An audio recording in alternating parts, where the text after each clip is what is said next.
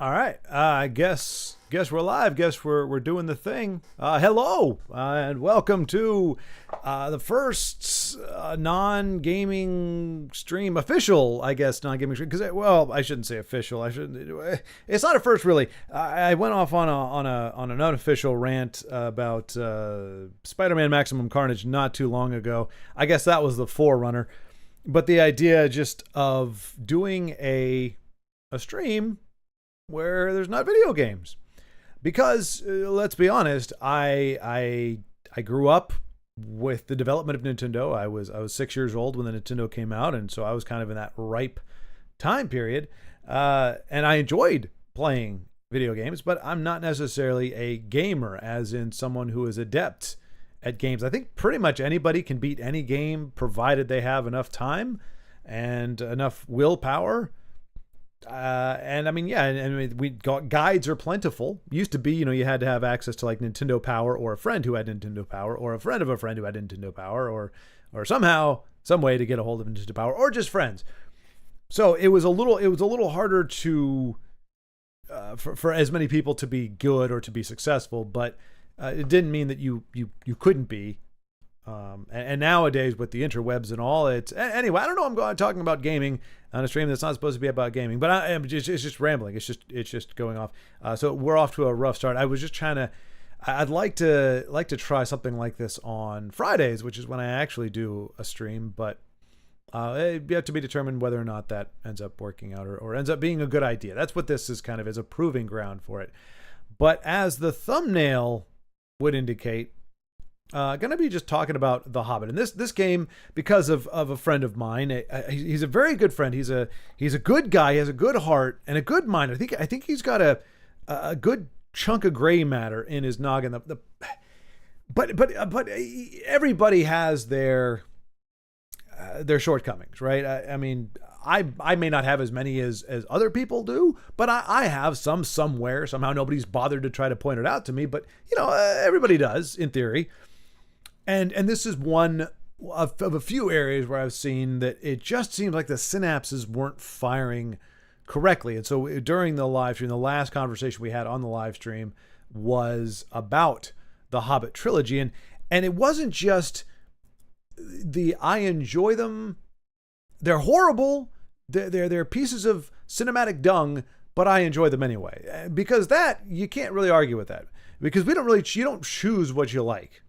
That's true for anything. You don't choose who you like in terms of your friends. You don't choose who you like in terms of, or who you fall in love with. You don't choose the media that you like. Something gravitates, you gravitate towards things. You don't just say, oh, that is objectively cool, therefore I'm going to enjoy that. Something could be awesome, and you look at it and go, oh, that's really awesome. And then you try to do it, and you're like, okay, well, it's awesome in principle, but just not awesome for me. Let me make sure. Hang on a second. This is one of those rookie things. You want to make sure. Okay, yeah, we're all good. You just what you want to. Where was I going with this? Got myself off track. Wow. Dead air. Mistakes. Synapses firing. Got to trace it back. I do this a lot because I go off on tangents. Wanting to like something. We don't get to do that. We don't get to determine what we like. We can decide whether or not we indulge in what we like, but we don't get to decide what we like. And that's true of everything. And so when someone says they like a movie or a piece of media or a video game or something that I find ridiculous, well, let's make it innocuous. Some people think spiders are cute, or that they're interesting, or they're fascinating, or they want to get to know them better, or they just think they're cool looking, right? They didn't choose to think that way about spiders. That's just how spiders happen to strike them. And I don't choose to find them creepy and disgusting and the embodiment of all that is evil, in terms of, well, I feel like they're evil incarnate. Not that they themselves are evil. They look like what you think of evil things. Like Charlotte's Web tried to throw a wrench in there. There was somebody who really liked spiders and wanted other people to like them too. And so he wrote, or she wrote, I don't know who wrote Charlotte's Web. Somebody wrote Charlotte's Web, and with the idea of trying to make a spider amicable, which I think all it did was inspire a bunch of anime artists and stuff, because we get a bunch of like little chibi faces with giant gross spider bodies, and we're supposed to call that good. But anyway, the bottom line is I never fault anyone for liking what they like. Obviously it's nice when you like the same things, but just the variety of entertainment that's out there, the variety of IPs and everything that's out there indicates that there is a wide smattering of interest in many different things, and it doesn't always overlap, and it's totally fine that it doesn't overlap, because how boring would it be if the only car that existed was like there were only 12 versions of car? Because I don't like every single car. A lot of cars I just I think they're ugly, or I would never be seen driving them. So if all the cars in the world catered to my taste, we'd only have a dozen or two different cars to look at. Whereas you can go out there and they may not be cars that I like, but at least there's a nice variety of them out there for whatever that's worth. But getting back to the point, if somebody says they like a movie, no, there's no fault or shame. Where it gets kind of tricky, and this is for me too, because I've had to catch myself. There are some movies where I'll stand by and say, I believe I enjoyed this movie, and I think it was also a good movie. I think by default, I would say that. Many people would say that by default, because why else? We want to believe that we like something because it's good, because it's quality. We don't want to think that we like something that's not, because it seems to reflect on us. But like I said, we don't have a choice in what we like. So I guess in a way you could say, well, then, yeah, that's just, it's speaking to your innate intelligence or lack thereof, perhaps. But most people, well, I shouldn't say that. I would venture to guess that the vast majority of people, everybody likes a smattering of quote unquote good and bad movies. All of us have movies that we enjoy that are just a crap show, and that there are going to be some like artsy fartsy, brain twisty films that we like. So it's I don't think there's somebody who you go, this person is a low intelligence, low IQ individual because they like all these movies. Not a single one appeals to anybody with a brain cell over, or whatever. I'm not making very good case for intelligence here, but I don't think that's the way it goes down, or that we can say that. I think it's a mix for everybody. There's going to be entertainment that is considered high entertainment or lofty or sharp, and then there's going to be entertainment that's absolutely crap. And we all like different things within that spectrum. So all that being said, the Hobbit trilogy, to me, is unabashedly, unequivocally a big steaming pile of a mess, of a cinematic disaster. That when I think of it, I wish I had done my homework already. I was going to pull it up here. There's you know what? Let me try it. Let me see if I can find it. Peter Jackson.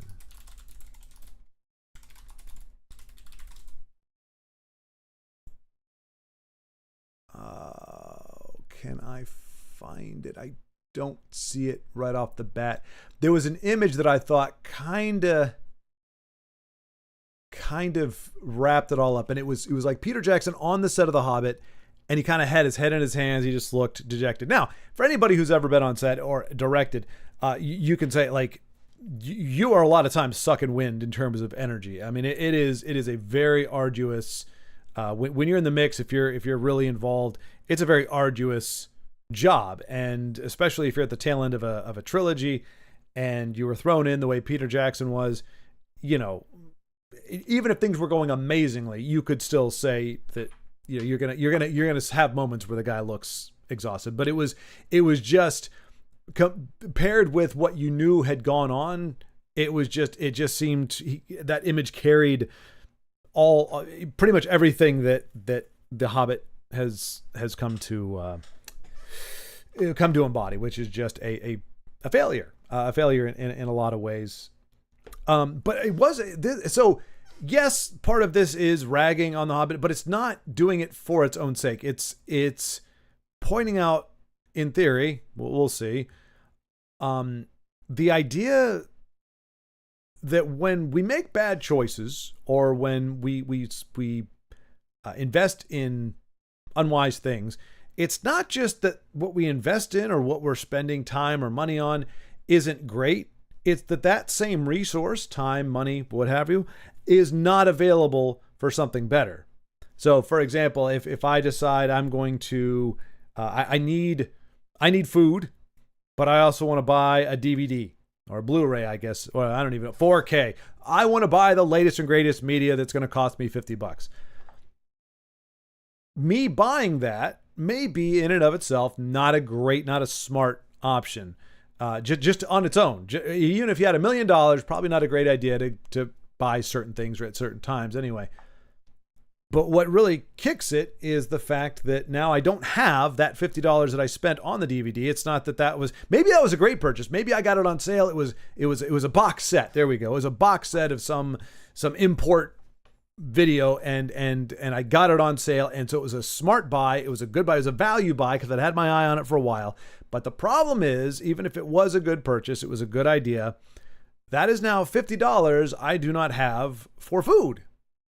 It's not whether or not something is good in and of itself. It's what ramifications or implications or impact does that have on other things. And so for something like The Hobbit, it's not just that the trilogy wasn't to my liking or that I thought it was horrific in so many ways that we'll get into. It's that nobody's going to make a Hobbit movie, which is really all it needed to be. Not a trilogy. We just needed a movie. Nobody's going to make a good Hobbit movie for the foreseeable future. Maybe ever. Well, who knows? But Ronald, what's going up? What's going up?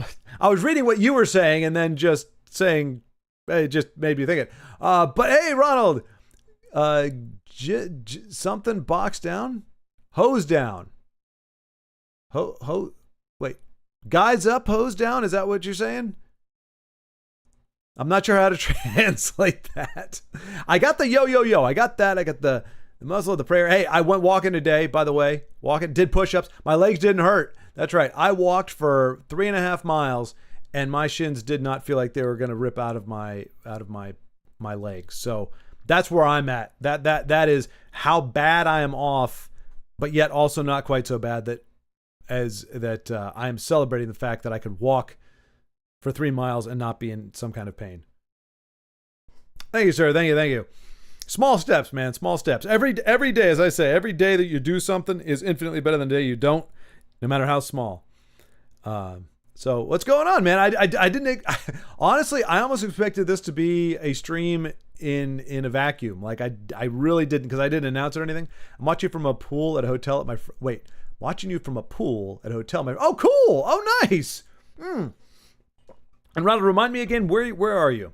I mean, because really, right now, there's almost nowhere in America you could be where it would be too cold for a pool. So, I mean, we're in the dog days of summer. California. Oh, okay. Well, yeah, that's all year round. Do you guys, pretty much every other place that I've lived, I've never lived in Florida for any length of time, and this is my first time living in Texas. They close the pools in Texas outside of the summer. Do they close the pools in California? Because it seems like that would be a dumb thing to do. Because, I mean, you guys really don't have winter, right? I mean, you might have in January, it might dip down to like 65 or something like that for a day or two. But like, you never have to worry about it freezing, right? It's windy, supposedly 89, but it's really windy right now. Oh, okay. Well, that's no good. So, okay. All right. Maybe not the best day to be chilling. Now, are you a swim laps at the pool, hit the diving board at the pool, wade around and kind of splash around? I mean, you're my age, so it may be a little suspicious if you do that. Or are you just kicking back on the side of the pool, just enjoying the... And is it a nice one? Because, you get some hotels, they've got a pool, and you're just like, well, it's more leaves than water, but, I mean, you've got a pool, technically. Just trying to get a workout, chilling. Oh, there you go. Okay. Well, I mean, how do you do both? Like, because for me, I can't chill and work out at the same time. So I don't know. It's closed for public except in summer. Man, isn't that weird? Like, I get it. When I lived in Virginia, I mean, granted, it got hotter. Like the summer carried further into the season, and it came a little bit later as the years have gone on. But like, I mean, after mid to late October, you really don't have a lot of days that you would want to be in an outdoor pool that's not heated. But it blows my mind that a place like Texas or California, places that are like perpetually hot, that they actually shut the pools down. I guess it's they don't want to pay the $7 an hour for the lifeguards. I don't know. Hey, Carlos, what's going on? The Lord of the Rings and The Hobbit is actually something I was thinking of watching, so no good then. 3 feet deep and 5 feet deep. Okay, so no diving then. Absolutely no diving. Probably no laps. I mean, hotel pools typically aren't big enough. They're not usually 25 to 50 meters for a lap swim. Yeah, okay. So I mean, it's an average pool. It's your average hotel pool. It's there for the kids mostly, and adults to kind of hang out and chill. Usually you do a little, maybe a little drinking or something like that and hang out, but not at a hotel necessarily. Carlos, let me just say right now, first of all, are you all moved in? Are you finally, like, everything moved in? Or, I mean, I'm guessing, like, I don't know, what we're at. 75% of everything that needs to be in place is in place. Maybe not all your kitchen stuff. I'm just taking a stab at it. Just wanted to know where you're at with your move in. Because I know you got everything moved in, but obviously that still leaves a lot to move in. But I will say this. Lord of the Rings, I would 100% endorse. Not every decision is something I would have made. Not everything I think is gangbusters. But I mean, it's a master. Yeah, I guess I could say that without hyperbole. It's a masterpiece. It's a fantastic trilogy. So I would recommend that. Extended version is fine too. That's actually the only way I've ever watched it on home media. It'll take you about 12 hours. 11 and a half hours. I don't know. I think if without the credits take forever. So if you don't watch the credits, you can cut down the time significantly. But I highly recommend that. Hobbit, I don't want to spoil it for you, but I mean, we're going to be talking about the Hobbit because there's nothing to spoil. Here's the thing. I would be curious. I don't know if you've never read the book. No, I don't think so. I think there's enough objectively my problems with it are not necessarily that there are characters in it that aren't in the book. It's that they're god awful characters. Well, one of them is. The other one is not god awful in and of herself. She's actually cool, but what she brings to the story is god awful. So I would just say right now, so there are spoilers for The Hobbit. No spoilers for Lord of the Rings. Lord of the Rings is great.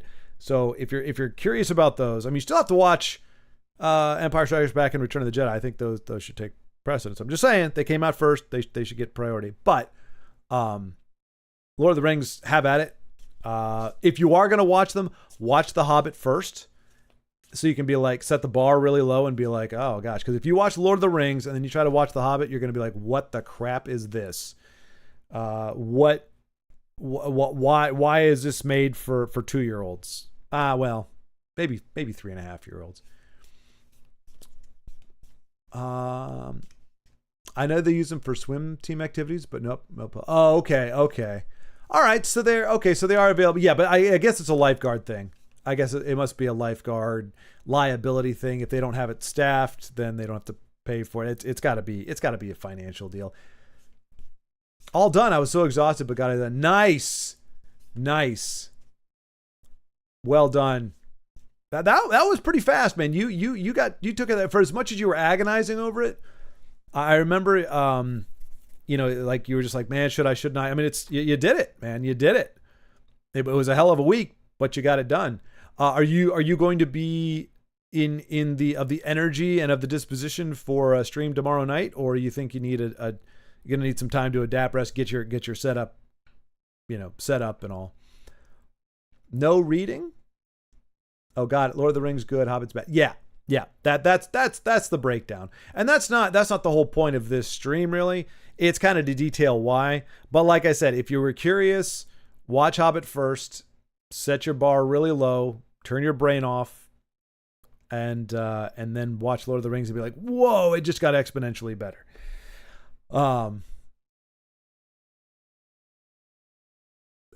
It's cool. You're the only one here. That is pretty cool, Ronald. Is it? Just, I mean, I get, a hotel, is it? I mean, we're still in the holiday, or not holiday, but like spring, summer break and all that. I'm kind of surprised there's nobody there. Although, I don't know, hotel pools, it's tricky because really all it takes, like if I'm looking at a hotel pool, like if I go in and I'm like, you know what, it might be nice to take a dip. All I got to do is see like 3 kids splashing around. I'm like, nah, I'm good. Because, I mean, they're nice, but very few of them are big enough where you can be a good distance away from a bunch of kids. And like, if there's nothing to do, like not a diving board, you can't lap swim or anything, it's like, I'm just going to be like standing around and kids are going to be doing whatever. And is it an outdoor pool? I'm guessing it's an outdoor pool. You're in California. And Carlos, I don't want to tell you what to think. I just want to give you a heads up. Now, you liked Last of Us 2. So if that kind of storytelling doesn't put you off, you might be okay with Hobbit.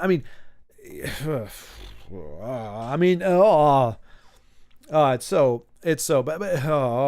It hurts. It really does.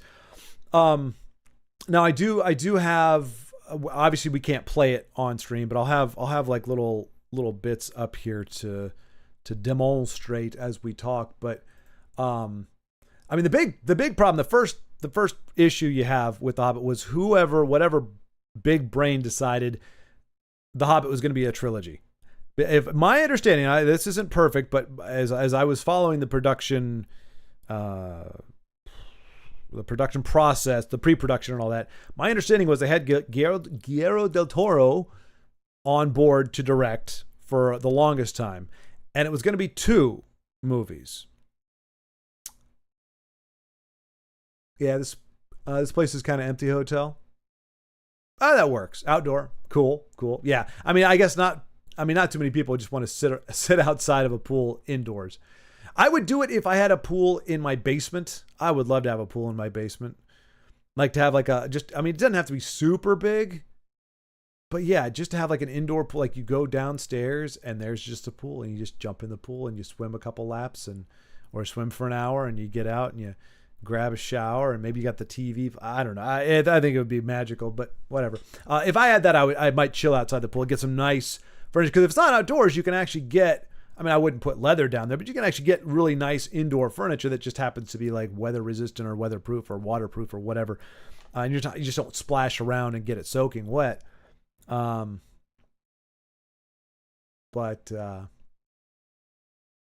yeah, otherwise I wouldn't hang outside of I will be off Wednesday to Friday and I'm all set and ready to kick some ass and chew bubblegum. Well, that's good. Hey, got it late. What are we talking about? The Hobbit movies? Yes, Beowulf. Yes, of course. So, ironically, the time that would probably be best, since you happen to be here, to actually be doing a gaming stream. I'm trying out a non-gaming stream, just to talk to people, talk about things, and I can never guarantee or know, especially if I don't schedule it or if people don't know about it, or even if they do, that there's going to be a dialogue, there's going to be conversation. So the focus is have a dialogue, have conversation with you all, but you have to start somewhere. And so I figured I was going to pick up where the stream on Friday left off, which was me kind of objectively and concisely, well, not concisely at all, objectively and correctly pointing out where The Hobbit broke its legs over and over and over again, and then bludgeon the audience with them. So I haven't really gone too deep into that yet. It's just been kind of wading in. And like I said, now anytime anybody has something to say, I'd rather talk about that than whatever I'm going to talk about, because I'm not here to, I don't have an agenda. It's not like I need to talk about the crappy Hobbit movies. It was kind of at the top of my mind. And like I said, there is that want to drive home, both by The Hobbit and things that are in The Hobbit, time, money, and energy. They're finite resources. So when you give it to something, by default, you are not giving it to something else. That doesn't mean you're saying overtly, this isn't important or this sucks. But by virtue of how the world works, how the universe works, once you give a resource to something or someone, you no longer have that resource or that amount of resource to give to yourself or to put it anywhere else is the point. So my bemoaning of The Hobbit initially at the outset here is just to say, we no longer, it took the place of other movies. The budget that was spent on this from that resource was spent on things that would have been spent on almost anything else better. And it also took up a creative slot because it's not like we're gonna get. They're not gonna remake The Hobbit. They only remake movies typically these days. They only remake movies that really don't need to be remade. Back in the day, we had remakes of movies like Gone in 60 Seconds or Ocean's 11. I believe Ocean's 11 was a remake. Was it? I might be wrong about that. I know Gone in 60 Seconds was. I like the remake. I never saw the original. But there were like quite a few. Like they came out in the 50s or 60s, maybe 70s, early 70s, and they do a remake 30 years later. And usually it varies significantly, but it's still pretty good. I agree The Hobbit is generally worse, but I did like the Bilbo actor much better than the Frodo actor. Yes, now Beowulf, I will agree with you on that. Now, it's funny. Elijah Wood, everybody knows Elijah Wood, but yes, I will 100% agree. Martin, I think is his last name. Something Martin. Not Dean Martin. What is his name? Cast Hobbit. So Elijah Wood was what's his face? Was Frodo. And again, and mind you, I'm sure Beowulf, it's the same with you. When we're talking about actors, Martin Freeman, and it wasn't his last name, it was his first name. Martin Freeman. Yeah. He played a good Bilbo. A little he was a little more quirky, I guess, in a way than like when you read in the book. It's not that you get an image of somebody in your head, you get there's a personality that develops. And I think the Bilbo in the book is a little more, for lack of a better word, stoic, a little more reserved, a little more proper, we'll put it that way. Even when he's not being proper, even when he's doing things that he considers to be undignified or what is the word? Never did anything unexpected. Even when he's doing unexpected things in the book, you still get the vibe that he's got that. He's still got a little bit of that proper. He's going to do it right. Darn it! If he's going to rebel, if he's going to do something spontaneous, he's going to plan the heck out of it, kind of thing. Whereas Martin's version is a little more, cheerio. Like I don't think when Bilbo kind of blows off Gandalf in the beginning, in the book anyway, it sounds much more like he's fidgeting a little bit, but it's very subtle. You can just kind of tell that he's a little bit off his game. He's a little bit put off by the wizard, but not enough that if you were just kind of walking by, you see that. Whereas with the way that Martin did it, it was very obvious that he was flustered and flummoxed. So they just heightened it a little bit more, which I'm okay with that. I have no problem with that. I have no problem with it whatsoever. It makes it, as a movie, it makes it more entertaining, more visually engaging. I think it was totally fine. And I agree with you, as much flack as this might get, I don't necessarily think it was Elijah Wood that I didn't appreciate. I think he's fine as an actor. I think the problem was the direction he was given, which was whine all the time. I have to fast forward the Frodo scenes in Lord of the Rings. Oh yes, yeah, whiny in the book. Frodo scenes much more. So yes, Beowulf, yes, hallelujah. It's always, especially Lord of the Rings. Look, Lord of the Rings is hallowed ground for a lot of people. Like you cannot speak ill. And I was actually going to do a whole thing on Lord of the Rings itself, because I'm like, you know what? We're far enough removed now that I think we can objectively look at some stuff, and not from a place of these movies suck, but just from a, hey, really? Like, we were okay with this, is, and again, not to deface or demean, but yes, 100%. We agree before you even read it. Yes, 100%. And yes, you're right. In the books, he's more stoic. He's got that. I mean, and honestly, without being stereotypical or whatever, like when you think of the British, the whole thing is a stiff upper lip, no matter how dire it gets, chaps, we've got to soldier on, it's, and kind of down, like the joke is they kind of downplay, like the building's on fire and it's like, oh, well, it looks like it's getting warm in here. We might want to evacuate ourselves. It's supposed to be much more like, they handle crisis almost too calmly, almost too well. Now, I don't know how that goes for the Brits today, or how they feel about that today. But, you have that impression, you watch enough media, and at least they're presented in that way. And in the book, yes, Frodo you can tell he's exhausted, yes, but he still has that, like you said, I call it plucky, but sturdy. He's not whining. He did not cry all the time. Like he had a breaking point. He's like, Sam, I simply cannot go any further. I can't do it. I simply cannot go on. And it was almost more of just like I'm resigning. Like, I'm resigned. Not like, oh, I can't go on. Samwise, dear Samwise, I can't continue. It was, there's nothing for it, Sam. I just don't have it in me. It was even then, it was just kind of a, not emotionless, certainly, but not a desperate, oh my gosh, like I don't know how you cry. I don't know how tears work, but I find it very hard to believe that you can cry without any moisture in your body. And so for his dehydrated, Frodo's so dehydrated that his lips are cracked, and he's like, I haven't tasted water in thousands of years. And it's like, dude, you're crying all the time. Like, that could be why you're dehydrated. But yeah, it was just all the time. And I think a scene or two to show his pain would be fine, but they overdid it. Yes. Yeah. When it gets to peak, like outside of, on the slopes of Mount Doom, like right there. But what was that one scene? I don't have it queued up to play in the background, but, there's when the eye is looking and like he's just there and he kind of does this like sideways fall where it looks like he almost jumps in the air and kind of goes, he's like, and I mean, but there's so much. I mean, look, I didn't set out to rag on the Lord of the Rings, but it's probably a better target just because I do think the majority of humanity has understood that the Hobbit movies blow chunks, whereas Lord of the Rings, it's not that they're great movies. It's not that they're not great movies or a masterpiece or just the amount of artistry and coordination and whatever that went into them is so phenomenal. That doesn't take anything away from that or the performances or anything like that. But it doesn't mean it's without flaws. But a lot of people just no, they are sacred. That's a sacred cow. You don't touch the sacred cow.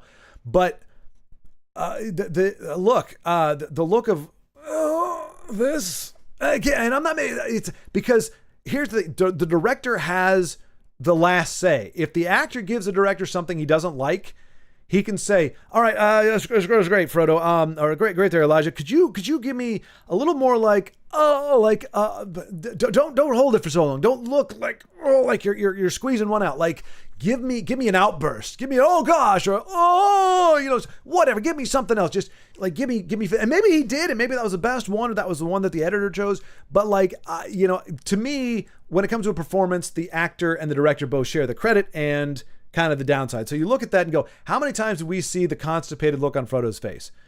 When he gets stabbed with the spear, he's got, oh gosh. And then we get the same thing when I can't, pretty much anytime he's in any kind of physical pain, it's the same kind of deal.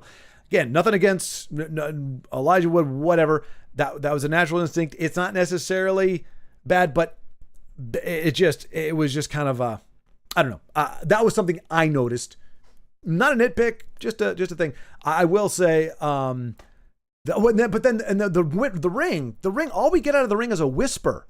It's and then yes, and then this thing. What is that?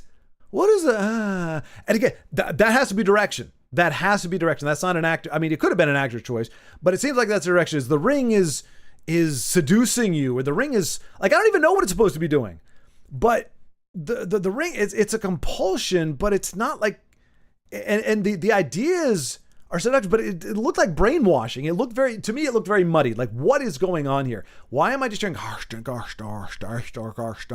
and he's just doing this thing? Like, what does that mean? What are we supposed to think that's meaning? Versus when he gets pissed at Sam. And I think, remember what they did with Bilbo?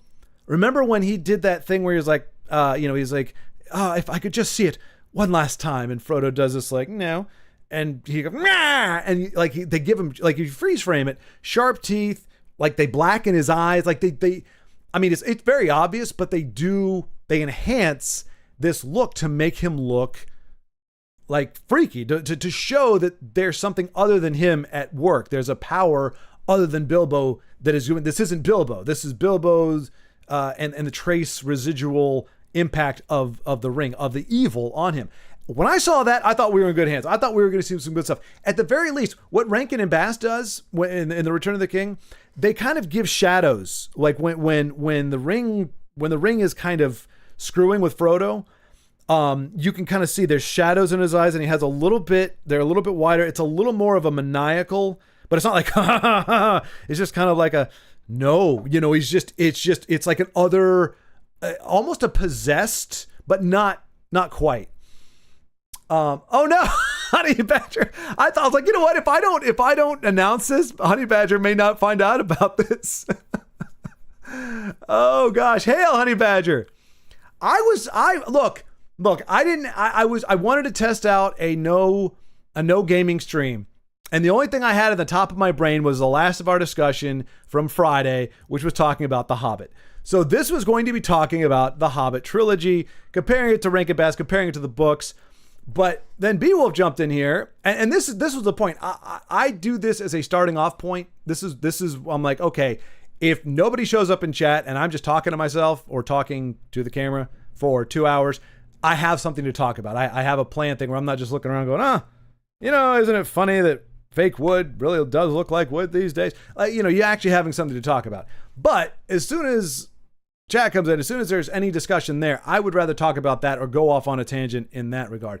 And Beowulf struck a nerve with me, which was not to say that the Hobbit movies are as horrible as the Lord of the Rings movies are as bad as the Hobbit movies, but that they aren't without their drawbacks. They aren't without certain things, and I would say some glaring things. And one of the things, look, before we go any further, Beowulf, I will tell you, I have a cut because I do editing for myself. I did a cut of Lord of the Rings where there is no Frodo and Sam. There's like one or two very brief scenes that are like, okay, just so you know that they're here, and this is kind of an important, this is them in Cirith Ungol or whatever. Like this is an important part, and then everything else is just not. Because when I read the books as a kid, 7th grade was when I first read the trilogy. I read almost nothing but Frodo and Sam. I love Frodo and Sam. I liked learning about the ring and the lore and the history and Smeagol and whether he was going to become good or not. I was into all of that. Not really caring so much about Gondor and the kings and whatever. Like, that's adult stuff. I care about these little Hobbit-like kids that are trying to destroy this cool ring that makes you invisible. Like, that's what appealed to my young mind. Now, in my director, whatever you call it, editor's cut, non-fan cut, whatever it is, there is like 10% of Frodo and Sam scenes in the actual deal. And it works out. I also cut the mouth of Sauron to pretty much be Aragorn riding up and the guy is saying, and who is this? Blah, blah, blah. It takes more to be a king than an heirloom. And just cuts his head right off. And we cut right to the thing. Because I got tired of the smiling and the head twitching. I see. He bids thee welcome. Smile, smile, twitch, twitch. It's like, oh, for crying out loud. I don't need to see it. And it was like after every line, smile, smile, twitch, twitch. It just got old and he was ugly to look at. So I just so I just cut it. And it's kind of funny because it literally just rides up and you cut it so that, certain lines are being said when you can't see the person saying the line so that you can stitch them together. And then so it just seems like Aragorn rides up, he comes out, says a line, Aragorn cut because his head off. Anyway, but yeah, I cut the Hobbits out of it because I just get to, like, it's just bitch and moan. And then, and Smeagol doing the worst things in the world and Frodo being like, no, Sam, no, we need him. No, he's our buddy. Oh, yeah, he's a great, and I understand in the books, there's some of that, but they heighten it. Like there's no point unless I'm mistaken, there's no point in the books in the actual story where Frodo and Sam go their separate ways. Now that said, I'm wondering how that could be true if Frodo's the one that gets snagged by Shelob and not they weren't together for that. So maybe it did happen. Maybe they did have I don't remember. I need to go back and read it again. But they heighten it. They do more with that because it's supposed to be for dramatic tension. Anyway, the point of me doing this is so that I don't get distracted on my own stuff. You say my Hobbit senses are tingling. Got a phone call, but I'll be back. All right. Your Hobbit senses were tingling. Oh man. Now I need to watch the Hobbit movies. No, Ronald, that is not oh gosh, I'm doing the world a disservice. No, so no, you know what? No. If you're interested, if you're genuinely interested, I encourage you to watch them. Ideally, if I know you probably don't drink. No, you don't drink anymore. That's right. You're sober. So this may drive you to drink. I'm just going to say you may be craving a drink as you're watching these because, oh boy, it's hard to watch sober is my point. But no, I would not discourage anyone from experiencing it for themselves. Like it's something to go by. If you're like, you know what, can it really be that bad?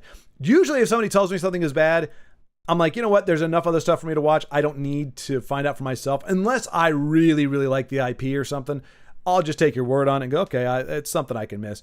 But you know, if somebody were to say something and I'm genuinely curious, I say watch it, man. Watch it for yourself, and maybe you'll think very differently. Maybe you'll agree with Honey Badger, the craziest person I know. I would have been here earlier, but I'm going to hang out with my best friend and was washing my car and doing other chores around the house for my parents. Oh, geez. Oh, wow. Well, I'm glad to hear you're hanging out with your friend. Usually, Honey Badger, it's like I got to go to the hospital. You know, I got to go to work, or I got to, you know, milk the goats, or we're transporting the goats. And I'm not saying that flippantly. I do remember there's a lot of livestock involved in what you're doing. So usually it's like you said, chores kind of deal. So I'm happy to hear you're going to hang out with your best friend. I hope your best friend. Look, I'm kind of torn because, you know, from my perspective, friends don't let friends watch the Hobbit movie. So on one hand, I want your friend to be a Hobbit fan, because if he isn't, it's irresponsible for him to allow you to watch those movies. But at the same time, I would hope that you're surrounded by quality people who have the taste that you may be kind of lacking in at the moment in your youth, in your naivete. And so that your best friend could be there to kind of guide you. Maybe he's the one going, you know, maybe we'll watch Lord of the Rings, you know, with the hobbits cut out. Honestly, there's nothing wrong with Sam and Frodo's scenes in the first movie. Second movie, still not bad. Third movie, it can get old watching Frodo and Sam. Mostly Frodo. Sam's great. Yes, agree, Honey Badger. Yes. So Frodo and Sam all the way through, like pretty much no cuts in Fellowship. The initial meeting with Smeagol in Two Towers, got that, the whole little banter about the salts and that kind of thing. It's still like when they're still kind of they're for me in my recollection, they never stop being plucky in the books. They do hit their breaking points. They do have the moments where they just go, you know what? And we're not supposed to believe just because we're supposed to appreciate the fact that as dire and as ugly things get, these two are still going at it, and they're not just one. It's like, to me, it sucks the power out of a scene if you're seeing a character go through a hard time and they're whining about it, or they're sobbing about it or whatever. Not to say that big people don't cry, but like it's like, let us do that. Let us cry for you. Let us feel sorry for you. Let us hurt for the amount of grueling stuff that you have to go through. You need to just focus on what you got to do, and what you got to do is not whine about what you got to do. So it just, to me, I feel more compassion and more emotion. I will tear up. I don't tear up if the character does. With the exception, if a character is trying to keep a brave face and they break, like you hear their voice break and you see like tears start coming while they're trying to have a brave face, that'll get me. Because that's courage. That's trying to be bold and plucky in the face of emotional breakdown.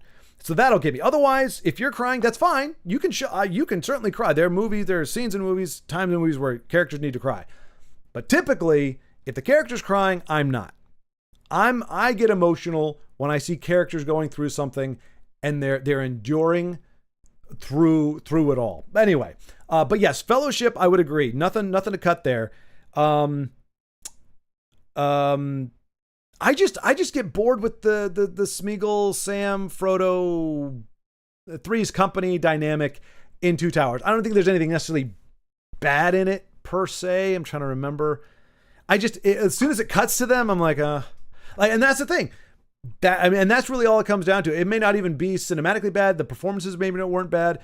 But if a movie cuts to a certain set of characters, like if we're following A, B, C storylines, and it cuts to a certain storyline and I go, and I start walking away, it doesn't need to be in my version of the movie. That's why I'm saying I did a version where I cut out the stuff so that I don't have to fast forward through it or walk away. I get what I need to tell the story. If I gave that my cut to somebody, they would still know Frodo and Sam's story, like what they go through. They just wouldn't have the same thing. It's the bog. Oh, don't go into there. It's the thing. Because there's really no, I don't know. Anyway. And yes, and then I cut the ending. There's only like one ending, like for the king thing, the king's the Return of the King, is instead of having like fade to black, one ending, fade to black, two endings, fade to black, three endings. Okay, we get it. And the hobbits, the whole like the slow motion laughing and giggling and hugging, I was good without that. Like I mean, maybe it was cathartic for people. Like I could see a hug, a hearty hug, but that to me is an extension of the whiny thing. Like we just got too gushy. We got too they were too squishy. Like these are prim and proper hobbits, and I get that they and who became more of a badass as the thing went on. All the hobbits got hardier and stronger for the most part. Frodo was going downhill, but it wasn't his fault. Everybody else got stronger, and yet they became like so much more like, oh my gosh, you're jumping around. Oh dear Frodo. It's like, come on, guys. Like you're lopping orcs' heads off or cutting their balls off. I don't know. Hobbits, I'm guessing, would have a better chance at that if orcs have genitals. I don't know why they would. They don't really reproduce as far as I know. Oh, no, they do. They have baby orcs. I don't know. Anyway. Yeah, like I don't know. So those were the cuts there. But I agree with you, Honey Badger, 100%. Sam, amazing. Because he had the pluck. In the book, he does serve Sam, but Frodo is never, he's never like down and out. He may just be like, oh, there's nothing for it, Sam. We've got a soldier on. He's like, well, don't worry, Mr. Frodo. We might. So he'll be down, but he's just going, we got to make it happen, instead of going, I don't know, Sam. I can't do it anymore. I can't do it. He's like, now, Mr. Frodo, don't cry like a little bitch. We can do this. One foot in front of the other and all that. Like it's Frodo would show just give the slightest sense that he was wavering, or that he was having a hard time, that he said something like, we can do this, or let's keep going. But we knew, and Sam knew that he was sucking fumes, and Sam says something to kind of bolster him. We got good Sam in Lord of the Rings. I think we got a bum Frodo, to be honest. And I don't think it was a casting. I think Elijah could have done it. I just think the direction was, look like you're being quasi-seduced, quasi-food poisoning when the ring is whispering to you, and then just whine the rest of the time. He's the mouth of Sauron. His mouth is supposed to be off-putting. Oh no, I'm not saying that it's Honey Badger. I'm not saying that it was wrong. Like I don't need the guy to be good looking. I'm just saying they played that up. It wasn't just like, you can have him have a big mouth, but he doesn't have to do this. Like seriously, he twitched with his mouth wide open, grinning for like 20 seconds after every line. I'm not exaggerating in the slightest, but it was like after every line, it was twitch of my head, giant thing. It was enough that his mouth was bigger. Like they CGI'd his mouth to be a little bigger, to make it more disturbing, to make it a little off-putting. They had the vagina mouth. I don't know if you've seen the sketches of that where they try to go vertical, and it's like, it's not really working for some reason. Don't know why, but the vertical mouth not really working so well.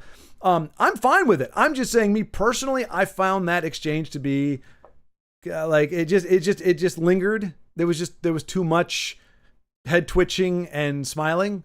Like it was enough that when he talked, his mouth was freaking huge and there was nasty black crap in his teeth. I didn't need all the weird twitching and stuff like that. But from a character design standpoint and all that stuff, yeah, absolutely. I think it's a great concept. I think it worked. I think it worked well.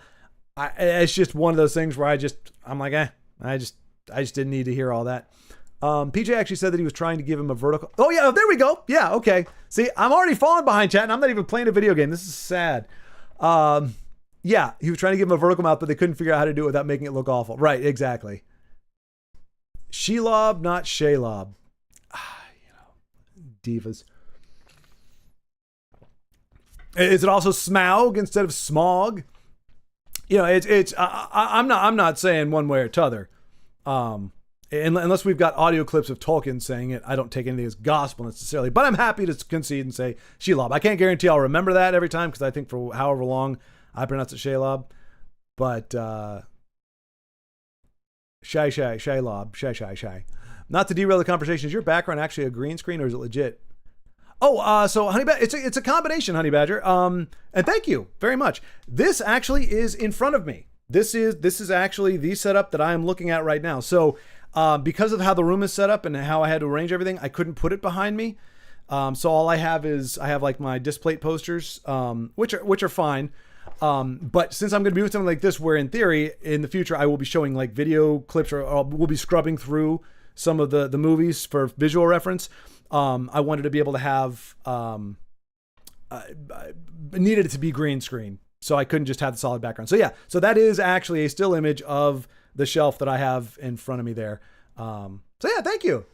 But yeah, that was the idea. Cause I looked at it, I'm like, why am I looking at it? This is what every YouTuber puts behind them. But like I said, I couldn't, because there's another shelf that comes out this way. And so to have them back there, it would make, cause I have my primary editing video stuff here. And then I've got the secondary like art stuff or whatever on another desk right here. I don't have the width of the room to have all the shelving here. Anyway. So yeah, but thank you, Honey Badger. So yes, it's a little bit of both. It's not actually behind me, but it is the background that I really wish I actually had. But it's actually right there. My buddy doesn't like either trilogy. He only watches the battle scene. Well, I guess that's okay. That's a good yin and yang. I'm gonna say I'm in favor. Whoever this friend is, I approve of your friendship, Honey Badger, because you need that. I think you need that. If you are like Lord of the Rings, yeah, Hobbit, a little less than yeah, and your friend's like, nah, man, just show me the fights, just show me the stabby stabs. I feel like that's like that's a dichotomy. That's black and white. That's Sith and Jedi. Like, you need somebody who's completely on the other side of things. Because if he was just like you, then you just both be going over a creative cliff. I feel like he's gonna mellow you a little bit, and you're gonna get him maybe more involved or a little more excited about some fantasy stuff or what have yous. But yeah, he couldn't care less about the lore or anything really. He just wants action. Yeah, I mean, hey, as long as you know that going in, like me personally. I've said this before. I'm not a horror fan. I don't like the horror genre. It's not my cup of tea. But I will preface that. So if somebody says, "Hey, did you see this movie?" If I happen to have seen it, I will say, "Yeah, I did. I saw it because of whatever." But just know I'm not a horror movie fan. Well, what did you think of it? And here's my opinion as somebody who's not even a fan of the genre. So more than likely, I can say I like this about it. I thought this was cool, but I'd be like, but I didn't like this or this, and this kind of put me off. Because I'm acknowledging it's not made for me. I'm not the target audience for it. What kills me is when you got people who clearly don't like the genre at all. Like I had a friend who doesn't like sword and sorcery, but he refused to say that. He wanted it to be about the movie. He wanted it to be, didn't like Lord of the Rings, probably because he's one of those guys where if it's popular, he kind of, not so much. Unless he was the one who found it. If it's popular, he's kind of down on it, which is fine. Different people like that. But he wanted to make it about Lord of the Rings, but every time he'd have a critique of it, I'm like, yeah, but this other movie does that as well. He was trying to do it from like a narrative standpoint or whatever. I'm like, yeah, but you like this movie and they do that too. And you're like, well, and eventually we got down. He's like, I just don't like sword and sorcery. I just don't like, magic and stuff. I'm like, that's fine, but don't pretend like you were going to like it because, whatever. If you don't like the genre as a whole, and don't try to besmirch the movie individually because you don't like magic in general. Like, it's okay. It's fine. But you got to preface it with that. And so anytime I give feedback, so like if my friends, if I have a friend who I know doesn't like lore, doesn't like kind of whatever you want to call nerdy things, as long as I know that, if he's willing to watch a movie with me that has that in there and I'm like, what do you think? He's like, I thought the fights were cool. I know that's what to expect. And if he does say, I really liked it, then I'm like, well, wait a minute. Either this wasn't as cool and nerdy as I thought it was, or they did it in a way that appealed to my non-nerdy, sensible friend. I don't know. It's never happened to me. But I don't remember that line either in the book or films. Don't cry like a little bitch. It's in there, Honey Badger. It's in there. I'll put it this way. I have it on good authority that in one of Tolkien's many drafts. There were many drafts of Lord of the Rings. I guarantee you it was in one of the earlier ones. He had somebody do the dictation, like he dictated or had a gal do the typing. She may have cut that part out or something, but I have it on good authority that's in there. His mouth was CGI to be 300% larger than it was 300%. I mean, I knew it was big. I knew they CGI'd it. I just didn't know how much. But Peter Jackson, what was his whole thing? I got to get to work, but I'll be lurking. I'll shoot you a message on Discord to set up the next Triforce stream. Sounds good, Carlos. Sounds good, man. Sounds like it'll be Wednesday. I'm down. It'll be good. But yeah, Peter Jackson's like, if he had a theme for Peter Jackson, make it bigger. They did that with the Witch King's mace. Make it bigger. Okay, made it bigger. And then what was it? The last time they're like, all right, he's like, I made it so big. There was no possible way he was going to want it this big. I just made it like ginormous. It was like the size of a moon. And I was like, fine. At least this time you won't tell me to go back and say, make it bigger. And then he's like, he brought it to me and I was like, yeah, perfect. And I mean, same thing with the makeup. Same thing like the orc, the piglet, as I call him, the little pink orc. I don't know why. Like I said, it's an artistic sensibility. Peter Jackson, he comes from a horror background. He likes making things that look mangled and grotesque and whatever versus straight up evil looking. I don't know about his horror movies. I haven't seen them, but I just, the horror genre, I just, you got that kind of stuff in there. I think Hobbit, Lord of the Rings, to me, it works more for the ambiance and the feel if they're more freaky looking, not like anime freaky looking, but like give you nightmares kind of freaky looking, like demonic kind of stuff versus just grotesque and bludgeony and open sores and all that kind of nonsense. But that's my personal sense of it. That's not to say that that's how it needs to be. That's how as if I was directing, I would have looked at the choices and gone, okay, yeah, but make it more evil or go with this and let's play up that really creepy, black eye factor or whatever. But yeah, Peter Jackson, his whole thing was make it bigger. So yeah, I didn't know they got up to 300%, but yeah. And the compositing is great. You look at it and go, I mean, the actor can't have a mouth that big, but yeah, it looks like he has a mouth that big. They did a really good job with that. Hello, Eliza. Hello. Welcome. How are you? It's not Friday. In fact, it's the opposite of Friday, unfortunately. But yeah, I finally just figured I'd go ahead and give it a shot. I've been editing for the past 6 hours, so I thought, you know what? I'm gonna still sit here on my butt, but at least let me do something that's not editing, because you want something to happen without you having to move it around on a timeline sometimes, But where are you? Let's see. Wait, is today? I'm trying to remember. Today your day off, or is it tomorrow? I think it's tomorrow, right? Lunch break? We on lunch break? Oh, is this live at 5 time? I don't have my thing up here. Oh yeah. Well, no, this is an hour later than normal. 2 hours later. Anyway, let's see. Well, welcome. You're off today. Okay, that's what I thought. That's okay. Yeah, Monday, Thursday. There's a third day, right? Because we hung out on Thursday. But I thought that was the third day. I thought you got 3 days because that's you work 10s, so you get 3 days. And Sundays, there you go. Okay, yep. There you go. Yeah, duh. Brain fart on my part. I got you. There we go. I hope you've had a productive. Well, you're in Colorado. You still got time left. You still got a good chunk of the day left. We're in I guess we're in the early evening. Either way, but hopefully your day was productive and enjoyable.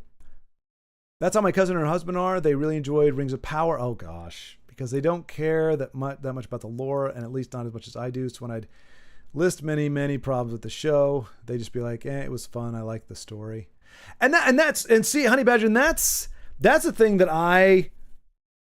I remind myself and will remind others. And you're reminding yourself. For every movie that I may defend and say, you know what, I thought it was really good, and somebody else says, no, it's not great, I say it was really good. The fact is, there is always going to be a medium out there, a game, a movie, a show that has at least one person, usually probably several thousand, who actually enjoy it, despite it being god awful and everybody else going, I hated it. I mean, Game of Thrones, I didn't watch it, but I personally have not talked to a single person who liked how the series ended. I have talked to somebody who said he didn't mind it so much, but he was just in love with it. He was in love with dragons. He was in love with the whole thing. We actually sat there. He spent 3 hours summarizing, and he did a pretty darn good job. Relatively, because he's a young guy too. So but whatever. But he loves that, and he loved Harry Potter. So you know, it's one of those things, you know, if you love something, I guess truly love something, you don't really care if it gets old and ugly and stupid.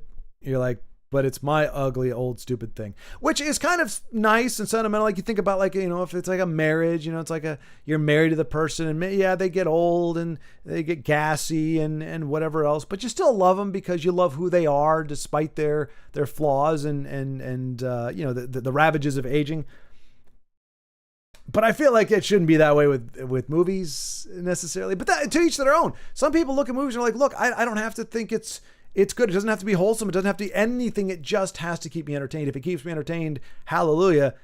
And I can't argue with that. That's why I don't begrudge people when they like movies. I just go, you got to know, like, at some point, the crap to awesomeness ratio is so skewed towards crap that it's like, how are you, like, you're wading through this cesspool of nonsense to enjoy a brief moment of sunshine coming through, like, oh, there it is. Oh, it's great. And then you sludge through it. It's like, how can that be an enjoyable experience? Because, I mean, I'm not saying we 100% agree, Honey Badger, but the way we've talked, there are a lot of things, you know, in The Hobbit that you'll say, yeah, I wasn't a fan of that, but I still liked it. And I'm like, but we just covered 70% of the movie with all these different things that weren't all that great. So you've got 30% of a movie. Why watch a movie when only 30% of it is actually really any fun or any good? But, you know, I know that ratio isn't, we're not quite there with you yet. But the point is not to ruin it for people. It's just to talk about stuff. But I love the background and all the cool stuff, but the fact that you have a 64 and PlayStation stuff, I'm offended. I do have PlayStation stuff. Wait. Frogos. Wait. Yeah, there you go. You see it? You see it there? You see it there? Right where the microphone thing is. Not here. Right here. Like there. See? There's PlayStation. There's Final Fantasy something, and then Final Fantasy something else, and then God of War. There. Ha! You're wrong, sir. You're wrong. But yeah, that's really it. I don't have a PlayStation. Every console I have except for the Xbox One is a Nintendo console. So yeah. So you don't need to be offended. PlayStation is represented. It's just represented next to the GameCube games on the shelf there. So put that in your pipe and smoke it, sir. The normies like horrible. I met a couple of people who like season 8 of Game of Thrones. They were customers on my tour, so I had to bite my tongue. But ooh, oh, you talk about the horror, the horror show, the horror tours. It's not called horror tours. Horror is such a hard word to say. It sounds like I'm saying whore. The horror tours. Take them on the horror tours, Elijah. Oh, that doesn't sound any better either.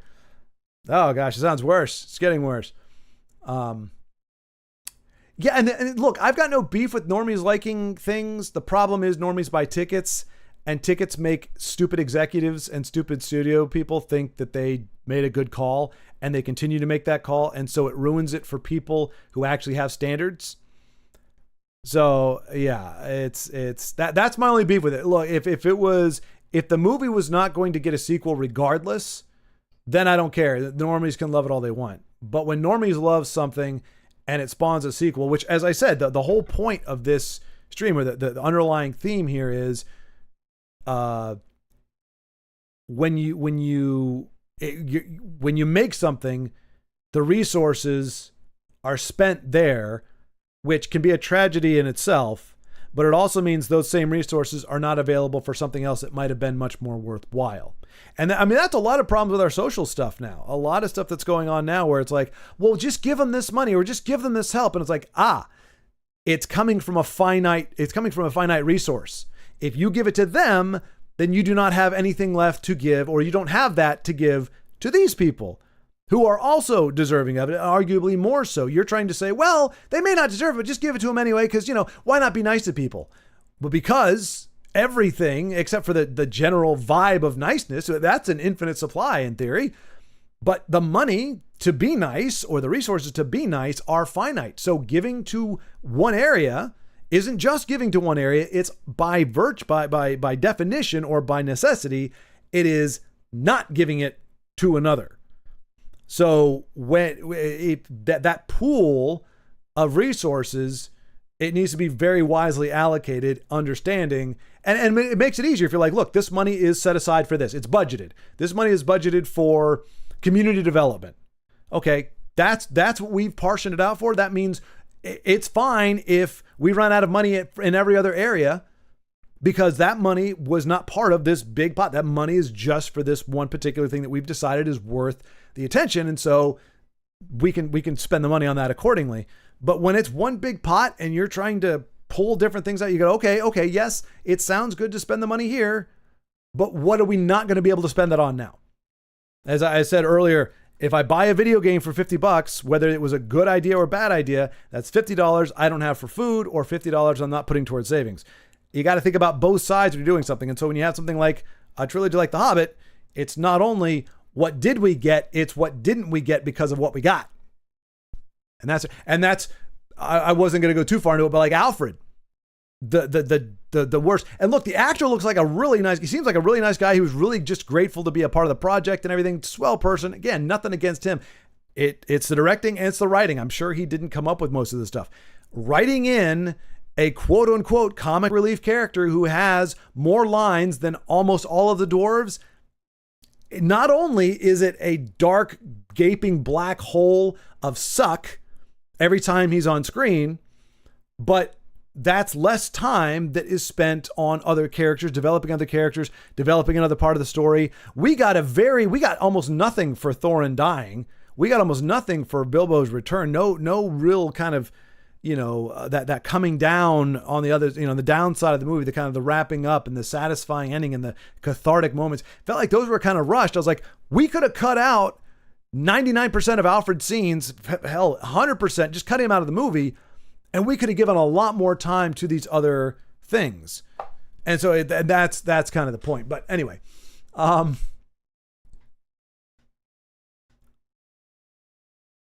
when's the Triforce stream these days? If you're still here, Schwart, of course. I tend to miss it. Yeah, so Eliza, it had been Tuesdays, 7 o'clock our time, so 6 o'clock your time. We would start on Tuesdays. Carlos's schedule, we kind of go off of his schedule because it shifts. His shift while he's shifting in his truck. Anywho, so Wednesday, seems like this week is going to be the new Tuesday. So it's always usually, again, your time, it would be 6 o'clock. So usually between 6 o'clock and I guess for you, it would be like 10 or 11. For me, it's midnight-ish. But that's usually when we do it. It had been Tuesdays. Sounds like it's going to be Wednesday this week. A horror tour sounds terrifying. I mean, it does. It really does.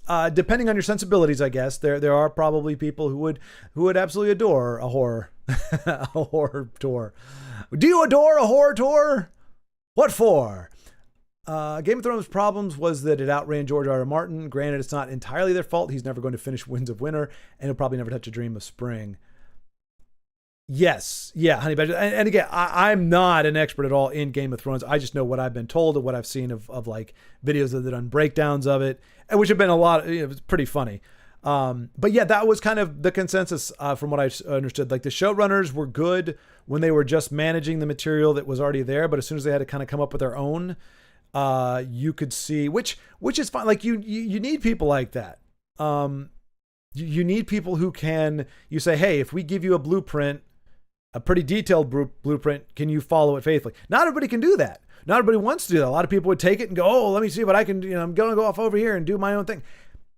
Guys that will be, pretty faithful to the source material and execute it very well.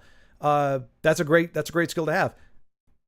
But you got to know when you're working with people that can do that and working with people who can actually create their own stuff. And yeah, from my understanding, they're not, I don't know about not great writers, but they weren't up to the task in this. That's for darn sure.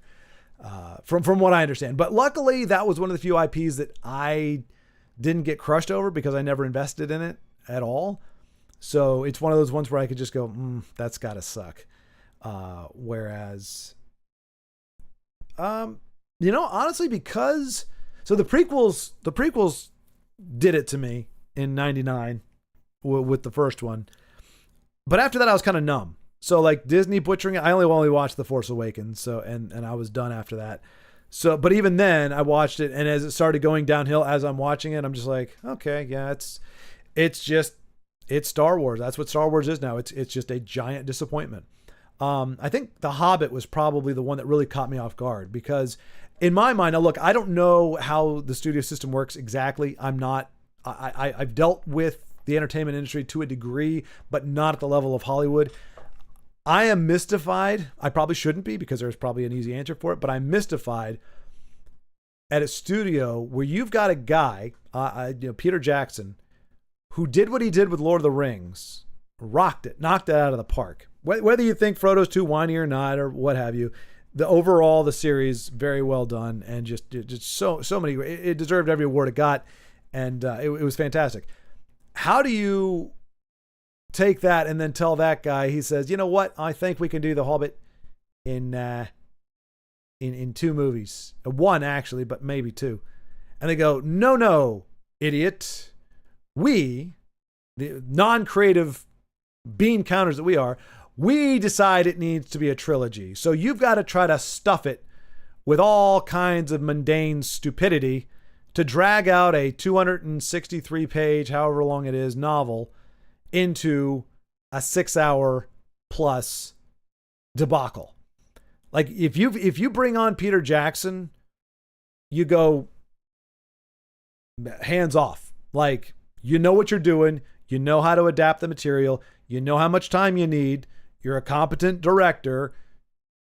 We're going to let you have it. So The Hobbit took me back because I'm like, how could it be this bad when Peter Jackson is the one doing it? And then you find out so much of it was the studio dictating and saying this and saying, "Oh, hey, yeah, we lost Guillermo del Toro, so you need to step in, but you're not getting any pre-production time. He had 9 months. You get nothing. You just got to start running with where he left off because we need to get this thing out the door immediately because suddenly everybody's going to stop caring about Tolkien if we wait a whole year." I don't know. And again, there's probably more nuance to it than that. I'm just saying that took me aback because when his name was, if it was somebody else, I would have been like, okay, we'll see what we get. If it's George Lucas directing, we're more than likely to get a Howard the Duck than we are a Empire Strikes Back. That said, tangent, RoboCop 2, god-awful movie, absolutely horrible in pretty much every possible way. I watched it for the second time in my life the other day. Blew my mind. Frank Miller penned the screenplay. Irving Kershner, the director of Empire Strikes Back, the one that made Harrison Ford look like he could actually be a viable romantic lead. Irving Kershner directed, Frank Miller wrote RoboCop 2, and it was a big, steaming pile of absolute garbage. I couldn't believe it. I remember watching, I was going, what hack did they bring on to write this? And you know, the director couldn't have been, because I know it wasn't the original director. And then I see it's those two guys. I'm like, what are you kidding me? Irving, what's going on? And that was years. RoboCop 2 came out in like 87 or 89. It was like 5 years after, 7 or 8, 9 years, because, you know, production time from Empire. So like he should have been getting better, not worse. Oh boy, it hurt. It was bad. I won't touch RoboCop 3. It's a true crime. That's what I meant. Yes, it wasn't. I remember it wasn't horror, but it had an element of that to it. Like you weren't going to come out feeling super safe and loving life and thinking humans were safe to be around. But it wasn't like macabre and whatever. It was just the true crime history. Yep. I'm not a Game of Thrones fan. I do admire the world and George Martin's creation, but I feel for the fans that have been waiting for like 15 years for the next book. And yeah, exactly. Yeah. And I can kind of, look, 100%. That's the thing. It's not my cup of tea, but I can appreciate it for what it is. And there's that line that gets quoted so many times, and I don't know if it's a derivative of an actual quote. Maybe you all know. But the line that I hear that's accredited to I think it's the bald guy in Game of Thrones. If you cut out a man's tongue, you don't prove him a liar. You prove that you're afraid of what he might say, or something along those lines. I see that quoted a lot. It's a really I think it's a brilliant quote. I think it's really apropos and very, very, very clever. I don't know if that's a Game of Thrones take on a Sung Tzu, War and Peace quote or Napoleon or something, or if that's just fresh out of George's head. But lines like that, you go, okay, it's got some good stuff to it. But yes, that is a bummer. But I mean, look, I don't know. It depends on what.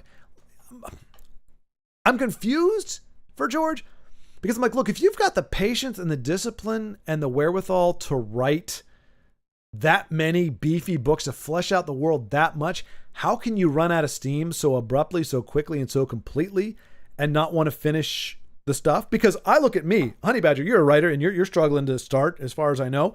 I'm struggling to keep going, or to really make a good start at it. And so, yeah, I can imagine, man, if I was able to crank out a trilogy of books that was that successful, and I didn't have to work another day in my life, and I could just enjoy spending money on whatever and doing whatever, it would probably be hard to get me back writing as well. And add on the pressure. And I think that might be the key.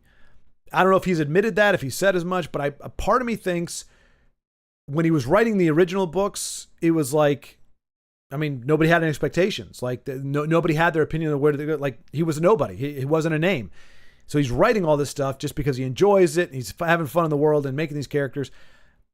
But fast forward to people going, we want the next book. And so it's like not only the demand for it, but the expectation, and just going, and like, I know for even just some of the small scale stuff I write, I'm like, is that going to play well? Are people going to like that? Are people going to think that? And so you start second guessing yourself. And I got to imagine with as much feedback as he gets, as much fan stuff is out there, he's probably, I would say he's probably locked himself mentally out of being able to write, just because he doesn't want to, either he doesn't know how to end it, or he decided the way he wanted to end it isn't good. And in any case, he's locked up. I got to imagine. Otherwise, I don't know how. If he'd only written one book and it was a huge success and he had this problem, then I go, okay, he's not really a writer. He wrote something and it did really well. And now he's like, yeah, but I'm kind of done. Like I made my money. That's all I kind of wanted. But when you write as much as he did, that can't be it. Like you got to have some kind of writer genes in there, is my thought. Let me rephrase. I haven't watched the show or read the books, but I do like the lore and world of Game of Thrones. Yeah. I like the idea of it. I like that genre of, in fact, we talked about it. That's why I'm struggling with my book, because I want it to be set in a time period like that. I want it to happen back with the Schwartz and Schwarzery and whatnot, and the dragons and all those cool things. I don't want it to happen in modern day. Modern day is kind of boring, but my story can't. Unless I figure out a way to harness the heart of it and completely change the mechanics of it, I can't do it. In that, and I'm not a great imaginer. I'm not like Eliza has a great imagination as an adult. I had one as great as a kid as well, but like I had a good imagination when I was growing up. I had a distinct drop off. I've had this story many times. I came back from college, summer break, sophomore year, and I got my big batch of Legos, my big bag and whatever Legos, and I dumped them out. And I was like, I'm gonna just have a blast, kicking back and playing with Legos. And I did nothing. I was just sat there and just kind of like pushed them around, because I like everything I was thinking. I was like, all right, what am I going to build? I'll build a fort. Why? Because they're being waylaid. They're being beset by an army. Why is the army besetting them? Because they have a thing. So I got to place, like, it was like I was trying to write out a plot. I was trying to think of a plot. And then when I was thinking of the base, I'm like, well, it's just going to be 4 walls. I mean, that's really all a base needs. Well, like I couldn't think of it. There was nothing that popped into my head. There was no inspiration. There was nothing. I was dry, and it was the worst feeling in the world. But bottom line to say, I don't have the imagination. So, when it comes to writing stuff like sci-fi, sword and sorcery stuff, I can write characters probably, I think, okay. But as soon as I've got to start thinking about mechanics and world building and stuff, I feel like my imagination just isn't up to the task. But it would have been great if the show. Oh, wait. I'm missing a little bit. I tried the first book, but I was a Game of Thrones TV person. Says the Audible champion. But yeah, I can understand. Honestly, I probably wouldn't read the books myself. But I'd want to have those books, because I'm picturing in my mind. I haven't actually looked at them yet, but like I'm picturing in my mind like these big, thick, like tomes, like black leather covers. And I'm like, and how much But the thing is too, I don't want to hear about people getting pillaged anally or otherwise. I don't want to hear about women being like, it's one thing to have a damsel in distress to some degree, but like, or even a guy, in distress, having hard times, being hard put to it and beset. But like, there's a lot of really nasty stuff. Even in the series that I'm like, that I don't necessarily want to read about. Dragons and intrigue and all that kind of stuff, sure, but I don't want to have to take a chapter out to hear about a brother and sister banging it out. Like that just, it turns my stomach, and to me it's like, you're not, that doesn't interest me. It's not hot. It's not, even if it was hot, it's like, I'm not looking for a 50 Shades of Grey, you know what I'm saying? Not that I'm comparing the two. See, if this was a big chat where there's a bunch of people that barely knew me, I'd be getting stoned right now for allegedly making that comparison. I'm not making that comparison, but there's a reason why they're called gratuitous. A lot of stuff is gratuitous. Like, it's one thing to say it happened, and or to write a lead into it and be like, he closed the door behind him and he took out his knife and he said, this only ends one way, baby. Okay, we know what happened, and we can write some aftermath. You can explore how she feels and what she does afterward, because that's interesting. But the actual act is not interesting. It's not something I want to take time to read. It's gratuitous. It's unnecessary. It doesn't add. I'm not saying it doesn't make you, but like, really, I mean, how much do you need to feel? How much do you need to, like, I feel like reading about a person's reaction to a horrific act, a murder, betrayal, rape, whatever it is, that part can be compelling. That part will hit you in the feels and get you there. In the actual moment, it's none of that.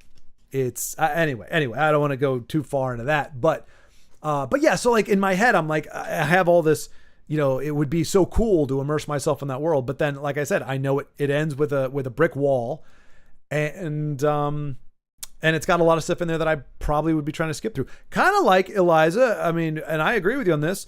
Tolkien songs, like the biggest downside to listening to an audiobook of Lord of the Rings is listening to them sing every single one of the songs in there, where I just skip over. As soon as I see the italicized, indented print, I'm gone. I'm just not interested. Not interested in the poetry. It would have been great if the showrunners hadn't been left to their own devices and then rushed to finish to work on. Right? Yeah, exactly. Yeah. See, and that's kind of goes to my point a little bit. The resources, time, money, whatever. Like, it's like, okay, they well, what is it? Well, they didn't give it to Star Wars. I mean, maybe they gave it to Star Wars pre-production. In theory, they were doing something with it before it got canceled. Otherwise, they would have just, or maybe they're told, hey, as soon as you guys wrap, fly out to LucasArts Ranch and you're going to start pre-production on this cool, awesome trilogy that surely didn't suck. But it's like, let's pretend that they were incredibly talented, like all over. I mean, I'm sure they've got talent to some degree. Well, maybe they do. But let's pretend that they had oodles of talent.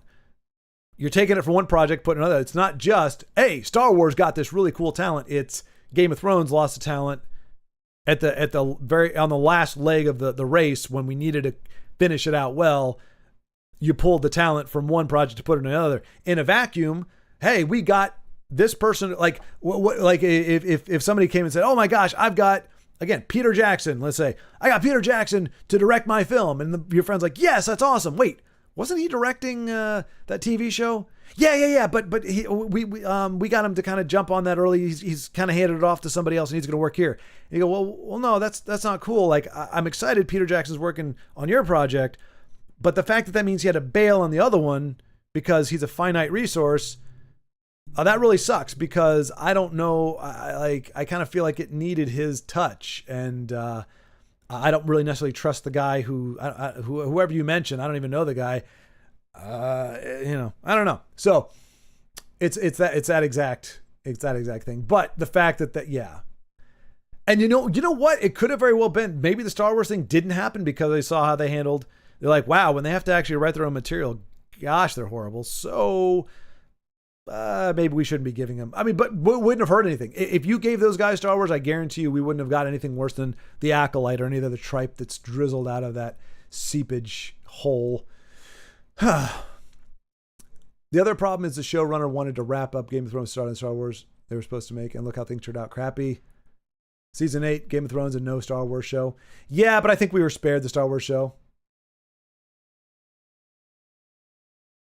My accent's improving. Okay, Eliza, I'm going to take a quick time out from this, just because I wanted to give you a ribbing about this.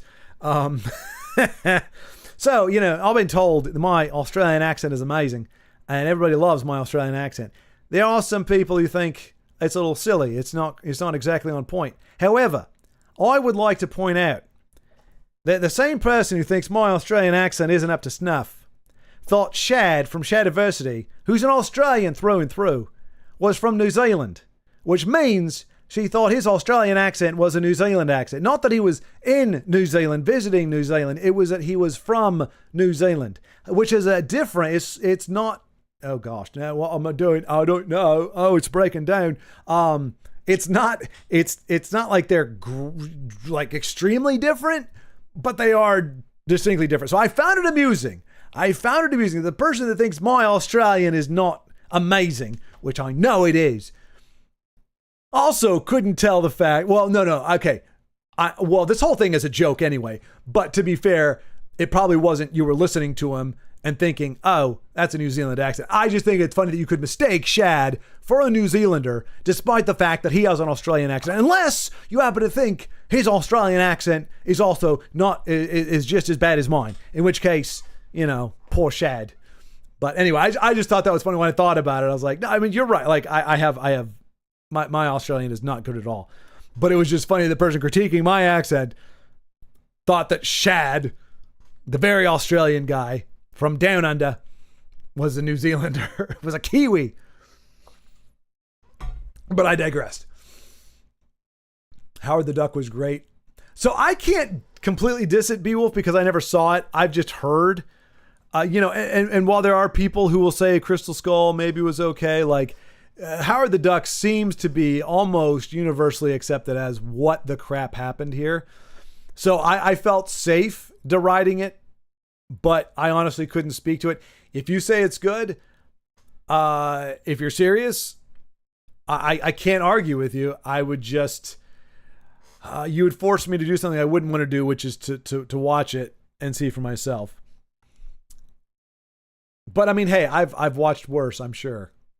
The insanity of that time period, stretching book adaptations into 2 or more movies, The Hunger Games, Harry Potter, just no. Yeah, that's so, and I can't, obviously I can't speak to the Harry Potter thing, but I know there was a bit of controversy. Isn't that, I believe that's the UK pronunciation, controversy. Anyway, controversy with that last movie that they broke it up there to kind of stretch it out, where they could have just, the last Harry Potter movie could have just been one. And here they're losing the battle. Look, let me so there we go. And what was the other one?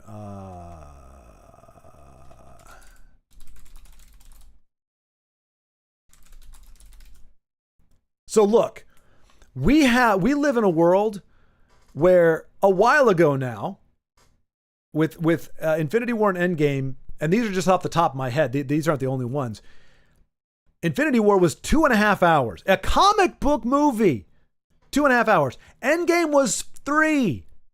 Back in the day, when you had a 3-hour movie a la Braveheart, they gave you an intermission. It was so rare. We live in a time now where there is a plethora of movies that are 2.5+ hours long. So you can't tell me that you could not have adapted The Hobbit, a relatively short book, into a 3-hour movie, even a 3.5-hour movie. You say guarantee you could do that, and you wouldn't have missed much. The Rankin, we talked about this on the stream on there. Rankin Bass did it in 90 minutes. Arguably, certainly, there were definitely sections left out, and there were definitely parts that were kind of glazed over because it was animated to be a kid's feature. It wasn't supposed to be like, a robust telling. So 90 minutes, you double that runtime, I guarantee you have more than enough time to tell that story very, very well. You do not need, and you can't tell me, well, we didn't think people, your Lord of the Rings was, what was it? Fellowship. Fellowship. How long were you? Like theatrical. Theatrical is 3 hours? I've only ever watched extended.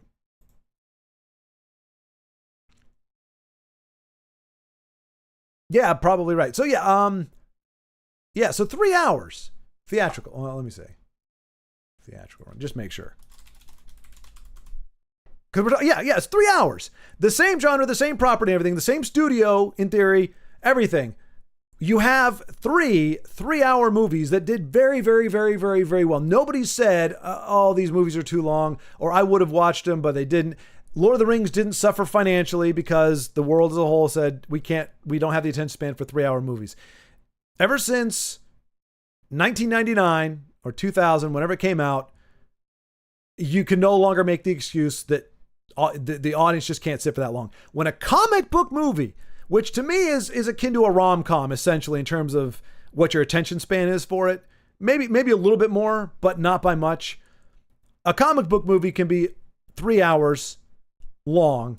You can damn well make, now granted that came after the Hobbit movies, but my point being, there's no excuse for, and same thing, I mean, with Harry Potter, any of these movies where they made them super long, they dragged it out. You can't make the excuse that, well, the audience just isn't ready for it. When Braveheart came out, 3-hour movies were abnormal. You throw an intermission in there, it was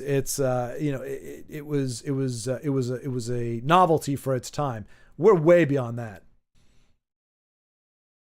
I'd start my tours with, hello, my name's Elizabeth, and I will be your host for the next 90 minutes of your life. I shouldn't have done the accent. I kind of blew it there, but yeah. Hello, my name is Elizabeth. I will be your host for the next 90 minutes of your life. Well, that's good. You want to start off with a shiver. You want to start with the creeping them out. A totally innocent smile. Exactly. Yes.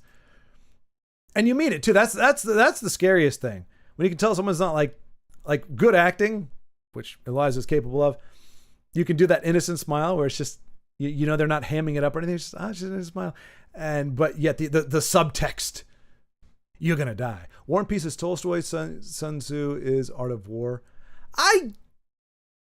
I applaud you for knowing that, Honey Badger. But yeah, I was just throwing names out there. But yes, I know.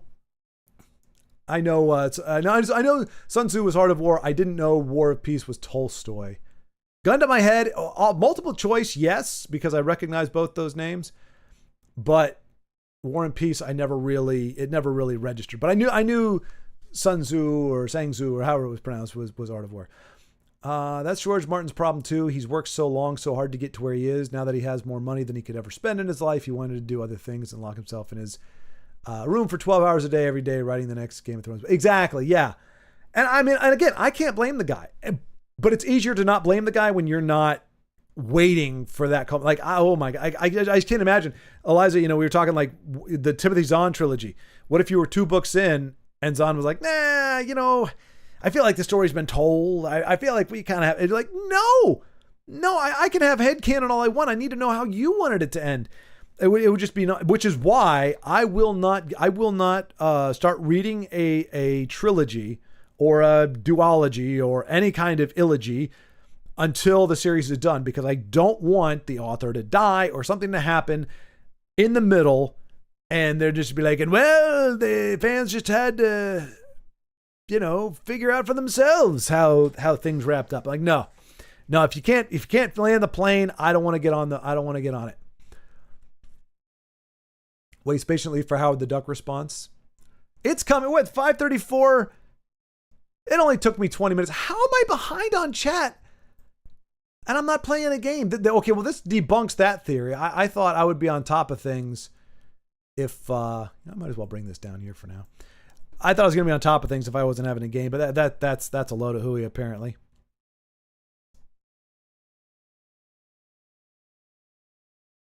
Could George Martin not get... a ghostwriter. That is a word, yes. Yep, that's a ghostwriter. That is a thing.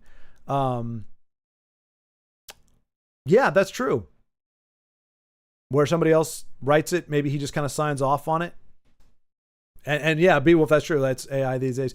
Although, again, I've been really trying to work with AI from a storytelling thing, just to see. Like I said, to me, it's not about getting a story that I can use for myself.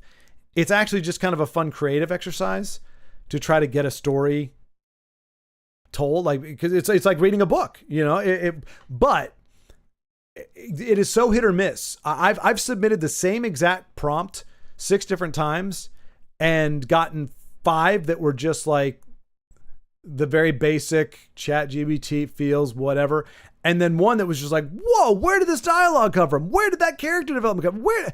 Like, it's actually really good, but it's like 1 out of 6, 1 out of 7. And obviously if you're like, I only do it until I run out of free stuff and then I have to wait for the next day to do more.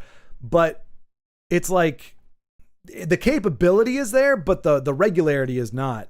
So I would still want to, and he can afford it. I would just as soon work with a person and have them tweak it. But that's a good point, Eliza. I would, because I was thinking, what would I do? What would Jesse do? I would probably go the ghostwriting route. But again, with me being not just, oh, you write it and I don't know anything about it. Like you do the grueling part, you put the pieces together, and I want to see what you come up with in certain points, but there are going to be certain plot points that I want to see hit. And honestly, you kind of have a little bit of that fun collaboration where you're the one calling the shots, but you can still hear that other person's perspective and be like, oh, that's actually a really good idea. And I would put in there, honestly, if the ghostwriter pretty much just does exactly what I say, then, they get whatever credit ghostwriters get. But, if he did something, maybe I'd give, I don't know. It would work out a way where obviously get credit for coming up with really cool story elements. But I think that would be a nice middle ground, I would say. Maybe we should ask GPT to draft the next book. Oof. Yeah. Couldn't be worse than season 8. That is, yeah. I lose most of my friends if I lost my imagination. Yoicks, says I. Yoicks. But yeah, I'm glad you didn't lose yours. I'm really bummed that I lost mine. I don't picture things in my head anymore. I hear things, like I hear dialogue, but I don't see things anymore. Game of Thrones was a lot. Critical Drinker says that it's what George R. R. Martin needs to do. Hire a ghostwriter and finish the series and move on with his life. I mean, they brought in Brandon Sanderson to finish Wheel of Time. Right, yeah, exactly. After Robert Jordan had passed away. Yeah. Yeah, I'd heard that. And I guess he did an okay. I mean, and even then, even if it's not as good, at least it's done. Like, people aren't saying finish the story. They may be going, I wish it was better, or wasn't quite as good. Most people are kind of charitable. They'll be like, I really would have liked him to finish it. I think it's lacking his a certain whatever of his essence, but they're like, it's all right. Just get an awesome ghostwriter and get the series done. Yep. So I asked ChatGPT on a new Game of Thrones book. It calls it A Time for Wolves. Oh, CB Wolf, that's what I'm saying. Now, Grant, like I told you, if you got the tokens or whatever, I challenge you, submit the prompt. Now, granted, that seems like a very simple prompt, but even if you have a very specific, particular prompt with a bunch of different qualifiers in it, that same prompt will give you a wide range of. And the problem is, you can only carry it so far from that first prompt. So, like, let's say you give it a prompt and it gives you a really good first, like, opening, a good first chapter or whatever it is, and you say, continue the story, and it does it. And then it runs out of the memory or whatever, the tokens or whatever it is in its mind. And it starts speaking like it's having mental issues. Like it starts putting words in wrong places. It starts repeating paragraphs, or it just starts, the continuity starts to fall apart. It's really hard for longer works, but you're like, no, please. Cause I know I'm not going to get this baby back. Like, I can't just tell you, I can't put the prompt in and pick up the story at a different point. I'm going to put the prompt in and you're going to be stupid for the next 25 responses until I stumble off another one, and then I'm going to be broke and I just have to move it on. But A Time for Wolves, I'm going to say that's probably not a great beginning. It was the worst of titles. It was the worst of titles. Surely the Acolyte is hitting rock bottom. I've actually, well, maybe in Star Wars, I think Ironheart is arguably, I've heard people debate Ironheart versus She-Hulk as the bottom of the barrel for Marvel. for the superhero genre. Acolyte, I think, is pretty bad, but I feel like all of those are just the next logical step in the past 5 years of stuff we've gotten. Like, they maybe took it further than the other ones, but they've all been born out of the same cesspool. I've used that word a few times now, but I think it's very apropos. I think they were all born out of the same garbage. So all it is just, yeah, that's where we would end up now at this point. Like, they're just leaning in more and more and more and more into the worst stuff. And Shad had a massive sword and built himself a castle. He's from Middle Earth.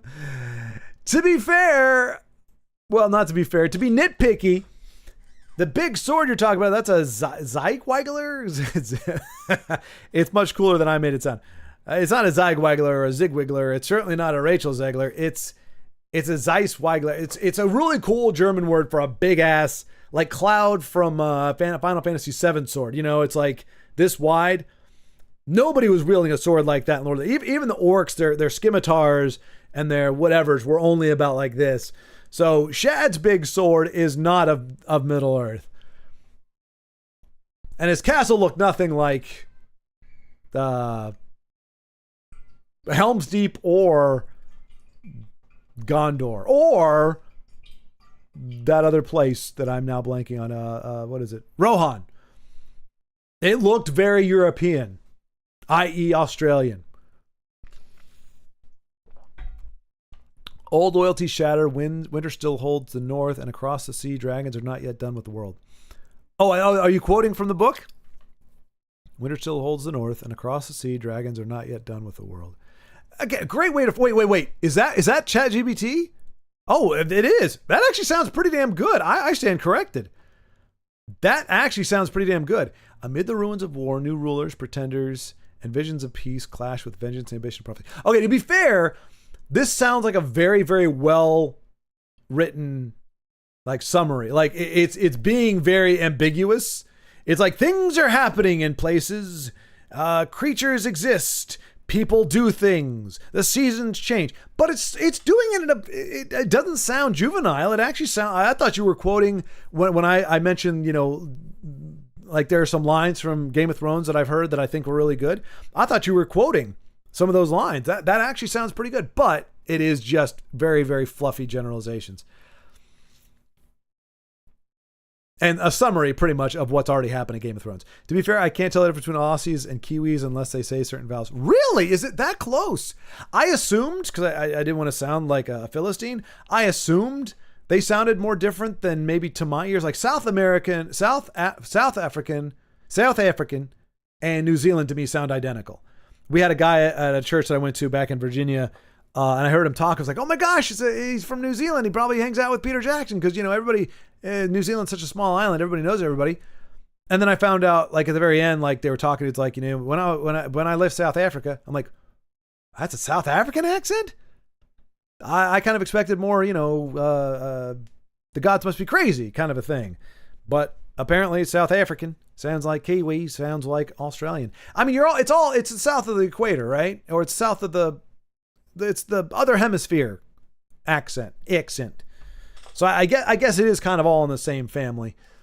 But that's good. That means I'm actually doing simultaneously, because my accent varies and is not consistent at all. It means that in theory, I'm doing a little bit of Australian, New Zealand, and South African every time I do an accent of allegedly Australian persuasion.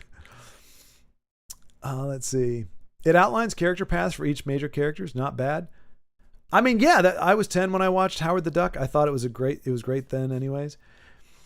Well, and and arguably that was kind of, depending on how you look at it, that was either Lucas's fall or his transition. When he had kids, the way he started making movies was more for kids. And if you're a kid, you enjoy, Honey Badger loves the prequels. He was very young when they came out.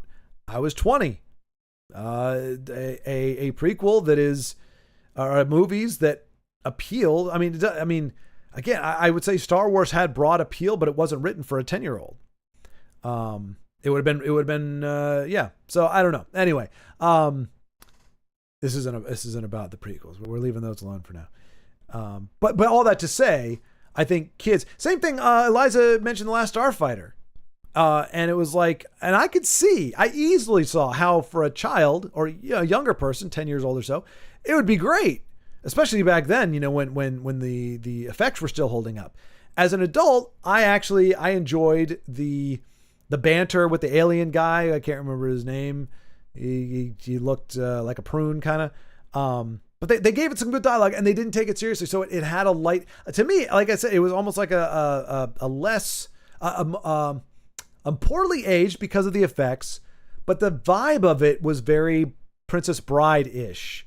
It wasn't as quite the classic kind of story, but although a lot of critics said it was very, very traditional type sci-fi story. But it had that whole, like, we're being serious and like you're supposed to care about this, but we're also we're being a little cheeky about it. And I just think that kind of attitude makes movies age very, very well, usually. So I don't know about Howard the Duck. I don't know if Howard the Duck is or not, but my point being, maybe I'll watch it and be like, oh, you know what? I could see why this would appeal to children, and why, though, people thinking this is George Lucas, American Graffiti, THX1138, Star Wars trilogy. Maybe they weren't really expecting this from him. I shall accept the ribbing with grace and dignity. Also, that accent was spot on in places.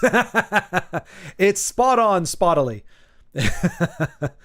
Yeah, that's the thing. There's certain moments where I'm like, I think that word was good. And then I'll say a word. I'm like, oh, there was no way I got the vowel right there. But I don't know. We just need to talk more, Eliza. That's all. I talk more and then it rubs off. Well, hopefully, I hope the American accent or non-accent doesn't rub off on you. And the next time we talk, you sound like me. And it's like, no, well, where did the Australian accent go? And you're like, I think I can do it, governor. Like, no. It's actually fine. It happens. I had a friend, one of my good friends in college. His dad was British, mother was Turkish. He grew up in Turkey, but then moved to the UK when his parents got divorced. And then he moved to the United States, went to high school here, and I met him in college. And you couldn't tell he was either Turkish or British. He sounded like a good old American. He'd been here for all of 3 years and no accent. He went to visit his mum, as they say, in the UK. Oh no, in Turkey, actually, oddly enough. But he came back with a thick British accent. And then he lost it after a week. Anyway, accents are an interesting thing. I agree, most movies could be shorter than they are. Wait, what? That wasn't the moral of the story. Beowulf, that you missed. How did you miss that? No. My point is, I mean, yeah, a lot of them could be, but my point is that you can't say we had to make we had to make the Hobbit 3 movies because people couldn't sit through a 3-hour, 4-hour movie. That was my point. I think some movies that are long, yeah, they feel long, but some of them don't feel too bad. I'll say Endgame, honestly, I watched it for the first time since it hit the theater about a week ago. And Infinity War felt like it moved at a good clip. Endgame just kind of felt like a fan service movie. It felt like it was just like it was a curtain call for every character for the whole movie. It wasn't really and a rag on Ant-Man. I don't know why Scott Lang got like screwed. Like everybody just made fun of the guy the entire time. He's the one, if nothing else, he was the impetus for the entire plot of the movie. Like him coming back and pushing and saying, this can be done. We got to try it. And pushing with enough people is what ultimately made everything happen. And yet they're all like, hey there, man. And we got an Ant-Man now. Like they were dissing on him the whole time. And it was like, dude, like that's fine if he's like the the Marvel Cinematic Universe of if their version of Aquaman, just kind of a useless byproduct of a character, then yeah. But if he's actually the one driving the plot forward and everybody's getting what they want because he initiated the idea and pushed it forward, he should get a little respect. They gave him no respect. They got no respect. The only time I remember having an intermission during a movie was Bambi. Bambi had an intermission? at some old theater that was screening it when I was around 3. I got a chalk top ice cream and a bucket of animal death. Okay, I'm gonna need you to translate that, Eliza, because I don't know what chalk top is, and I certainly don't know what bucket of animal death is. Because it couldn't be entrails, right? It's not going to be blood. What is a bucket of animal death?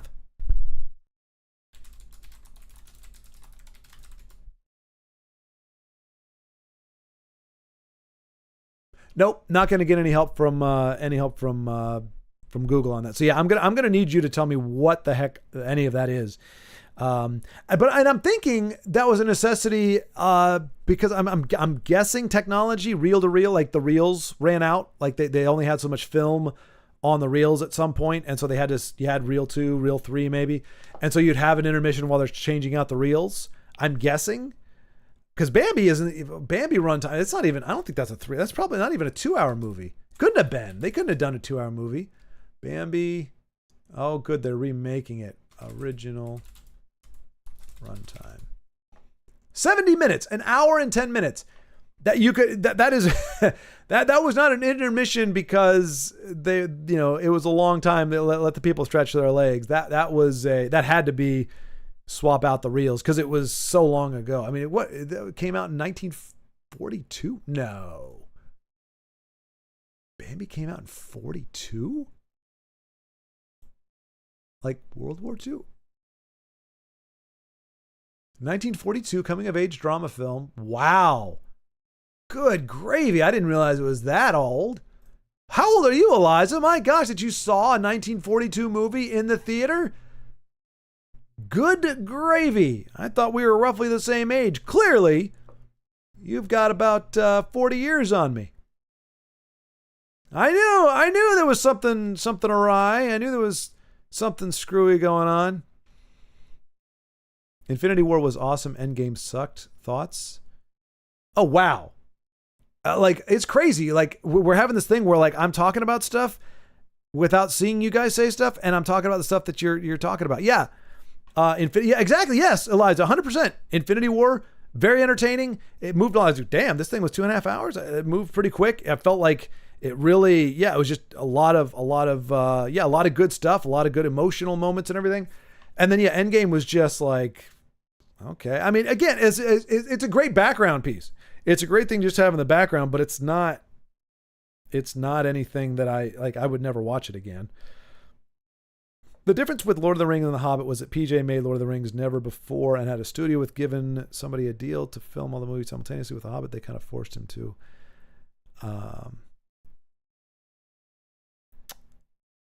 Yeah.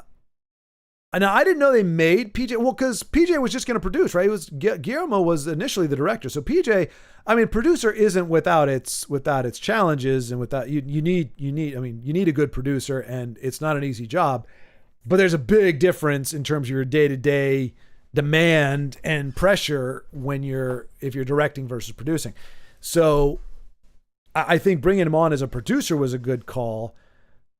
But yeah, I think and I don't know, it sounds like, to me, in my mind, it was the same stupidity that said it needs to be 3 movies. Was probably the same stupidity that was dictating a lot of the decisions in terms of the script.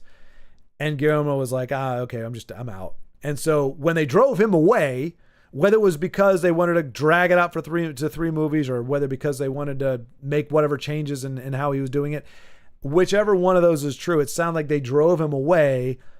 And then they were like, well, hey, PJ, buck falls to you, buddy. Like, we got nobody to direct this thing. We need to get it done. Go get to it. So, I mean, I can definitely see it, but I don't think PJ would have phoned it in. I'm not saying you're suggesting that, but I think, I mean, the problem starts very fundamentally a 3 movie series. Once you set that down, it has to be crap, because you've got to fill it with stuff that doesn't exist, and you're filling it with the stuff that does exist. It's appendice material. It's stuff that's like, okay, this is kind of like behind the scenes. It's not interesting enough to really talk about in any detail in the actual story. It's just kind of supplemental. And oh no, we're going to make that a thing. We're going to, even though we know, at least with The Hobbit, if you didn't know the lore all that well, you didn't know who was going to live and die. Whereas anything that had to do with Lord of the Rings, you're like, yep, okay, she survives, he survives. We know what happens with Gandalf. Like, there was nothing that happened that tied it in with the Lord. And that obsession with, if we don't tie it into the Lord of the Rings visually, and with all the stuff, we don't make it like one big thing, well, we won't be able to sell it, first of all, as a 6 DVD box set, but also people aren't going to know that they're the same thing. They're going to be like, why is Gandalf in the same, both of them, but Elrond isn't? Why aren't we seeing Legolam? I don't understand. I don't know. Maybe, I don't know. I feel like, because you don't want, again, I don't, name calling is, because I'm not calling names to be derisive. It's more of a, it's either I know too many simple-minded people, or I myself am simple-minded and I know that this is how I would process this. And they may be right. God knows, when we talk about normies liking crappy movies, it seems like there are a lot of people that are of more simple mind, simple taste, simple sensibilities. That's my nice way of saying it doesn't make them less of a person. It doesn't make them stupid. It simply means that they are not necessarily needing more depth than they're given. But for whatever the reason is, I think it's crap, because I think once you have the name recognition, Peter Jackson, you know, you brought Irving. Now, if they had to recast Gandalf,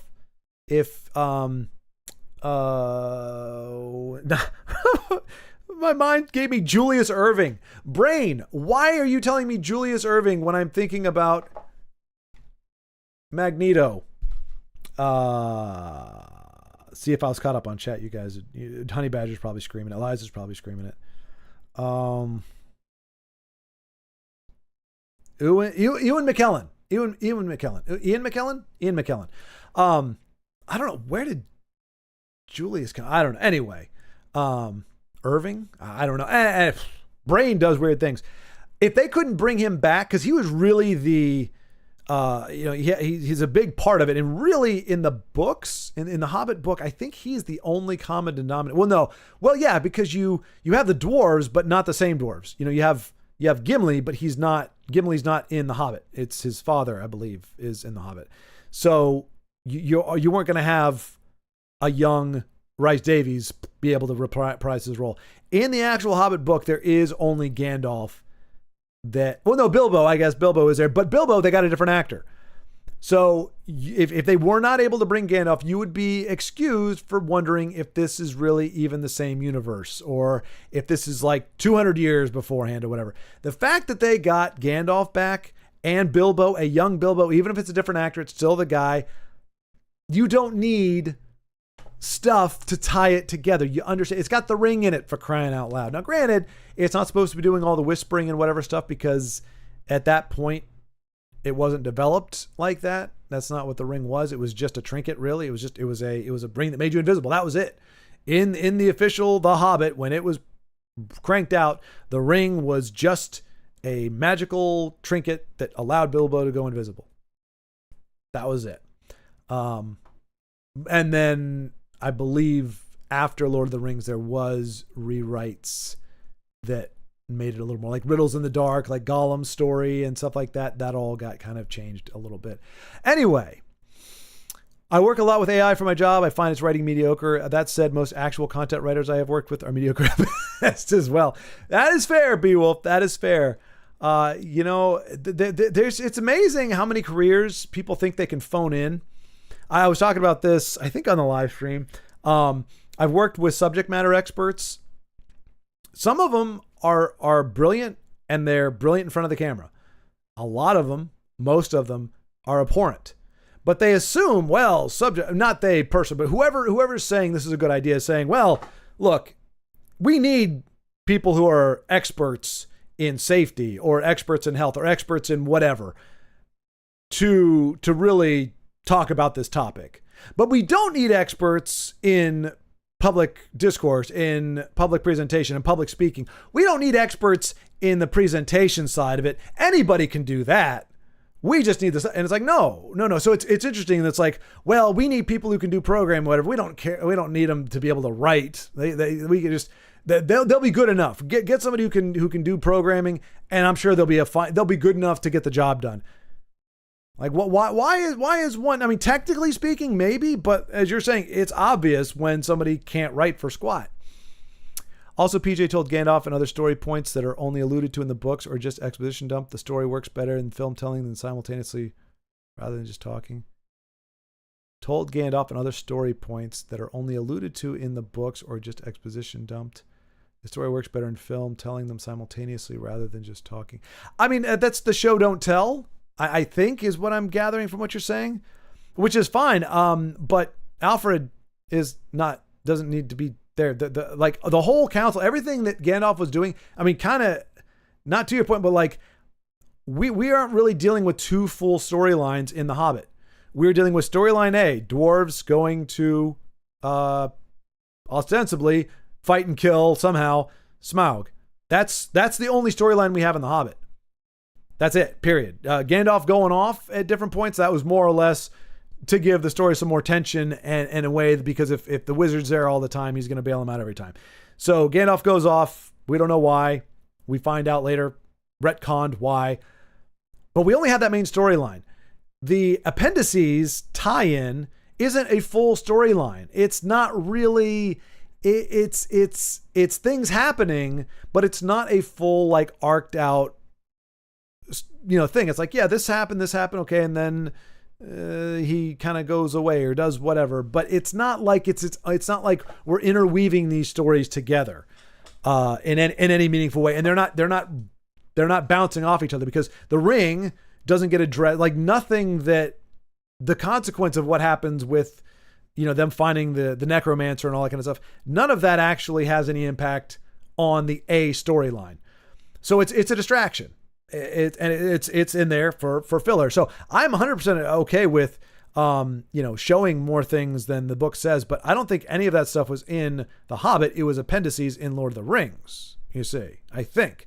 But you can also use it from your own writing, like to find inconsistencies with scenes, characters, locations. Oh yeah, Beowulf. I've actually done that, and I've done things too where I've been like, please summarize. Like I'll throw this big chunk of stuff at it. I'll say, please summarize this in a way that is, easy to expand on later, or something like that. Like the AI is very good at a lot of things. It's just pure creativity based on prompts. It's kind of hit or miss, I think. But I think like other things. I mean, you could do something where it's like, please change the character of this to this, and it'll automatically change he to she or whatever else. It'll make all those changes for you, so that you can make changes that would normally be manually exhausting to go through. Like, all right, I got to change this character name or whatever. Or you could give it a manuscript and say, take out all inferences of this or all whatever. And it may not be perfect, but if it's got enough tokens, it's probably going to be able to do that. So I think mechanically it's good. Its creativity is still only as good as what it's given and what it chooses to pull from. And a lot of times it doesn't seem to be pulling from the best of the best. The latest version of ChatGPT is remembering your old prompts. So if it's done right, it got a lot better. Oh, okay. Yeah, that's huge, especially if you're trying to write a story. You need it. You want it to be able to, the biggest joy I got was saying something in like, you put it in brackets, right? Where it's like, just for reference and context, meaning I don't want you to say this outright, but here's this character's, but if this character is feeling insecure because this happened in his life. And then when you see 2 or 3 prompts later, the character says or does something, and it's because what you told it. It's like it's the joy of it referencing your input and using that input to dictate how it tells the story. It's a very satisfying feeling, but it's also inversely, it's very discouraging when you tell it specifically, this character would never do this because of this event that happened. And so the character is always going to say no when this happens. And then 3 prompts in, it's lost the context, or it forgot, or decided it wasn't important enough. And the character says this exact thing that you said it would never say. And you're like, oh, You're not even listening to me. Are you even listening? Do you even care about me? Yes, I totally care about you. I totally do. And I mean that with every fiber of my 84-bit processing soul.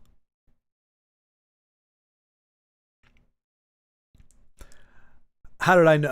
Well, I suspected Honey Badger would be the one to correct me on the Schward.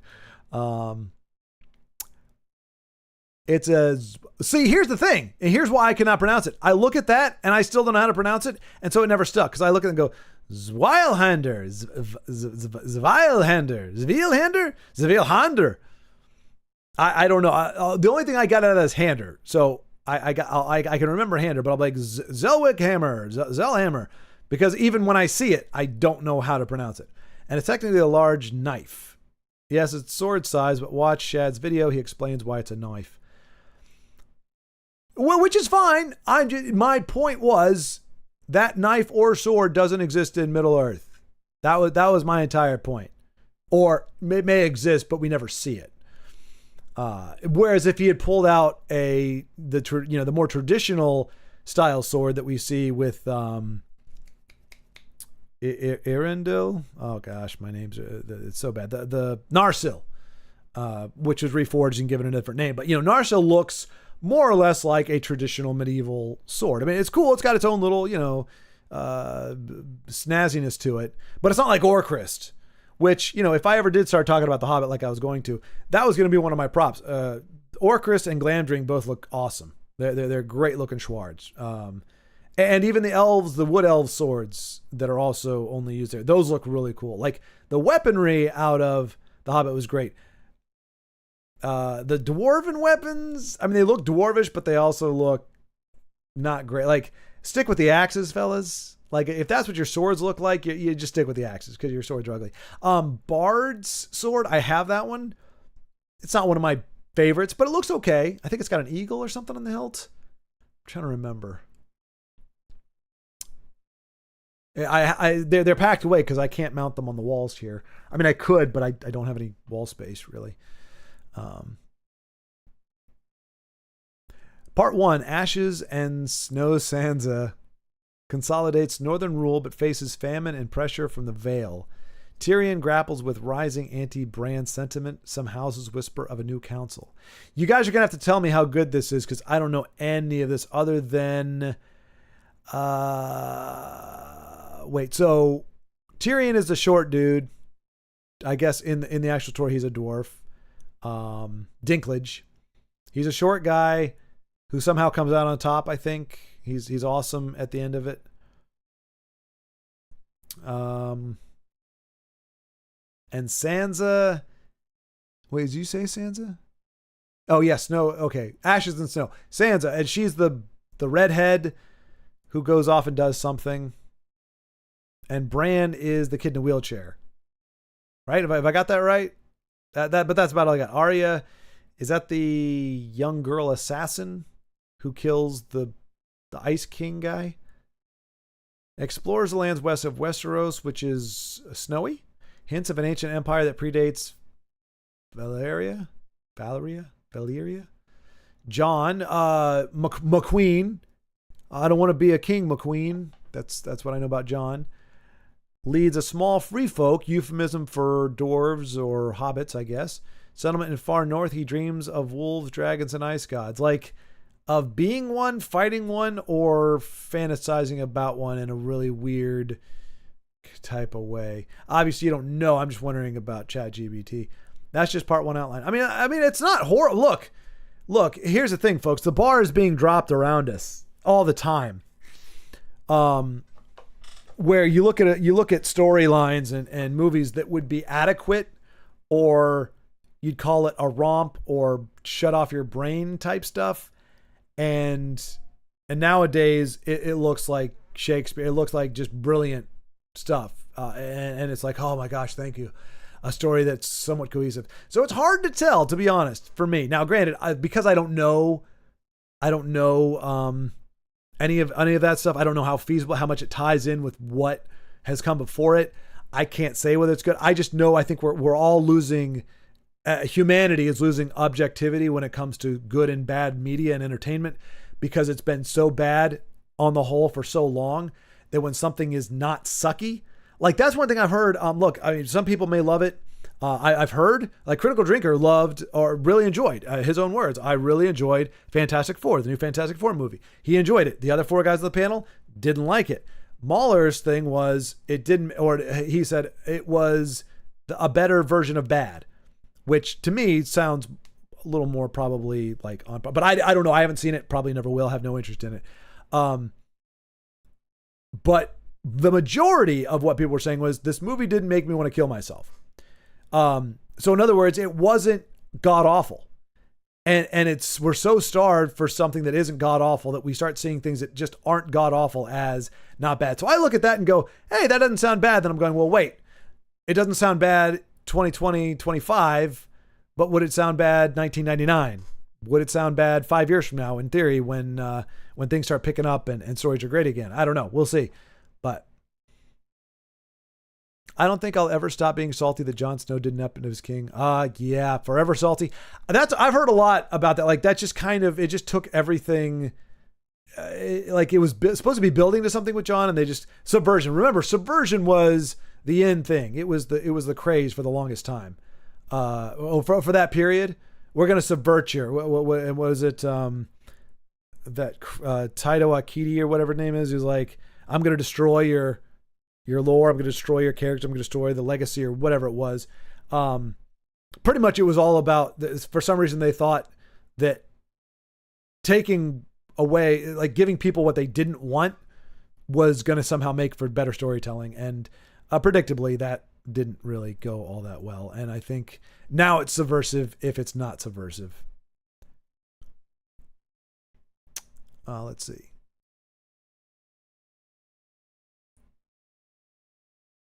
Oh, Beowulf, welcome to Epic Indeed. Well, thank you, sir, and enjoy. I have to tell you what that is because a lot of people. I've seen Shredder. I've seen that is a laser tag star helmet icon, and it's the OG colors. It is the original color scheme of the star helmet from laser tag back in the mid '80s World of Wonder. That is what it is. It's not a Shredder helmet, and it's certainly not a Power Rangers helmet. I didn't know that I would need to explain that, but I thought I would. But welcome, sir. Thank you so much. I greatly appreciate that. That is very, very kind. Thank you. Welcome, sir, to the helmeted. But yeah, all that to say, John, I've heard John. A lot of people had problems. It doesn't make sense. Why not? Why was? And it's that whole the meme, the McQueen, like, oh, I don't want a McQueen. I don't know. It's not surprising. Like when I found out some of the decisions that happened in the last season of Game of Thrones, I'm like, it's very of its time. It's very much a product of the time. The decisions are very much a product of the time. But I don't, it doesn't make it any better, I guess. Oh my God. Don't Google bucket of animal death. I just meant Bambi's mother dies. Oh, okay. I thought you were like a bucket of popcorn. I thought you were talking about like you remembered what you ate. Cool. Cause you did. You mentioned that thing that something delicious. And then a bucket of animal death. I mean, she's the only one that dies, right? Like his dad's alive at the end, I think. Thumper doesn't die. No, none of the other animals do. It's just that one. I don't know. That's a bucket. Queen of hyperbole. Oh, there we go. Chalk top ice cream is, I just realized, an Australian term. You may Google that. Or you may tell me, so I don't have to go Googling everything. Oh yeah, I'm totally not 85 years old. I'm not a secret Amazon at all. I was just screening a film years later. Sure. What's more feasible, Eliza? That you are a very, very youthful 85-year-old Amazon, or that there was a screening at a later date after it was released in the theaters in 1942? Come on. Like, let's not live in fantasy world here. No, it's very obvious you're an Amazon. Albeit a petiter Amazon than we necessarily think of. You're a 1970s Wonder Woman Amazon, who all just look like just normal women. Although to be fair, that's also Gal Gadot's Amazon. Like none of those Amazons look like Amazons. I'm not saying this is canon, but I heard, and this to me made sense. Like real Amazons, quote unquote, like actually cut off one of their boobs so that it didn't get in the way when they were doing archery, which meant A, that they were very well endowed, and B, that they really cared about their war. And it wasn't about being hot or beautiful or attractive at all. They didn't care. They weren't into men. So they were literally lopping off, body parts so that they could be better warriors. I don't know where I heard that from. It might have been some crazy person. I thought it was from a source that was talking about like the history of Amazons or the stuff that has been Amazon. But bottom line is they've never casted a Wonder Woman or anybody of Amazon nature that looks anything Amazonian. I mean, granted, it's really hard to find like 6 foot plus gals who are also great at acting and athletic. But yeah, none of them look like Amazons. It's like, okay. I mean, I'll take your word for it, I guess. So that's all that to say, you could be an Amazon by those standards. Everyone wants a cinematic universe. That's a problem nowadays. Everyone wants more and more sequels or prequels, and I don't mind if they're good movies. Yeah, that's the thing. That is the thing. I don't mind them either. In fact, growing up, I loved it. I love the idea of it anyway, because it's like you got to spend more time with characters you really liked. It was a great thing. I mentioned it before. That's why K-dramas have the appeal they do for me. And even if you don't like K-drama doesn't mean romance. They have crime thrillers. They have horror, I think. They have some naughty stuff, some sexually whatever stuff. They've got just your basic whatever. So it's all types. It's like anime. Anime isn't just one particular kind. There's multiple kinds. K-dramas, there's multiple kinds of K-dramas, but almost all of them are going to be like 16 hours long. So it's kind of like you get 8 sequels. 8 sequel movies. I mean, that's not how they break it up, but that's kind of the vibe you get. So you really get to, immerse yourself in the world of the characters and just enjoy hanging out with them. And I think, especially when you have longer stuff like that, you can have a little more fun with stuff that's not story centric. Like you want to show it because you care about the character that much. But I feel like they have a very difficult time, really. And I don't know if it's because they're writing good one-off movies, but that don't naturally. But the character, like you can have The Mentalist. I started watching that again. Each individual episode has its own arc, has its own plot, and a conclusion. But almost every single one of them features something to do with Red John that is not resolved. And that's what you need if you're going to have an episodic show that also makes you interested. It's got to have an overarching story that isn't solved in each episode. I think what happens is they create a great standalone movie and they give a character the need to develop and do whatever. The reason why I think granted, most people don't think Iron Man 2 or 3 are great, but the character Tony Stark is good, overall, is because Tony is such a flawed character to begin with that even by the end of Iron Man, he's not all good. Like he wasn't just kind of like a fringe, whatever. He's got a lot of issues, and there's a lot of stuff the comics give him, the alcoholism and everything that makes it where you can continue to tell his story, and you don't have to contrive adversity for him. He's still got it because he's still becoming a better person. Obviously, like he still has deficits and still has lacking, and he's still got the this thing that's keeping him alive in his chest. Like there's a lot of unresolved things that naturally exist at the end of Iron Man 1 that don't make you feel like it was pushing for a sequel, but it also left a lot open to give you natural organic sequel material. Where I think a lot of movies, they either leave them open to say, hey, here's your doormat to the cinematic universe. And so the story itself is garbage, because they're not really trying to tell the story. They're trying to just introduce you to a bunch of other characters, or they give you a very good self-contained story, but then there's no really where really to go with it. So they have to undo some character development from that first movie, or they've got to introduce something and you go, it feels like you're doing this just to give us another story because it contradicts everything from the first one. It's the same thing with the Force Awakens. It's like, oh, well, we need them to be the rebels again. So even though technically the Death Star was destroyed, the Emperor is destroyed, Darth Vader's dead, the Empire's in ruins at the end of Return of the Jedi, we're going to say that 20 years later, even though there is a new republic and the Jedi Order is supposed to be in full force at this point. Somehow the good guys are still the underdogs.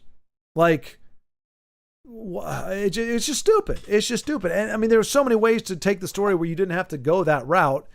You could still have a republic that is gradually being corrupted. You could have a republic that's struggling to do stuff, but to be like, oh, we don't have any resources. Like, okay, the empire that's in theory being chased and hunted down, and dismembered because it really. I mean, you got a lot of ships left, but there's no leadership anymore. It's gone, and all the resources that were spent on 2 different Death Stars is now gone too. Okay. They're probably on the back foot at that point, but no, somehow they've the Third Reich has risen again, or the Fourth Reich, or whatever the crap they called it. Anyway, hey, look, I dethroned Frogless as number 1. Well done, Honey Badger. Well done. I don't know how Carlos. I can't remember what, and you know what? Google won't tell you how you become number 1, but it's interesting. We'll see. Heavy is the head that wears the crown, though, my friend. Beware. Looks like you still have it, as far as I've seen in the chat. Wonder why they have never done movies on Elric of... Well, I'll tell you right now, Beowulf, because you can't pronounce any of that except for of. It's not Eric, so you got Elric. I think I got that, but what the... Meln and Bone. It's my favorite fantasy series. I think I've actually heard of that, surprisingly enough, despite my inability to pronounce it. I think I've actually heard of that, I want to say, but I think anything I would say would be taking a wild stab at it. But hopefully, Beowulf, hopefully for your sake, they won't touch that with a 10-foot pole for another 5 to 10 years. I just don't think we've got good storytellers for the most part running the show right now. So any IP that ends up in their sullied hands is just going to be a turd on a stick. So I think you're better off them not touching it, but maybe it will be revisited. Also, as I'm kind of proof of, probably not a lot of people know of it. And so they're cashing in only on the very, very, very top 5% obvious household names, Superman comic book stuff, things that have been around forever. Elric of something Bone, no one's, he's not going to put butts in seats just because his name's on there. And so if they make a lot of the changes they made to other movies that make it kind of crappy, and there is no name recognition, it's gonna face plant. So I think that's part of the reason. I've lost my number 3 crown somewhere along the way, and I barely shut up. The system is so weird. Oh, you got it back. Still at number 3 on the points board. Just chat just refused to acknowledge my royalty. It's being a little persnickety.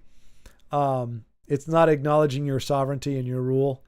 But don't worry, Eliza. We all know. And Glowing, I think he's mentioned in Fellowship. They did bring Ian Holm back for the intro and ending of the Hobbits. Did they really? In the original, in the Hobbit movies, they. Oh yeah, you're right. Yeah, they did. Which is a little weird because he doesn't exactly. It's not like they cast Martin Freeman because he looks like a young Ian Holm. So it's just like I don't know. Again, I must have just been, hey, I saw that in Lord of the Rings, so cool. That's Bilbo from Lord of the Rings. Because otherwise you wouldn't want to make it very clear that these actors look nothing alike by putting them both in the same movie. But like ideally, they would have just made up Ian Holmes, made up Martin Freeman as old Bilbo and reshot that scene with Frodo. If you're gonna use a different actor in this new trilogy, you would, in theory, want to do what they did with Ian Holm, do that to Martin Freeman, so that you're seeing the old him, and so it's kind of a retcon unofficially. But if all you're doing is watching, and all you're doing is focusing, and you're not really a geek out, like you watched the Lord of the Rings, you're familiar with it, you kind of remember it, but you don't remember the faces all that well necessarily, and so you watch the Hobbit and you go, oh yeah, I remember there was an old guy, there was an old Hobbit. Oh, that's him. Okay. And a lot of people would probably have to go back and go, wait, was that the same guy? So that's what you want. I don't know, other than desperation for, we need to make sure people know, because you know what? There are so many movies about hobbits, right? I mean, there's so many IPs out there that have hobbits. I mean, there's not even hobbits in D&D. It's halflings or childlings or elflings or whatever the heck they're called. They're not even called hobbits there. It's like, you call a movie The Hobbit, nobody's going to be confused as to whether it's related at all to the Fellowship of the Ring or to Lord of the Rings. It's really the only IP out there with Hobbit as a prominent race. So you're good. You don't have to break all the conventions of cinematic storytelling just to make sure that the morons you think exist in this world, oh gosh, and that's going to compel them to see it anyway.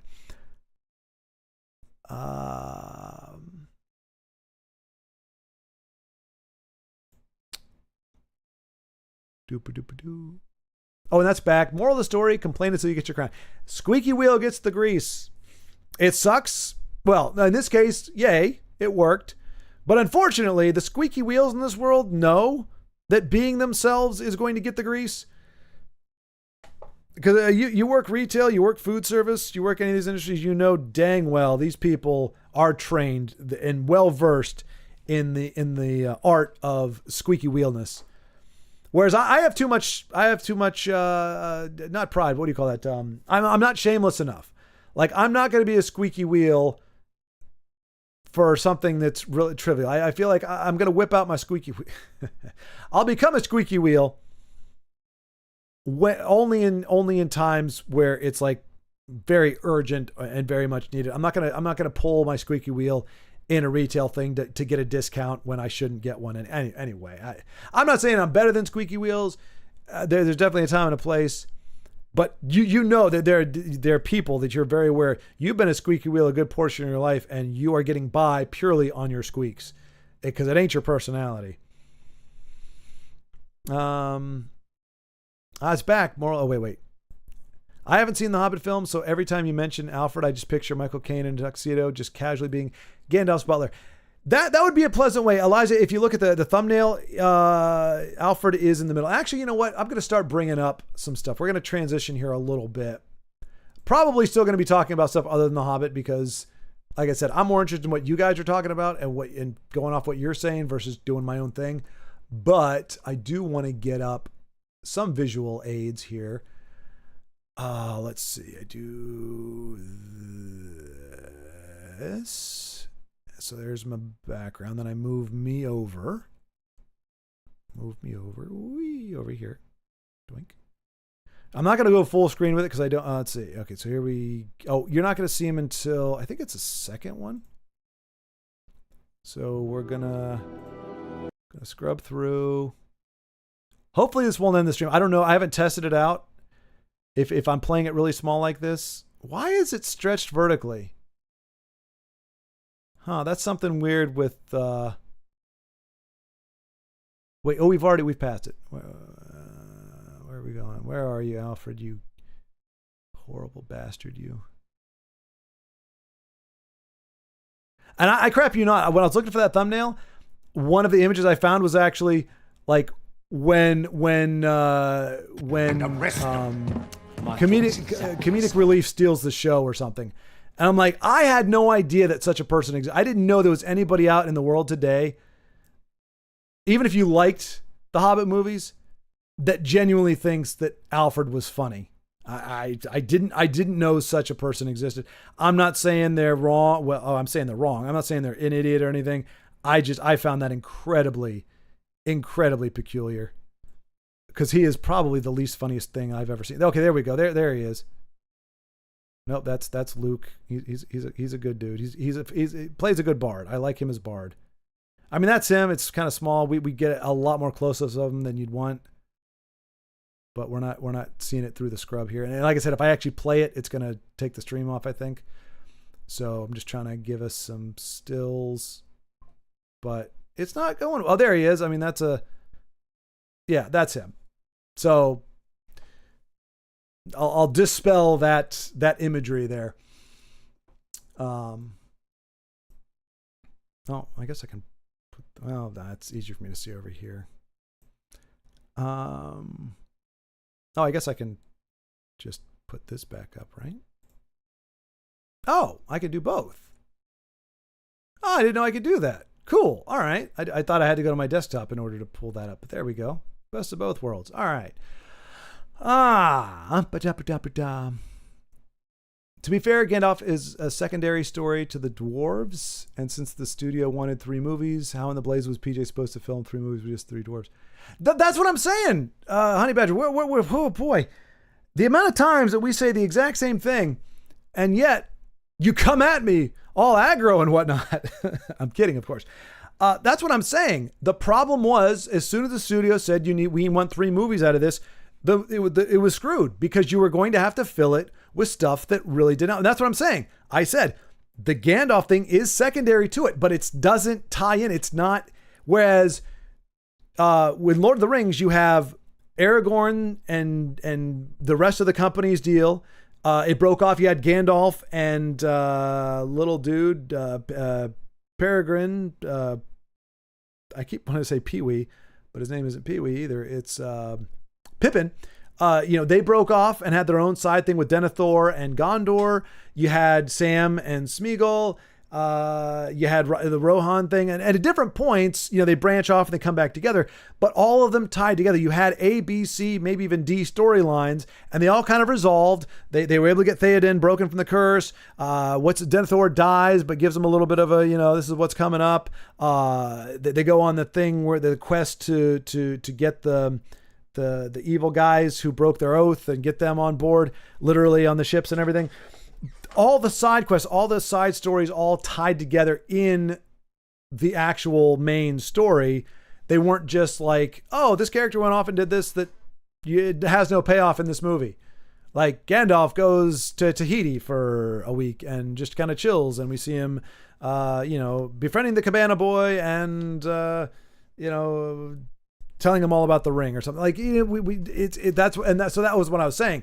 I'm not saying that it wasn't a good idea. If somebody told me, hey, make the Hobbit 3 movies, yeah, I'm probably going to dig into the appendices and see what I can tie in with it. But it's form over function. Instead of saying these are the pieces we need in this story, and therefore it's going to be 3 movies long because we've got a lot of material to put in there, a la Lord of the Rings, which, to be fair, I mean, it's a book trilogy, so it made sense. They said we need it to be 3 movies. Now fill those 3 movies. That's not how you tell stories. You don't say this book needs to be 200 pages long. Tell me a story that fits. You can tell that to ChatGPT if you want, but it is not a good story. And maybe it's an exercise, it's a creative writing exercise, but you don't say, tell me a really good, compelling story, make it 200 pages. Well, do you want the compelling story? Do you want 200 pages? Because if it's 200 pages, I'm not going to be able to go into this as much. I'm not going to be able to build up this aspect as much. So as soon as they said this story that really only has enough substance for a 3-hour movie, make that 3 2+ hour movies. Yeah, you're gonna have that crap in there. And yeah, yes, his hands were tied. I 100% agree. I'm just saying that was the beginning. And it doesn't. I'm not saying Peter Jackson was an idiot and couldn't make good movies. I'm saying these movies are bad for me personally, objectively in a lot of ways, because of these decisions. And so just because it's not Peter Jackson's fault that they told him 3 movies, it still means the 3 movies are suffering from that decision. You see what I'm saying? So I'm not pointing the fingers. I'm just saying this is why. We have Alfred as a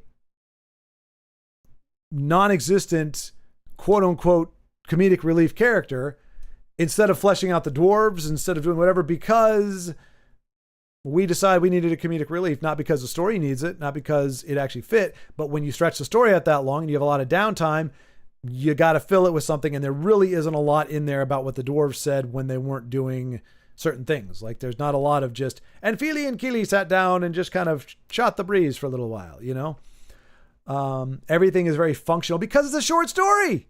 It was for children. He wrote it for his kids. It's not supposed to be this big expose into whatever. 3 movies. Idiocy. Zwei.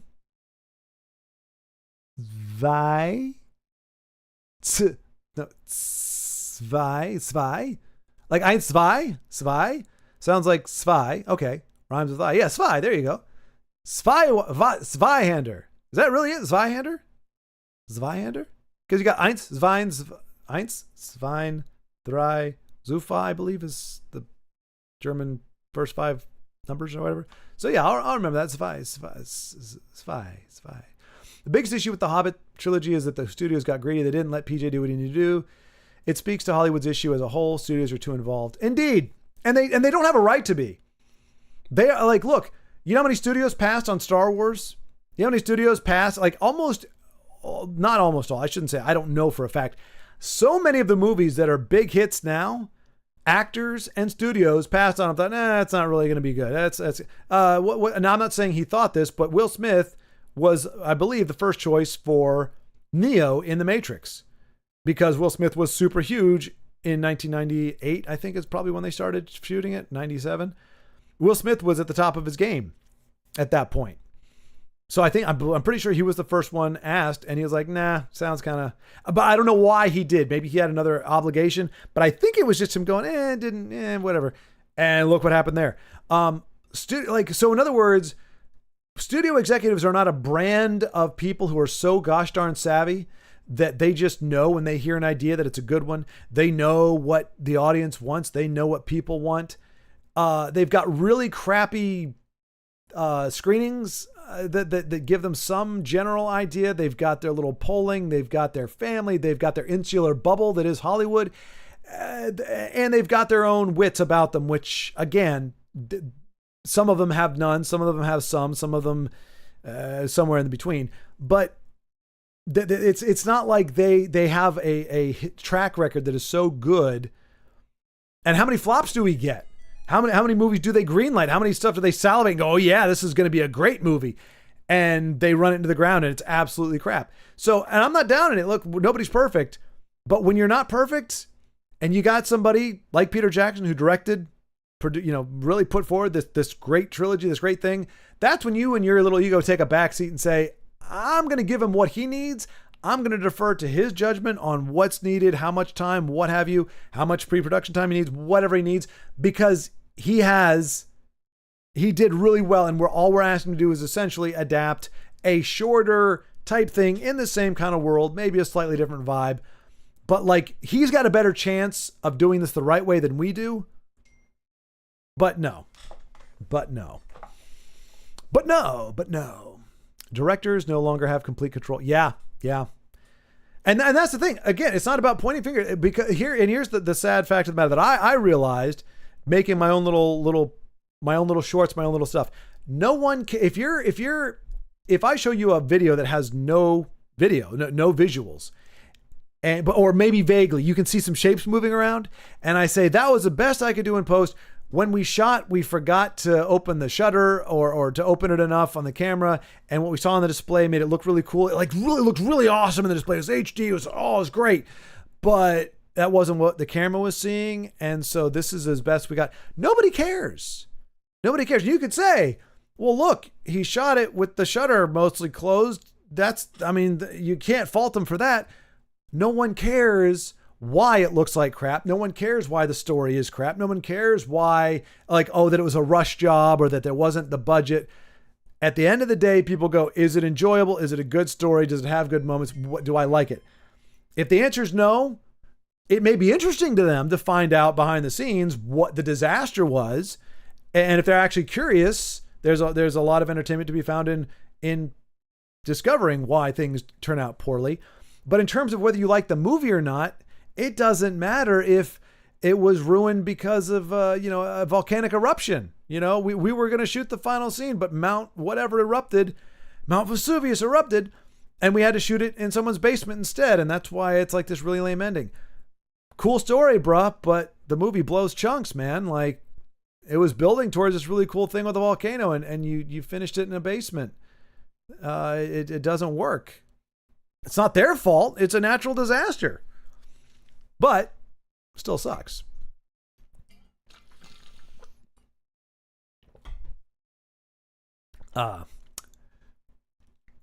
Say what you will about Rings of Power. Galadriel's sword is a great looking sword. Not the big one, the smaller one. I will take your word on that, Honey Badger. Look, we agree on so few things in this Middle Earth that I'm happy to concede that her. You know what? Let's go ahead and let's do this. And this is part of the reason why I wanted to do this instead of the gaming thing, because this is what happens all the time. Like somebody will make a reference that I don't know, and I want you all to be able to. So we're gonna hide this. We're gonna hide this. We're gonna go here, and we're gonna go.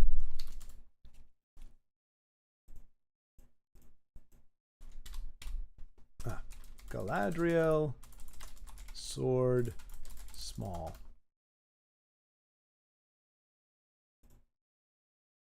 Is that it? Yeah, that looks pretty cool. As a one-handed, yeah, that doesn't look bad. I mean, I'm not gonna lie. Like I would like, yeah, I agree. I don't know if it's my bias. Oh, you can't see that because it's too. Sorry. There you go. Oh, I was off center the whole time. Oh, whatever. I don't know if it's my bias, like mentally going in. I really can't sift it out. But everything I see to me looks very propish. It looks good. Like the design looks good. It looks, it's got some nice lines. So if that's the one you're talking about, or you said not the big one, right? I don't know if that's the big one or not. Not the big one, the smaller one. So maybe that's not the right one. Is this one? Dagger of Galadriel. Okay, yeah, so it's got more of the elven, flowery, leafy look to it. Okay, that one, yeah, that one I could give you. Yeah, that one looks like it could have come out of Lord of the Rings. The other one looked propish. I mean, it looked nice. Like if somebody designed that for me for a movie, I'm not going to be like, you suck at your job. But yeah, this reminds me of like Tariel or the other knives. Like that's a good looking dagger. Like I said, usually, now granted, I'm not in the place to start buying stuff like that, but like, I got a lot of the Lord of the Rings and Hobbit replicas, but I would feel dirty putting a Rings of Power in that collection. That's where the bias comes in that I will willingly admit that I've got. But yeah, no, that I agree with you. Happily, I can honestly agree with you and say that looks pretty darn good.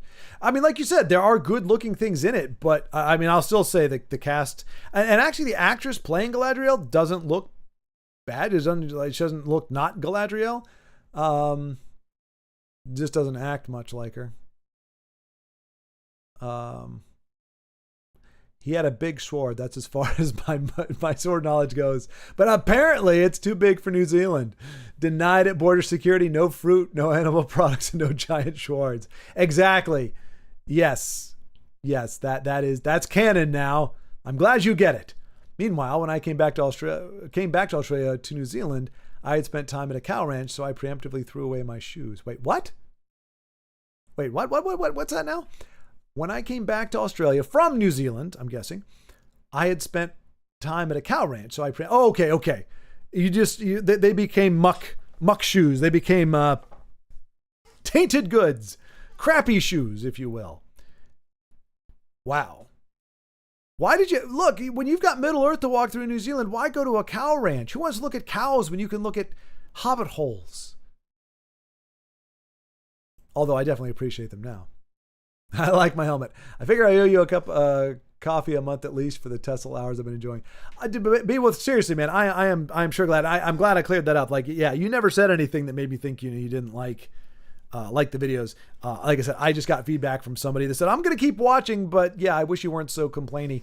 But no, man. But thank you so much. I'm glad they are. That was in the back of my mind. I was like, well, you keep them up there because I know a lot of the channels took their stuff down. Like I think Charmer and Dragon Tamer Blade, a lot of the guys took down. I think Justin kept his stuff up, but a lot of the channels they took all their. I'm like, why? Like I wanted to go back and watch some of the old stuff, so I kept it up there. But I was like, I don't know if anybody's going to care. Anybody's going to want to watch an old, a Dead Games videos or whatever. But I'm really glad that you're getting enjoyment and time out of them. That's great. And there are. We hit it hard for quite some time. There's a good year's worth of pretty frequent gaming there. So I'm glad you're enjoying it, sir. And thank you again for that cup of coffee a month. I will put it to good use. Trust me. The problem with comparing new stories to old stories is that they'll always fall flat. You can't compete with Lewis or Tolkien or Shakespeare. But that's the thing. Like, I would take exception to that, because that would be, they would say the same thing to when stories were coming out then. Like, look, Shakespeare was not the only playwright at that time in England. Of course, you had Shaw. Everybody knows about him. But there were plenty of other playwrights out there, and I'm sure they were writing tripe as well.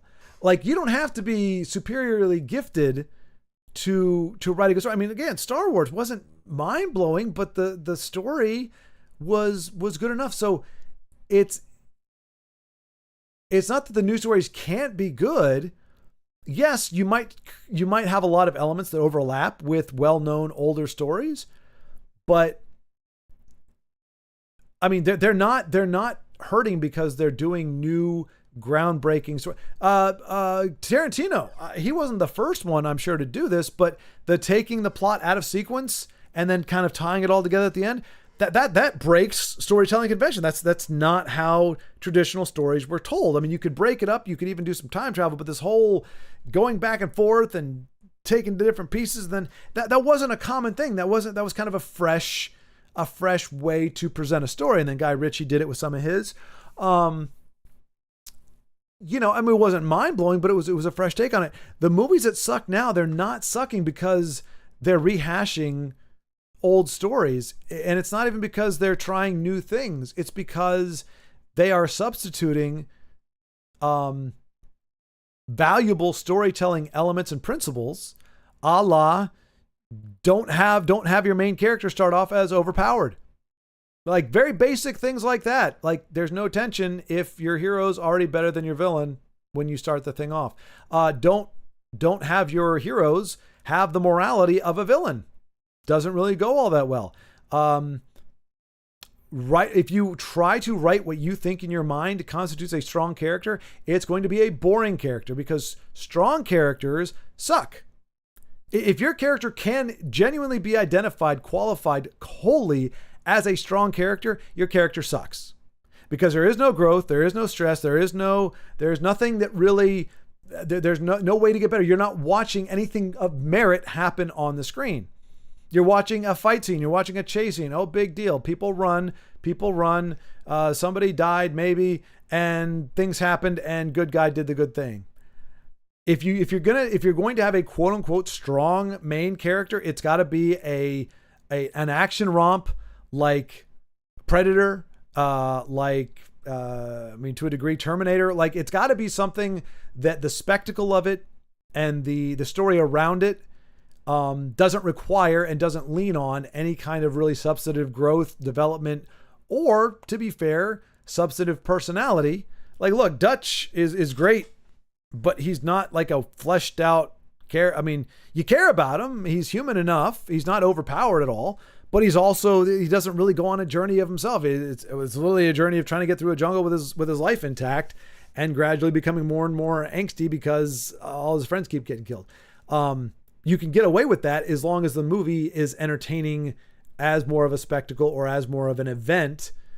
But storytelling, which is what we get in Tolkien and things of that nature, they are too busy subverting expectations, subverting what goodness is, and supplanting it with their own version of whatever, and their own morality and their own version of what is actually good and bad and right and wrong. And I'm sorry, like, look, you may be able to come up with a topic that is timely in your eyes anyway, and you think it's really important and it's a big deal. Most of us go, not compelling, don't care. I mean, it's fine that it's a struggle. Even if we take it that it's a struggle, don't really care. I don't care about this person's battle with sexism. Don't care. Not interested in that story. If it's a part of a bigger story and it's like one scene or one like phase of it where there's some of that in there, okay, as long as the rest of the story is good. But I don't care about a story that examines sexism. I don't care about a story that examines racism. whether today or historically. Not interesting. I don't care about a movie about slavery. I don't care. I don't really like movies that are just about, oh, hey, here's how much it sucked to be this person or these group of people or whatever. Not my kind of story. Don't find it entertaining. And apparently a lot of other people don't either. So when you go like, look, we wanted to really address themes that we think are very topical and things that are really important to people. And then that's the kind of crap you're putting out. It's like, don't really care. Not universal. Not relatable for most people in general. And to those that it is, great, but that's not going to be the majority of stuff. And again, does it make a compelling story? Is that something that is really, as a mechanic, going to drive something forward? Is that going to be something like, yeah, I want to see you do it. It's like, okay, especially now, if you're at a point socially where it's beaten to death, then it's even less worthy. And I'm not saying all shows do that, but that's where we're at now. It's storytelling it's there to represent people. We don't have characters, we have representatives. That is not good storytelling. You cannot tell a good story with characters that are there to represent an ethnicity, a religious group, a sexual oriented group. Those are not going to work. Representations as characters is balls. Period. That's a rule. Because then it's a generalized and sanitized character, because you don't want a representative. It's like, oh, yes, we've got black representation. What does a black guy do? Well, he steals from people, he sits on his ass and smacks his wife around. Well, that would honestly make for if that's a protagonist and he comes out of that, or he figures some stuff out, or he's just really rough around the edges, a la Payback, that makes for a good story. But you're not going to have a representative of a race of people who behaves that poorly. That's not the way it works. So it has to be something that's going to be very bland and very safe, that isn't going to offend anybody, because they have it in their heads, well, if people see a person of this persuasion on the screen and they're doing these things, then people are just going to assume that because they see it in a fantasy scripted movie, that's how they behave in real life. And you know what? They may be right. And that's something society needs to correct, like smack it out of people. But when people start if people are looking to fictional movies as documentaries, society's got a lot bigger problems. So, but that's the idea. Well, we don't want them. Like it's harmful to these certain group of people to see a caricature of them in here, or just show them being stupid or whatever, because all that does is play into stereotypes. So this particular race or this particular whatever has to be immune from being stupid. They can't be stupid. White people can be stupid. Dudes can be stupid. Whatever else can be stupid. But these people can't be stupid because that plays into a stereotype. Like, again, so characters are representations. Representatives versus characters. You're not going to have a good story. When your story is about feminism, it's about strong whatever characters, whether it's male or female, it's not going to be a good story. When your story is trying to influence society, when you're saying we did this out here to kind of put a mirror on society, it's not going to be a good story.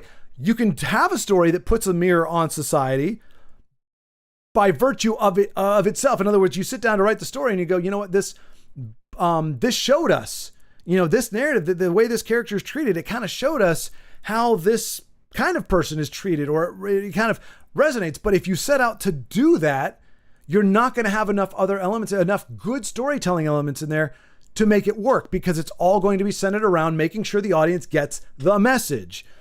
So I contend that only to say, I don't think we have good storytelling that just isn't up to snuff. We have piss poor characterizations, piss poor plots, piss poor stories, piss poor things that people, think other people do or should care about. And it doesn't resonate. And so we're not even getting a good chance. It's doomed from the beginning. As soon as they sit down and say, here's a checklist of the things we need to have. We need to make sure these people are represented, and represented, of course, well. We need to make sure, it's like, I remember, I mentioned this before, 487 Project was my first kind of filmmaking experience. Did it in sophomore year of college with some friends. And the gal literally said, I want, because was it GoldenEye had just come out, or the movie after GoldenEye? Blair Witch Project had just come out, and Austin Powers 2, I think, had just come out.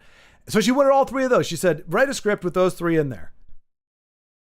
Well, It's only going to be so good because you're trying to mush things together. And I think we got a coherent story out of it, but it was still kind of weird. It wasn't going to be amazing. It was a fun writing exercise, but it wouldn't have been something that I chose to put out and said, hey, here's a great story we can tell. But that's what they're doing now. They've got a checklist of things they need to do to tell us what they think they need to do to tell a story. But the story itself is secondary. The character itself is secondary. It's about, we wanted to show these people in a positive light. We wanted to show that these people can do things. We wanted to show empowered, which is bullshit. Sorry, it deserves it. Empowerment is such a overused and ill understood term, and it never works. If it's a fantasy story, you're not empowering anybody. I'm sorry, that's just it. Unless you're talking about the cast or the director because they're doing something new and they're inspiring whatever. If it's a fictional story, you're not inspiring people, or I'm not inspiring. You can inspire people. You're not empowering anybody because it's fiction. Fiction doesn't empower people. Anyway, way on a tangent. Let's get back on track here. But all I'm going to say is I don't think modern storytellers... Look, Matrix. Matrix was a fresh story. 1999. It's not Shakespeare. It was a darn good story. It had some great concepts in there. You can tell good stories today. You can't do it using modern methods, modern methodology, modern standards. It's impossible. It is impossible. They are mutually exclusive. Even someone like Sanderson can't compete with Tolkien. But well, here's the thing though, and Honey Badger, I mentioned this when me and Beowulf were talking initially. I don't adore Lord of the Rings. Like, I like it a lot, but again, I mean, the ratio of how many times Tolkien says the word pale is ridiculous. Like, if you had to do a drinking game in one chapter of Lord of the Rings, every time he said the word pale, you'd be blitzed out of your mind. Like, he uses that word a lot. It's not a perfect work. There's a lot of stuff about it. Again, I'm not dissing on it. I'm not down on it. I think it's still well done. I still enjoy reading it once every couple of years. But it's not the best of, like, it is a very good, and you may even say top tier of that kind of story, but there are many different kinds of stories, many different kinds. And so you can't compare Lord of the Rings to Shawshank Redemption. Shawshank Redemption is a great story, fantastic story, completely different from Lord of the Rings, completely different tempo, completely different everything. It's not a fantasy element. Like, there's so many things different that to say nothing can compete with Tolkien, you can say it's very difficult for fantasy to compete with Tolkien. But then again, you got Game of Thrones. But then you say, well, but Tolkien's was, it had a different vein to it. Like, so, I mean, it's just, I think in their own categories, yeah, it's going to be hard to compete with. That's why you find stuff that is kind of derivative of it. And it doesn't mean don't tell those stories, but I'm going to say that good stories can be had, but we're just not set up for it right now. There probably are some that could compete, but we never hear of it. Studios, publishers. That's very true. Like Moorcock. I said that without laughing. Moorcock. He's not new, but compared to Tolkien, I think he is very, very good. So let's see here. I hope to goodness, Beowulf, you spelled that correctly, because I'm going to spell it, and we will see. Come on. There we go. Okay. I don't know why I brought that up. Is it? Okay, why is it? He looks like George Martin. And kind of Tolkien-esque. Why does all these writers kind of look the same? I guess maybe you're born and they just look at you and go, yeah, you're going to be a writer. What has he written? 1939. Okay, so yeah, younger than Tolkien, because Tolkien was like writing in 39. Oh, he was he was a veteran of the war and everything. So yeah, he's definitely younger. Here we go. New Worlds, New Wave, science fiction. Okay, cyberpunk. Bug-Jack Baron. That sounds like an anime title. You know, anime titles are kind of weird. It's like they take a bunch of elements that don't necessarily go together or sound whatever, and they put them together and it sounds cool. Like Bug-Jack Baron sounds like an anime. Biography, writer, Outlaw Zone from 1950. Okay, well that's a magazine. Oh, okay, editor of Tarzan Adventures. Sojan, the swordsman, a Schwartzman. Okay, well that warrants some more looking into. Let's see. Tolkien sure was an anomaly. I mean, that's the other thing. Yeah. They're. I mean, he is definitely unique. Oh no. Give it a few years, they'll make Wonder Woman a dude. They kind of already did, Honey Badger. They kind of already did. I mean, that was. I mentioned it in my video that is not done yet. But if you look at it, it's very telling, because Molson said women disparage the qualities that are associated with them, their allure, their tenderness, their compassion, all of that stuff. Those are looked down upon. They value the strength that men have. They value the physical strength and everything. So what he said, I crap you not, is that he wanted to take his ideal woman, the Wonder Woman, is take all the virtues of women that are kind of disparaged, that apparently women don't like and don't think they're worth anything, and combine them with the qualities of a man. Now, can we somehow today, folks, in today's day and age, in 2025, think of anything that vaguely resembles the concept of a man being a woman and a woman being a man, or there being really no delineation, or the concept of having a woman with the qualities of a man, or a man with the qualities of a woman? Can we not think of a contemporary trend that reflects the value, the illusion that a man can possess the qualities of a woman, or that a woman could in fact possess the qualities of a man? We're already there, man. I mean, Gal Gadot is not a man, obviously, but Wonder Woman as a character, foundationally, that's what he was going for. So, having a guy who, anyway, we won't go off on that topic, but yeah, we're already there, man. All right, Honey Badger, thanks for stopping by, man. You were the right person to have here. I wish we'd gotten more into the Hobbit, because boy, it would have gotten salty or spicy in here. But we work with what we got here. Why didn't they lop off both breasts? They'd be lopsided. That's true. Like, you just feel off center all the time. I'm just saying, if you're going to commit, yeah. No, I think you're right. Eliza. Maybe because they technically still had kids, so they wanted the milking part of it, the lactating part, because you really only use one, right? Like, I don't think you need to alternate in the middle or something. So maybe they kept one for raising future babies, and then kept the other one because you really didn't need to cut. Like, I think they only cut one off or minimum. But at the same time, that's why I'm questioning my source, because you could just strap that down or make the armor in such a way that, that would be uncomfortable, but more uncomfortable than lopping the breast off altogether. I don't know.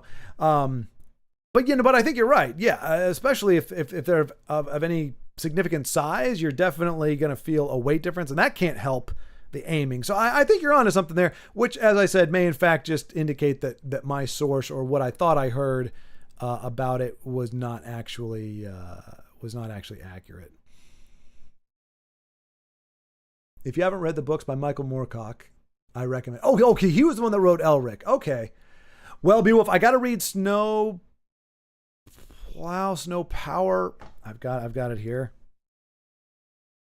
Thanks to Eliza.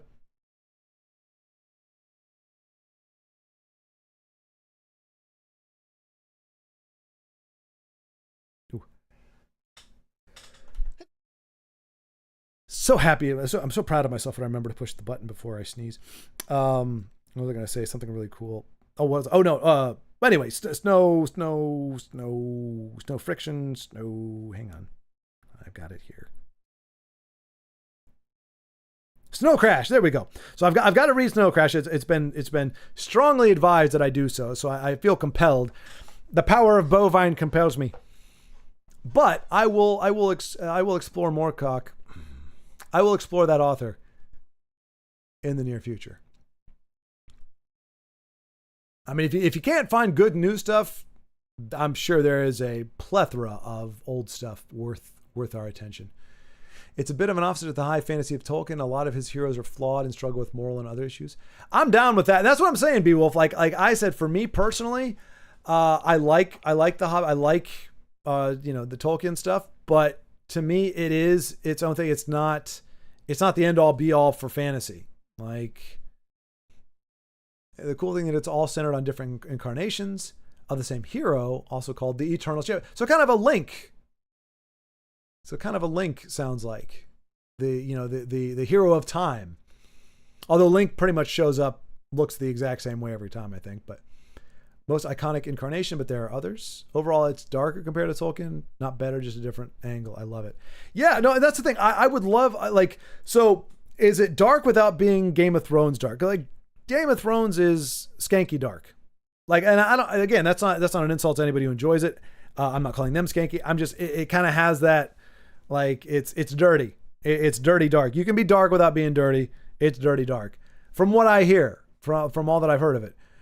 So if this is just dark, but not dirty dark, then I might totally dig it. Estrak Retro GL, welcome back. Good to see you. I'm sorry, sir. I'm not gaming at the moment, which you've probably learned now since it's now, 30 minutes since you came into chat. I apologize. But hello, good to see you. I'm glad. Thank you, chat, for greeting him, because obviously I'm late to the party. Looked like even playing worked. Oh, are we talking about the movie? Maybe. Gotta head out. I've got kind of an audition on it. Hey, okay, good to hear. My friend directing it, she said, asked me to be in it, and tonight is a casting workshop for her to figure out who gets what role. Nice. All right, Eliza. Yes, have fun. Let me know how it goes. Let me know what role you landed, what show you're doing, and all that. Looking forward to hearing about that. That sounds really cool. That's like the best kind of audition to go to, where you pretty much got a role. It's just a matter of which one are you best for. That's awesome.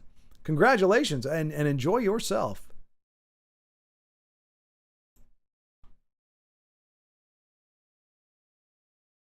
You're right. 1 2-hander. It means 2 hands. Oh, okay. Because you need 2 hands to handle that big a sword. Exactly. Yeah, that's a beast. Hey, I got it. I got context. Woo! This man is a fraud. J Money has been replaced by AI. He is only running at 10 FPS. Wait a minute. Are you guys getting the lag that I'm seeing? Because I'm seeing, like, it said at 60 FPS, but I'm seeing on my preview, like, a significant delay and jerkiness. Is it bogging down right now? I was hoping it was just because, it's my display or whatever. That's kind of unfortunate, because, yeah, that would really suck if that's the case. Michael Moorcock is the author of Behind Elric. Okay. Well, I got to run. I'm about to start chasing demons. Later, Gemini. All right, Lagmeister. Thanks for stopping by. Thanks for the cameo, buddy. On Elric, no dirty dark. Not dirty dark. Good. Yeah, 10 FPS. It's not 60, but it's not 10. Well, yeah. For mine, it's like really, really slow. I'll have to watch the stream back, I guess. Because if it's looking like what I see on my monitor, that's almost unwatchable. Like, it's a significant delay, and it's really, really, like, just... Lag is okay? Okay. Well, yeah, nobody else meant it, so I'm guessing, Lagmeister's just being a meanie weenie.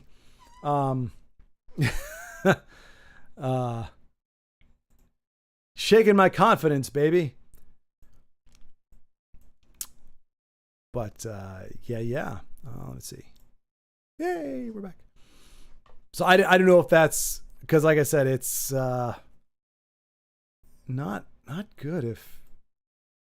Because I don't have any settings on it that should make it slow, but okay. But if as long as it's good for somebody, that could just mean that lags, his internet or something isn't going great. As long as it doesn't look as bad as it looks here, we're in good shape. That just kind of scared me for a second. But wow, it's slow. It is slower than usual, a bit, but totally doable. Okay. I'll have to look into that and see if there's any way to fix that. Maybe my resolution's too high. OBS stream quality setting.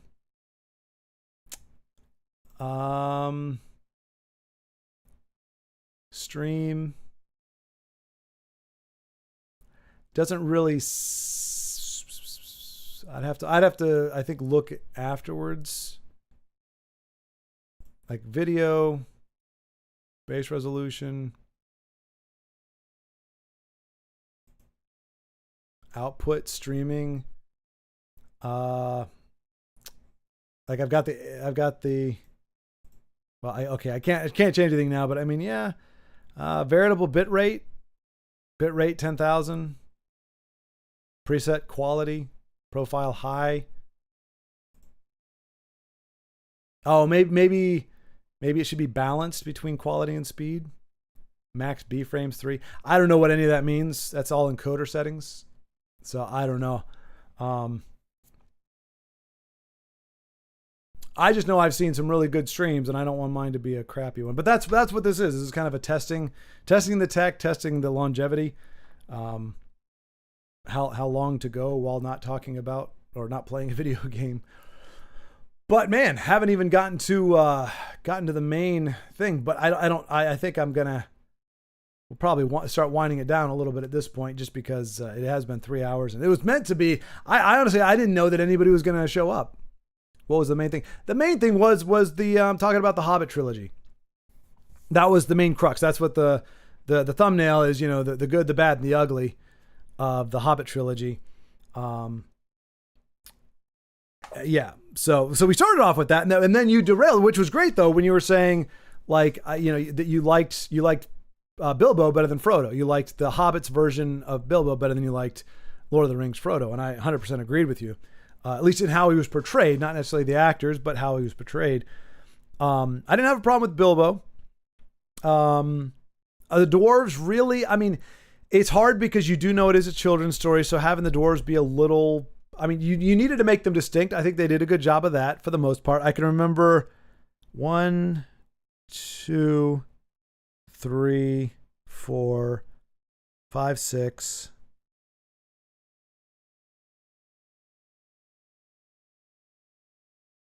All right, only 6 out of the what is it? There were 13. Bilbo made it 14. So the 13 dwarves, I believe. Oh, Thorin.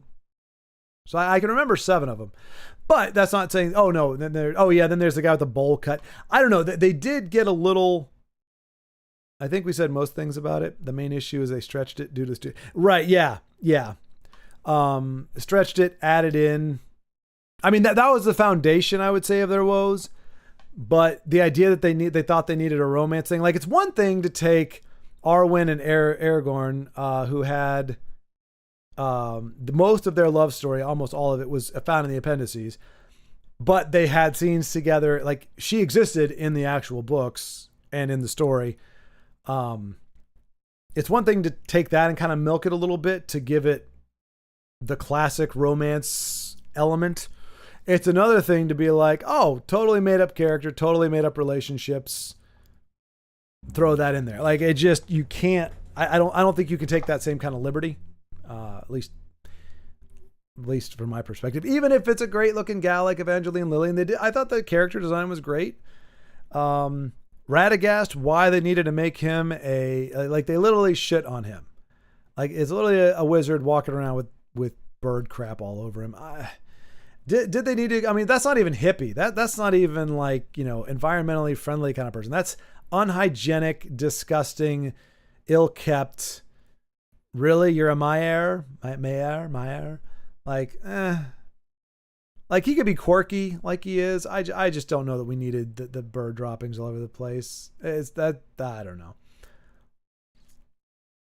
But yeah, it all starts from the stretching. But yeah. But I mean, yeah. I guess when it really was what it all comes down to, really, honestly, when you think about it, like the chase scene, with the Goblin King, and the chase scene with Smaug, both of which were absolutely ridiculous in concept and in execution. You don't have those if you're on a tighter time constraints. If you've got 2 minutes to show the dwarves running through the tunnels, and you're just trying to build suspense in those moments before Bilbo gets knocked off, and we follow him into Gollum's cave or Gollum's area, then you don't need a 10-minute ridiculous campy Circus Olay chase scene. Yeah, exactly. Exactly. Yeah. For some reason, because in my mind, I'm thinking, well, they could have had more. They could have padded it out better. And I will stand by that. I think they could have done a better job padding it out. Because they could have done the Battle of Five Armies in a different way that would have made it really, really cool. Well, not really, really cool. I don't know. It would have been hard. I think it would have been hard to pad it out in a satisfactory. I would have done it differently. And I think you may. I don't know. But I guess it works for the studios. $3 billion revenue. Yeah, could have been $6 billion. That's all I'll say. Yeah, and see, they learned the wrong lesson from it. But, or maybe I'm just. But that's the thing. I haven't. So aside from Honey Badger, who just for reference, and this isn't slander. This is true. I'm not saying it to disparage it, but just to put it in context, Honey Badger loves Aquaman. So I think Honey Badger tends to gravitate towards, and not by virtue of this, but just naturally, things that are a little more fringy. Things that maybe are not quite as welcomed in pop culture as others.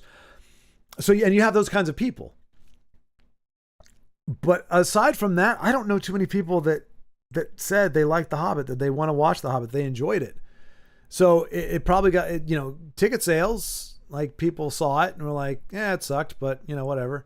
So it made money, but it doesn't have a legacy. Like, nobody, like Lord of the Rings still, you could probably release a new box set of it and people would be like, oh my gosh, unless you packaged it with, like I actually did a cut of that too. I trimmed down the Hobbit trilogy as best as I could, which was just so painful because there's so much to cut. And I took out all the credit scenes. I stitched them together and ran them right into Lord of the Rings. Didn't really work. They still did not feel like the same. They didn't feel like they were done by the same. I mean, I know it was still Weta. I know it was still, there was a lot of things in common, but it still they just felt too different. When I hear Aquaman, I always have to think of Family Guy's depiction of him. I have not seen that, and I know for a fact that me trying to bring up YouTube videos while I'm streaming does not work, especially probably now that I've got already some lag here. But I will look into that. But yeah, I just think of Super Friends, like 1980s Super Friends Aquaman. He's one of the few. I realized, you know what? Let me look at this. I didn't even look. I'm sure he exists. Superpowers vintage Aquaman. He is I never even searched for this guy. Oh my gosh. I would love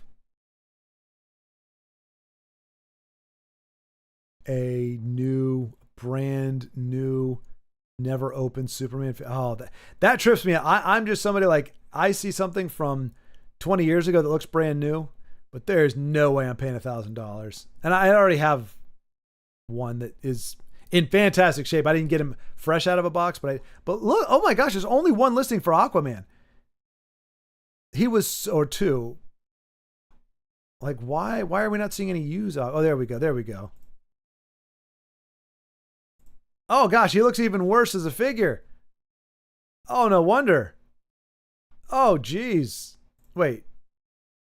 That's not what Flash looks like. My Flash looks much different than that. Huh. I guess there were different printing or different.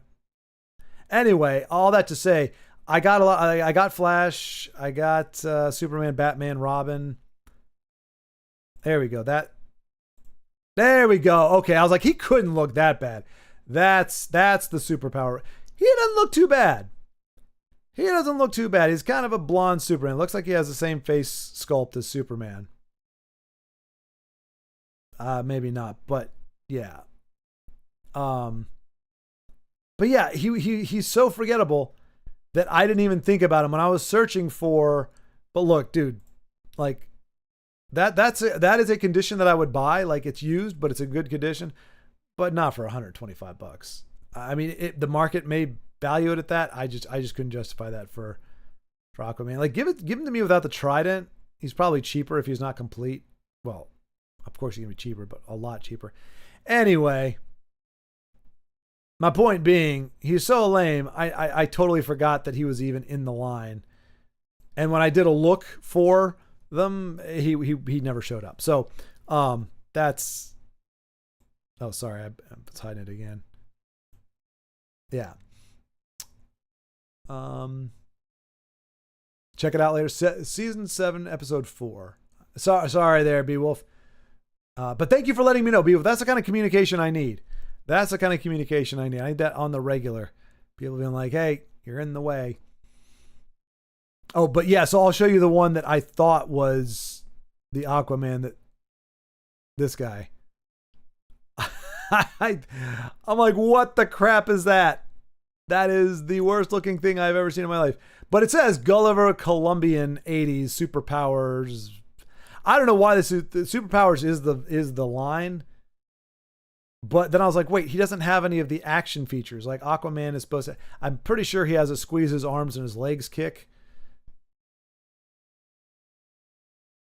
Oh no, it probably squeeze his legs and he spoke to with his trident. But like, you get something like this. Like, that looks pretty damn good.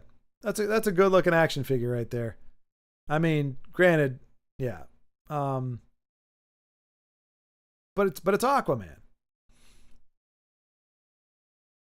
But hello, Dano. Hello, good to see you, my friend. Good to see you. Waiting on Magic the Gathering next set drops tomorrow, and waiting on Renian and friends to finish Tessel. Oh, gotcha. Renian's the one who's doing the homebrew, not the homebrew, but the adaptation. Is he close? Ugnip was giving us updates here and there, and I mean, we saw a lot of progress, like an ice storm, I think, maybe even. I don't know how close he's getting, like, and how many sets is he going for the whole thing? Like, I mean, because that's what, 3,000, 4,000 cards, or is he going for like the core set first? Kind of like going to release it as it was released originally? Because that seems more manageable, for sure. Very excited about his progress. Same client. He was playing with another guy already. Decks were generated, but very good. Nice. Oh, he's doing different things than they're like, oh, okay. They have a few big milestones, progressing fast. Good. Wow. What, I mean, could you, like, you just have to call it Tessel Resurrected, or I don't know, is there a Skyrim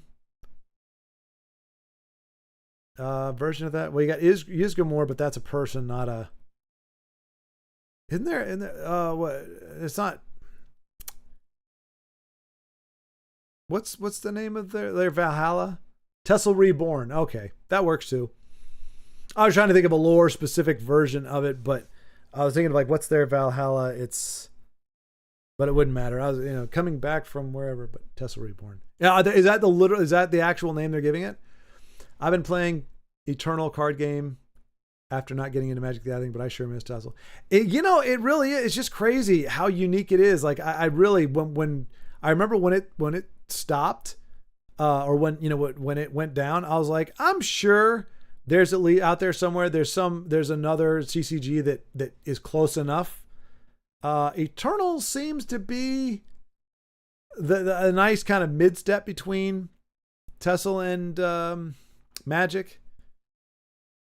It doesn't have prophecies, which I don't know about you guys. I don't like when whether I'm playing Magic or Eternal, I don't find myself missing the prophecy. But because there's also, I'm trying to remember. I mean, there's other reasons, especially in Magic, that I can think of to not get the other person's health total down. Like there's cards that interact based on health totals and things like that. So I think there's other ways. But if you're aggro, you have absolutely no reason to fear going face. Like you're not going to get shut down. So I don't know.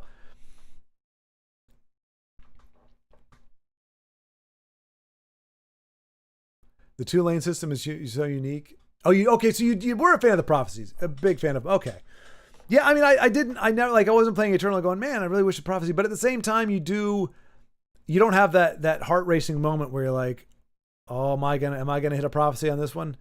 Am I gonna be punished? Like that there is definitely an element that's missing there. I cannot wait for them to be done. I was making some cool decks. And Tor doesn't realize how much he did for that game. Oh. I didn't know I liked the prophecies, but it makes attacking more. Right, exactly. Yes, Beowulf. Yeah. It's a little bit of a rubber banding effect. You know, like in Mario Kart, you can rubber band. It's a little bit of that because it can bring you back, but not everything. Like you can't suck and be completely losing the game and then have a prophecy change it. It can forestall, but it can determine a winner, you know. But in theory, if you're equally matched, then in theory that the whoever's going to win would come down to who draws their X card first, or who gets the prophecy. But yeah, I mean, when there were times where you as an aggro deck had to step back and go, okay, I'm going to wait to break the runes. You know, yeah, it was doing something unique, because I don't think any other card system has a mechanic that makes you pause as aggro. But I thank you, gentlemen. I thank you. I mean, I guess maybe second or third wave Tessel, I kind of, you know, I helped with, but I don't know. I just, you know, when, you know, folks like Dariloth came by and Thin White Duke, like, you know, I feel like if they'd come a little bit sooner, and it's not, I'm not blaming them for not, but I feel like you know what? I think it's body twists. I think if you squeeze his leg, his body twist. It looks like there's a joint there.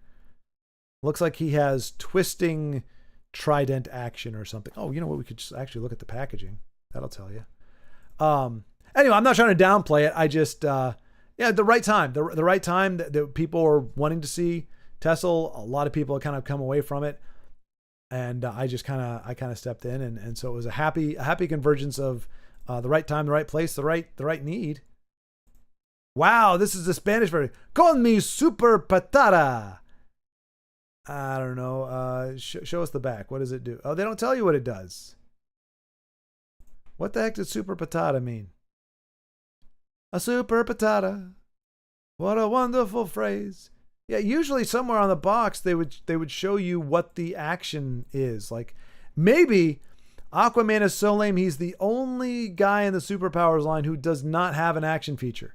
He's literally just a dude with a stick. Whereas, you know, Superman,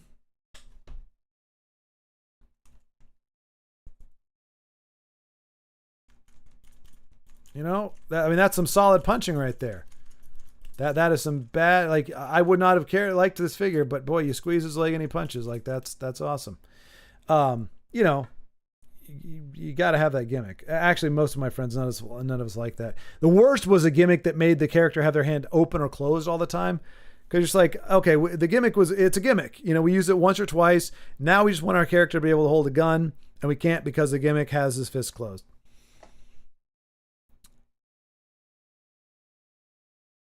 Roll to 1. You went there and then back to your channel. I missed that back then. Yeah, so what happened with Roll to 1 exactly? Well, I started scaling back.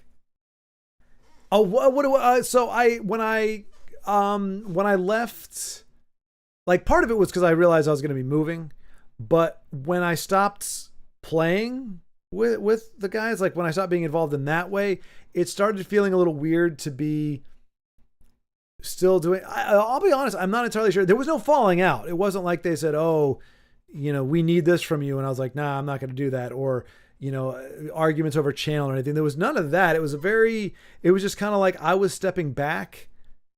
Yeah, I think that's what I think I stepped back first and then I kind of ramped up again. But when I stepped back, I was like, yeah, I just don't know that I'm going to be doing content all that much anymore. And so I think that's maybe when I went to Live at 5 exclusive. I don't remember. Honestly, I really couldn't tell you what happened there. But it was on the treadmill. There would be 2 of them. There would be 2 if I did not forget to hit freaking record on the audio. I had done a second one. Went through the whole 45 minutes, sweating, grinding, decent gameplay. Forgot to record the gosh darn audio. But yeah, that was fun. Yeah, Live at 5. Yeah, that was Um, that was a good time. I mean, especially, yeah, the other thing being able to spectate. And I guess that's one, Magic in theory is going to get there. The sooner they do, the better, I think. But what is it? Eternal. You can spectate. You can't dual spectate, but you can spectate. So that kind of puts it in the realm of possibility for kind of a live at 5 experience. That's why we need to Tesla back. Let's try Eternal. Yeah, you can spectate. Yeah. Well, and that's what I did. Like, so we last Friday, and that's why I'm trying this out as well. Because ultimately it started off ostensibly as an Eternal stream, but then I ended up just showing, spectating Denise's games and went off on a bunch of tangents talking about, I don't even know what. So it really became less about Eternals and was more just a talk chat stream like this one. But just imagine someone playing Eternal on this screen here instead of it being a website.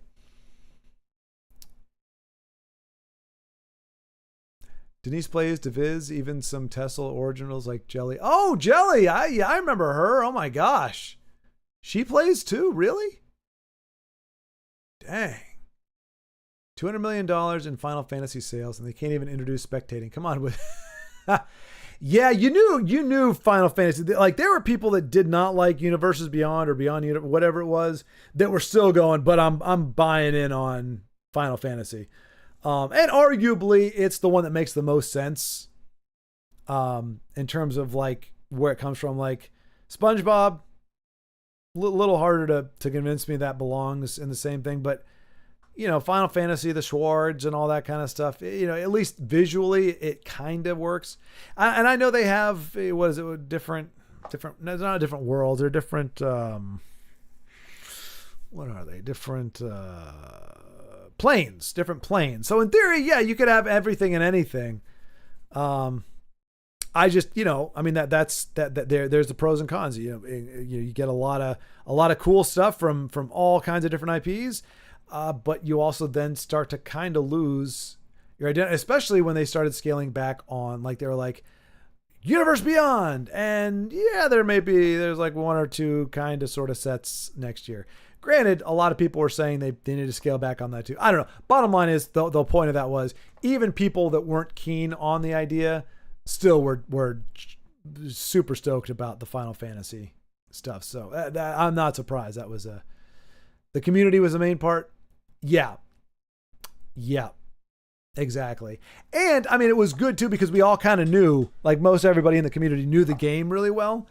So, it was like you could watch it, and even if the commentary wasn't all that great, like, you could still appreciate the game for what it was and, kind of debate about strats and stuff. I mean, I will say, like, I don't know what they're going to do with the Reborn version. I hope they either, like, that's the thing. Do we want everything from Tesla Factory? Well, I mean, do we really want the Allied Guardians as they were? Do we really want Midnight Burial as it was, with in conjunction with the 9-cost Reanimate or whatever it was? NPO, yeah, an NPO. I don't mind Gaelic Guardians. Your particular way of naming them makes me think otherwise. That's the thing. A lot of people didn't mind them, but I would say there were plenty of people that didn't like them. And so for those who didn't mind, in theory, you wouldn't miss them if they were gone. Or if they were a one-of. Unique Legendary, Allied Guardian. I could dig on that. Or New Year. New Era. Maybe one of, like, the cars don't need to be taken away, but but at the same time you go, well, that was Tesla. That was a game we loved. Like, are we going to start cherry picking things we did and didn't like? That said, I do think you can argue that last batch of cards that we were kind of just given the premiums were not in any way, shape, or form, not weighted. What do you call that? Play tested. Oh gosh. What do you call that?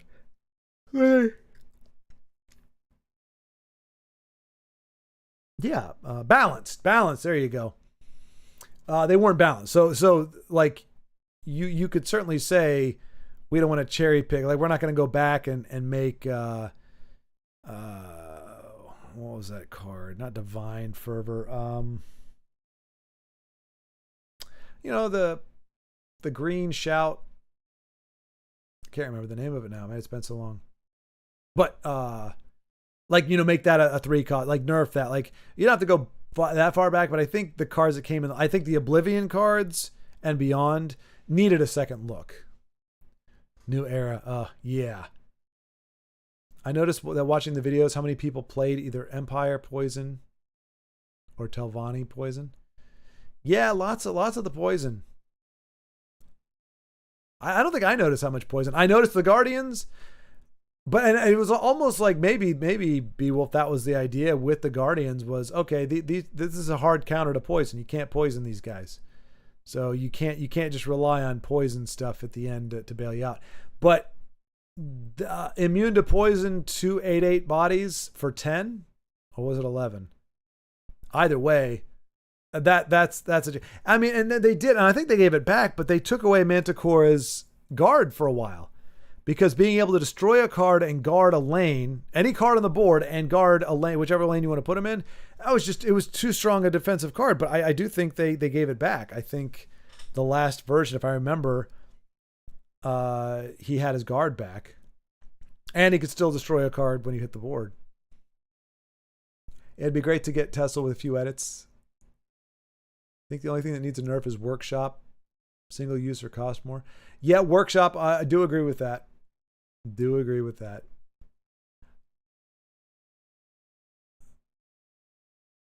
Oh, yeah. Well, that was the thing. Yeah, the Guardians and Telvanni was just obnoxious, because I don't think you could, because they had things that wouldn't just bring it. Wait, no, because you could do that in Empire too. For some reason, it was worse in Telvanni. I'm trying to remember. Well, you had Devathe's Experiments. That was the big one. Devathe's Experiments would really just blow the doors off. End up with 4 of those bastards on the board. The +2 Gabo. Yeah. Aros was shouting that thing out for forever.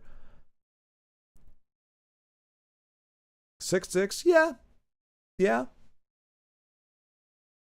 I mean, look, I'm in favor of any nerf to the Guardians. I think it's fine when you have a unique thing like immune to poison, but like what was the big 10/10 swamp thing essentially?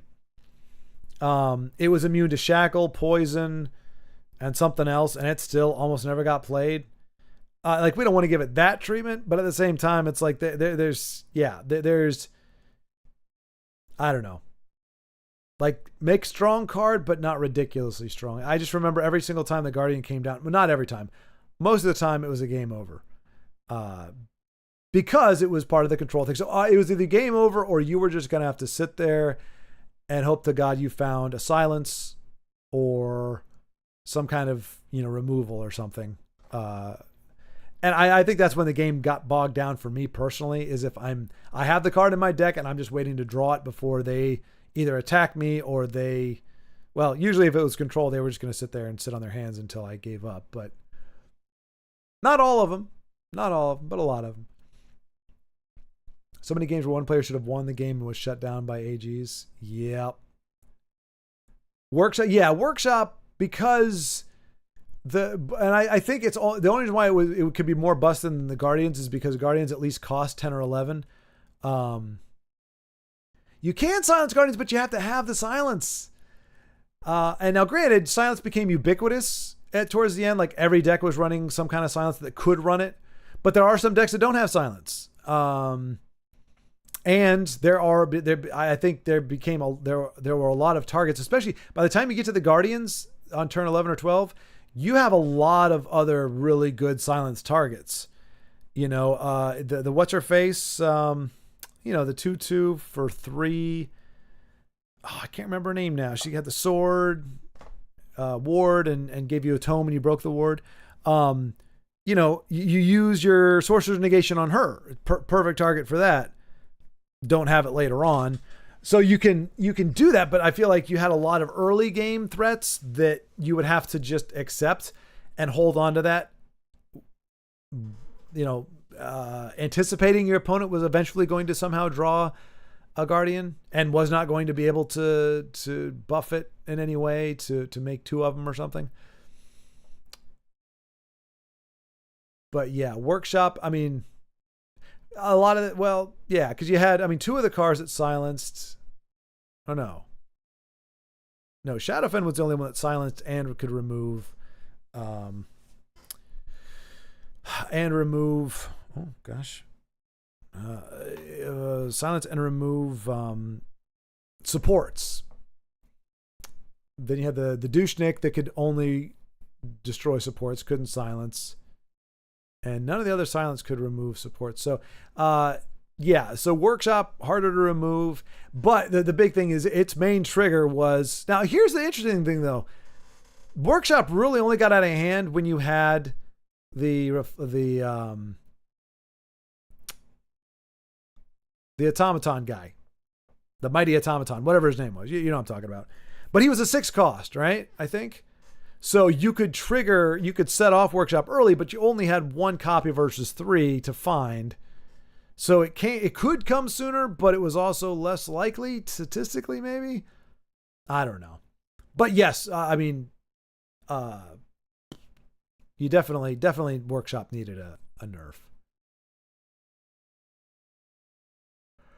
Yeah, that was the thing too. If you didn't banish somehow the guardians, and the other thing too is, again, it's an 8/8 body, so you silence it. If you don't win that turn, your opponent now has, in theory, they have 16 points on the board just from that one card. And so in theory, if they were contesting with some other cards or whatever, if they had any board whatsoever, they could one-shot you, possibly. Just by playing that one card. So they shut you down. You have to waste a silence on them. Maybe it's enough. Maybe it's not. Maybe you only have one card, 2 cards in each lane that can attack. And so you silence one. So you can only do half the damage you wanted to do. But it gives, and that was the thing, like even the most stodgy control player and lazy control player will go for face if they have 35 points of damage on the board. I'm not saying that's always the way it went down or that was a guarantee, but I think that was the threat. It wasn't just stopping other people from getting in. It was also giving you sizable, hard to remove threats that could easily turn in one turn. You had a great offense and great defense. I like Silence and Eternal better. It silences skills and weapons, but not stats. Oh, interesting. Okay. So wait. Silence was very strong in Tessel. It was. So a Silence 6/6 guard is still 6/6. Just no. But that was the case in Tessel unless the only difference was if the 6/6 got buffed by some kind of, if it was buffed by a weapon or, like something else, then it got knocked down. But otherwise, it didn't change. It didn't hurt your stats. So if it silences weapons, then it was functionally the same thing, right? What am I misremembering? Because in Tessel, if you silenced, what was the guy I just talked? Not Nahagleev. Yeah, Nahagleev, 7/7 with guard. If you silenced him, he was still a 7/7. You just lost guard. They also keep those changes in the graveyard. Oh, now that's interesting. Now that's different. No. Well, I guess it would be a very specific kind of card, because cards in the graveyard, I'm just thinking weapons or any card you would put on there to enhance them for a turn. Those don't get brought back either, but they don't get brought back silenced. They get brought back, so they still have their guard or whatever. So I guess that is different, because they come back brand new. Direwolf did a good job. They have a ward too, but only protects from magical effects, not battle. Which that, if I'm not mistaken, that is that's magic. Magic is that way as well. The ward protects against physical damage, but not, or no, it protects against like fire bolts and stuff, but it doesn't. You can actually still attack them, even if you silence a stunned shackled unit. Oh, okay. Now that's different. That is different. Okay, I like that. Because, yeah, I mean, now granted, it wasn't the end of the world, but you usually had to make sure you got your ordering right, because the last thing you want to do is shackle something and then silence it to take guard away, and now. I mean, it wasn't the worst thing in the world, but yeah, that would definitely be a bummer of a play. Buffs remain basically, just text is removed. 6/6 guard was a bad example. Think of the abomination. Oh yeah. Right. Okay, still a 15/15. Gotcha. That's what I meant. Okay, yeah. That is very different. And yeah, I think that does. Yeah, where it makes silence helpful, but not. It doesn't completely undo all your hard work. Although, I mean, I guess if it doesn't take away the weapon thing, then what's the point? But man, it was really sucky if you had an item deck and you get silence. But yeah, there you go. Helpful but not overpowered. It doesn't undo all your hard work. Some of it. It'd be nice to kind of take a little from that. Maybe adapt. You know what they could do in theory. I mean, if they're building the game essentially from scratch, they could do almost kind of like a Magic the Gathering type thing where you have Elder Scrolls Legends Legendary or Legacy, and then you have Elder Scrolls Update or Elder Scrolls Modified or Elder Scrolls Balanced or something. So if you just want to play the game exactly as it was, everything exactly, workshop and all that nonsense, you can play that game and you don't have to worry about it. And then you have different versions, kind of like with Magic the Gathering, they have different games you can play. Certain cards aren't allowed. Certain cards are banished. The banished list is not the same for all of them. Some of them are banished in almost all the different formats, but you can have different formats where, okay, this is one where what is it? I guess you just have to do one with balance changes that are either voted on, agreed upon by the majority of the community or something, where a lot of the cards we've mentioned get some kind of treatment. And so you'd at least have two versions. Like the ring that gives keywords +3 would still give +3, but no more keywords. The ring that gives, wait. No, that's not Mentor's ring. Oh, it is. No. Right, yeah. So it doesn't render them null and void. They still have functionality. It's just not as good. It takes it where silence is literal. Yeah, it's still a weapon, but it's still, special effects are silenced. It is Mentor's ring. Okay. Yeah. Because that does. I was thinking that it did that repeatedly. Like you said, it gives keywords. So I was thinking you were saying in the future, it wouldn't give the keywords, it just gives +3, but you're saying upon equipping, it gives the keywords, it transfers the keywords and gives you +3. If you silence the creature, the keywords are gone, but you still get that +3 from it. So you still, the ring is still there. It's just not giving you all your razzmadazzle. Yeah, it's still a ring. Yeah. Or right. Yeah, no, that would be a nice, I think that would be a nice adaptation to silence, especially when silence became, it was weird. That was always the why I felt bad or understood where I was not lacking, but where it was kind of a me problem, where I was like, the games where I'm trying to do something really cool with either swords or a support or something, and I'm like, dang it, there's way too much support removal. There's way too much silence in this game, man. You can't do anything cool with it. But then on the flip side, I'm trying to play a little more a straight deck or an aggro deck or a mid-range deck, and my opponent's doing really cool stuff. I'm like, there's not enough silence in this game. Like, I only have 3 silence cards, and I'm not drawing any of them. This sucks. And so it's like, yeah, that's when it's a me problem, because it's like, okay, well, it can't be both. There can't be both too much silence and not enough. It's just whenever I was playing and I needed silence, there was never enough of it. And when I was trying to play cool stuff, there was always too much of it. I don't know how to get around that. I'm still working on that mentally. A lot of the stuff we were used to from Tesla is there. Supports called relics and eternal keywords. Yeah, I think the supports work a little more like they do in or feel like, in general, they feel like they do in Magic a little bit. I'm trying to think what the primary differences are. Because you still have land. It's called something different. But you still can have 2 different colors. So it's not just like one land solves it all. Um, the turn the turns are still, they're not quite as complicated necessarily, but you do have interrupts. What were they called? Ambush or something like that. You can still I choose to attack. You choose which ones to defend. That's magic. Um, you can assign which damage goes to which one, and then when you're done with that turn and you're about to attack, your opponent can't play an instant, sorcery, whatever it is, that will buff one of their creatures or nerf one of yours or something to screw up the math at the last minute. Magic does the same thing. It might have one more step in there, but it seems so. Like I'm just curious, Beowulf, why not Magic and why this? Other than, well, I'll let you answer.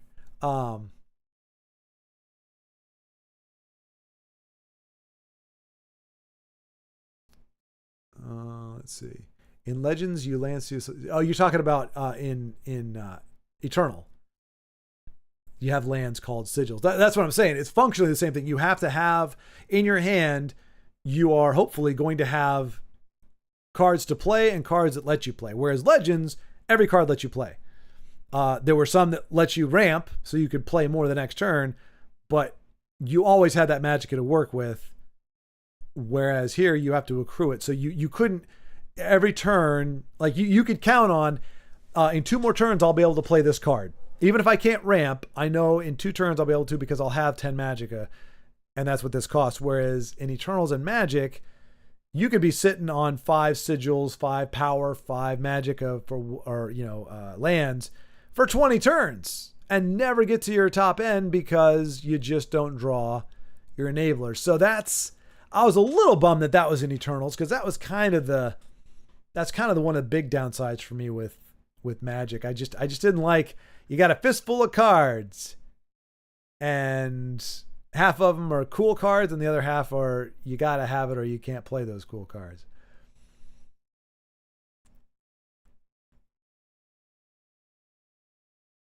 Right, exactly. That makes deck building more interesting, but I don't like that you just get unlucky and only draw sigils, lands, or none. Yeah. So every deck needs to have a strategy to pull enough lands or non-lands if you draw too many. Magic was just too busy for me somehow. It made me relax like Tessel did. Eternal did that eventually. It takes a bit, but it did.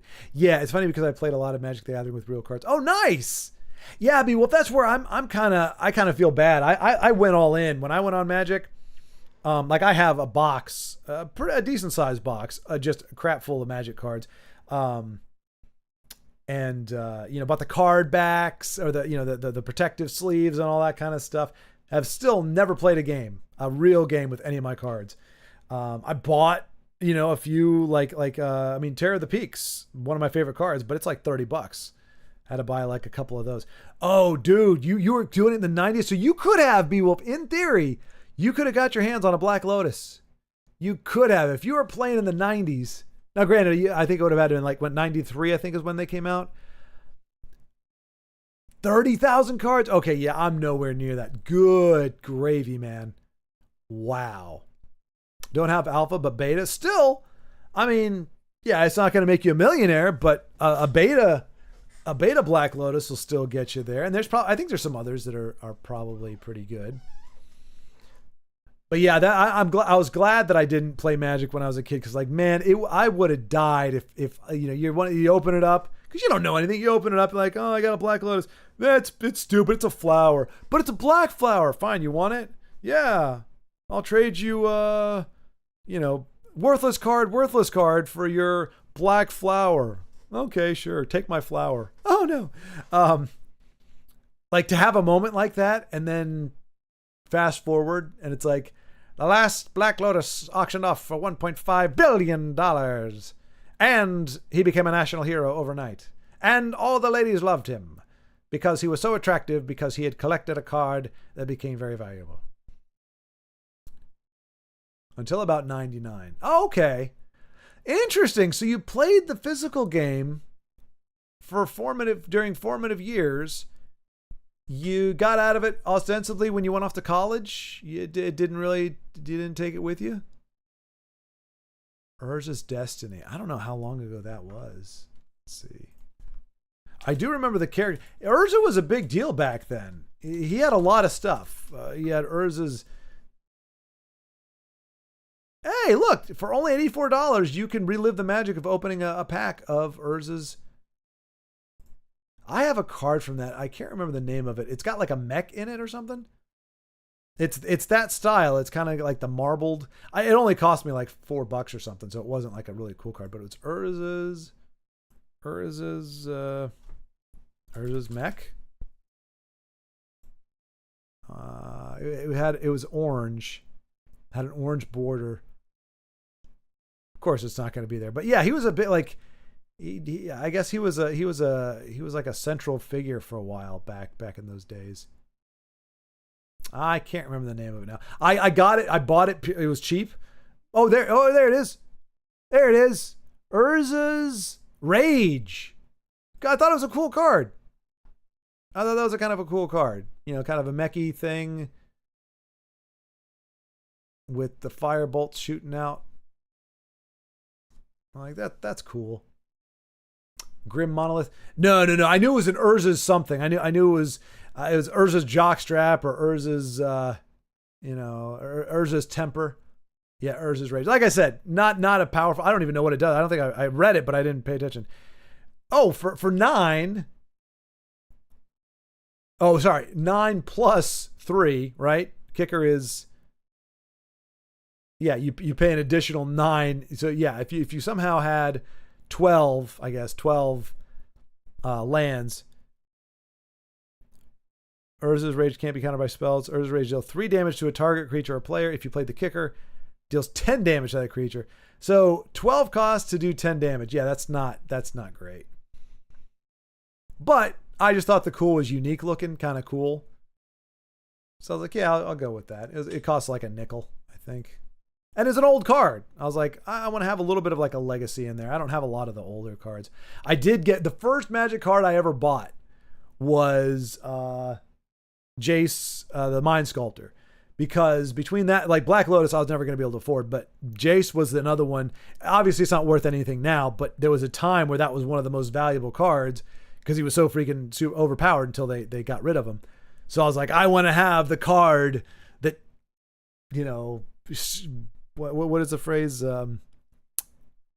Sailed 1,000 ships or whatever. Like it was a big deal back in the day. So it was kind of a relic from a time when he was also awesome.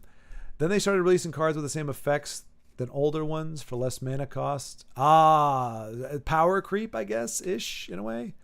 You had to literally keep buying cards. Yeah, exactly. And that's kind of where I'm at. That's where I got Beowulf to a degree. And I mean, and Eternals does this too, which that was another thing I loved about Legends. You didn't have to worry about cycling cards.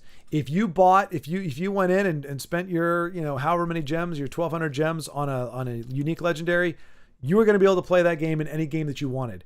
Whereas with Magic and Eternals, your favorite deck, your favorite cards can get cycled out.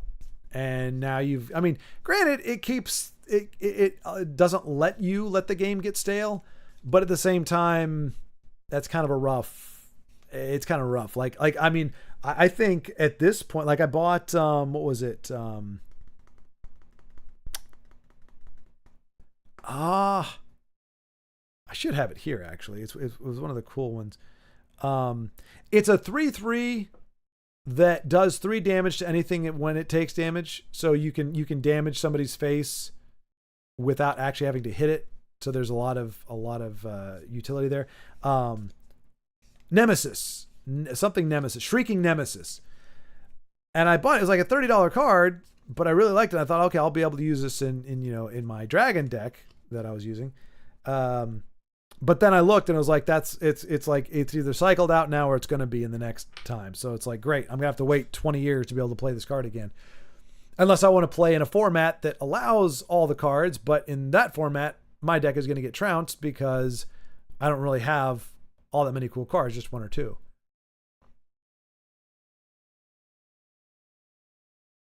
In a way, it was nice that Tesla was closed. Exactly. Yep. Same thing.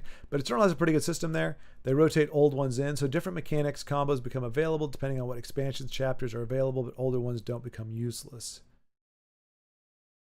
Right. But that means that there are, right? So they bring back older ones, but then they also take away other ones for a time. So they giveth and they taketh away.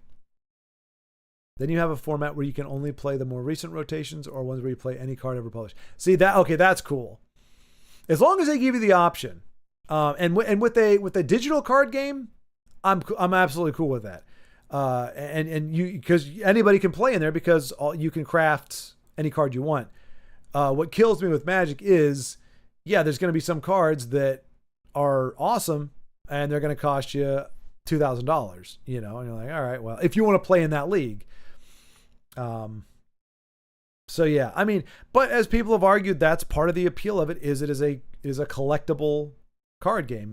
You buy the cards not just as avatars of your will, but as investments. But just like with anything, I'm not going to say investments ruin everything, but investors tend to ruin everything. And I say that as kind of one myself. I happen to be something of an investor myself, but I'm not heavy into it, and I don't speculate. Like, I don't invest in fun things. I invest in stuff that I expect, like, these are necessities. These are things that are going to be, need to be used. I'm not going to invest in something that, where there can be a conflict between being creative and fun and making money. But yeah, I think it's easier to have the rotation in a digital card game where you can just craft a new card, that you need. Whereas with the live Magic, the real Magic, you had to. Unless you played with really chill guys that were okay with proxies. Check this out. This is fun.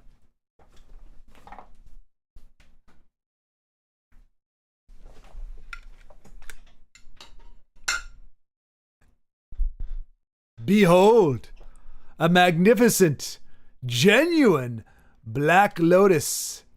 It is the real deal for shoresies. But I mean, it's actually, look at that. It's a really good, granted, now you're seeing it secondhand. Here, this will let you know how real it isn't. I'm taking it out of its protective casing there. Trying to get rid of the glare. It's a really good replica. They got it down. So, and I got it just because it's a trip to see that on your shelf, just to see this card that has all the infamy to it. It's just kind of fun to look at. And also to say that proxies have come a long way. There are some really good proxies these days.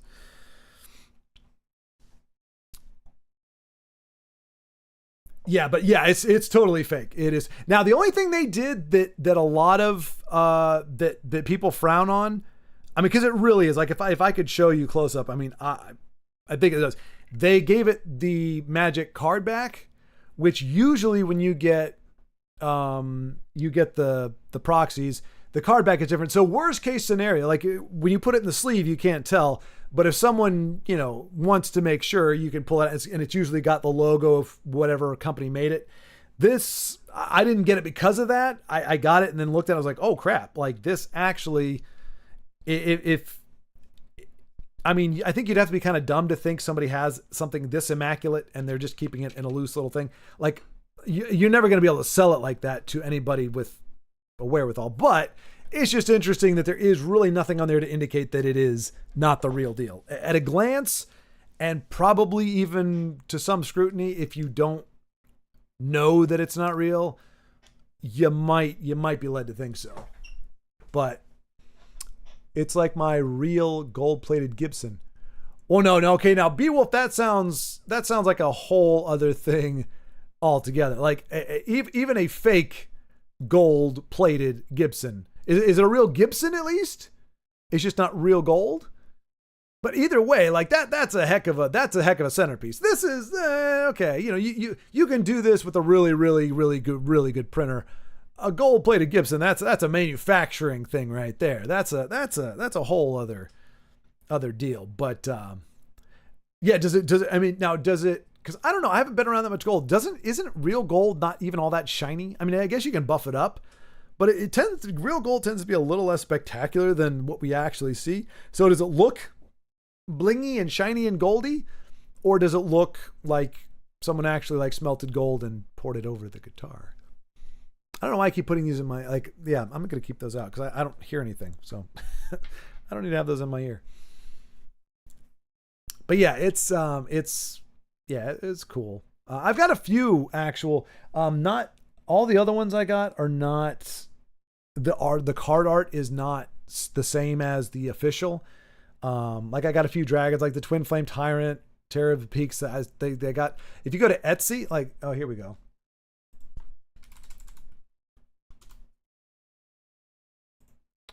What are they called again? Terror of the Peaks proxy. Yeah, like you get something like this. Like that's pretty cool art, you know, and it's got all the stuff there. But it's clearly, I mean, it's a borderless version, but so you could be mistaken for it, but you're never, that art is never going to be seen anywhere in Magic the Gathering. So you never have to worry about people thinking that it's real, but it's a really cool version of the card. They got a ton of these things on there.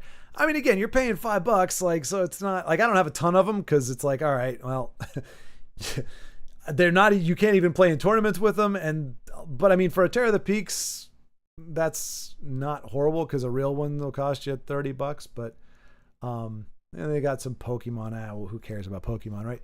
But I want to see gold-plated Gibson guitar.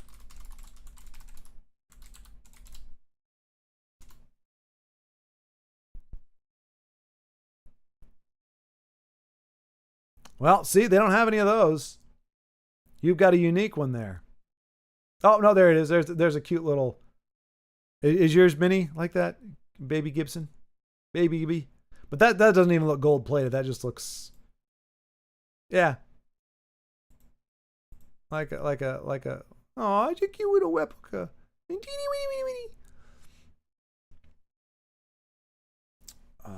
see.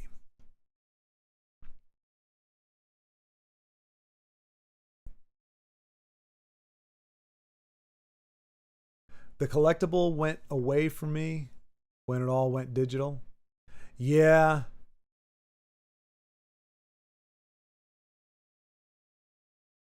Well, I mean, they still make the real ones, right? Now there are some cards I think that are digital exclusive because they can only be played if you can do digital things. Like they don't.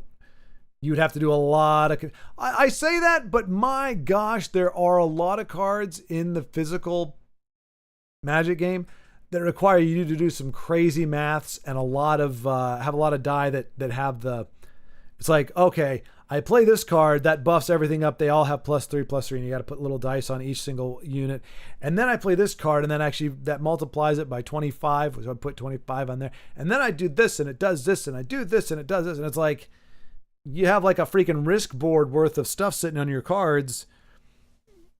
And like, so doing it digital is super easy, barely an inconvenience, but man, trying to do it live, it's like, I don't want to attack with anything because I'm going to topple all my stats. The original is really expensive. Oh, well, yeah, the original Gibson, I imagine. What I have is still a nice guitar, but nothing. Oh, well, I mean, at least it's a real guitar. And hey, $3K, yeah. Mine is big, but it looks about right.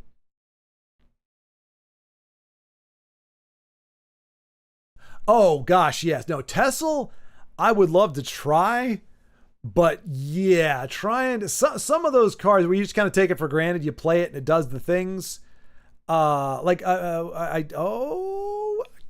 not divine. Why do I keep thinking divine? It's not divine forever. It's oh.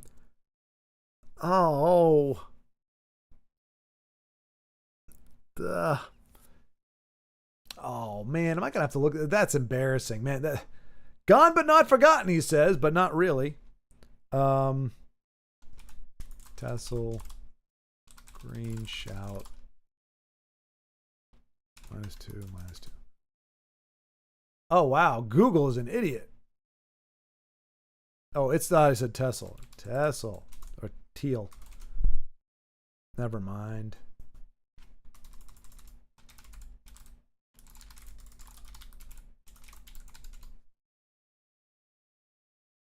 Drain Vitality. Dag nabbit. I wasn't even close. I thought maybe I was getting close, but I was not even close. Yeah, drain vitality. The -2. Well, okay. Well, how do you keep track of that if the game doesn't automatically do that? You got to do something for every creature. And then if you silence one, or if you do this, or if you add another,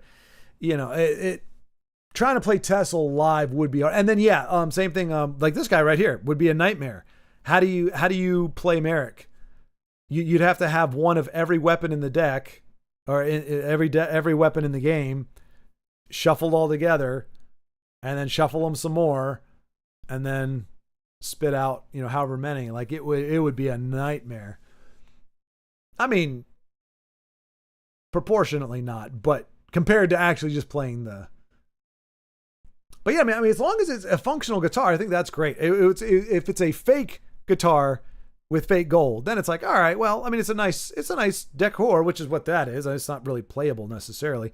It's nice, but it's cool that you could actually play it if you wanted to. And I think 3K is, for something that looks legit, it's the same percentage. I paid $5 for that. The real thing is, $200,000. Kind of the same thing there, or $100,000. I don't know. There is a big difference. Black Lotus Beta PSA 10.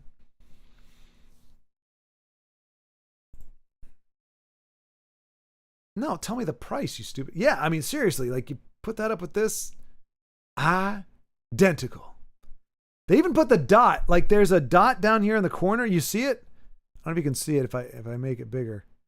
Like even in this one, there's like a little white dot in the bottom left corner. I don't even know what it is or why it's there, but it's in here. It's down there. Oops.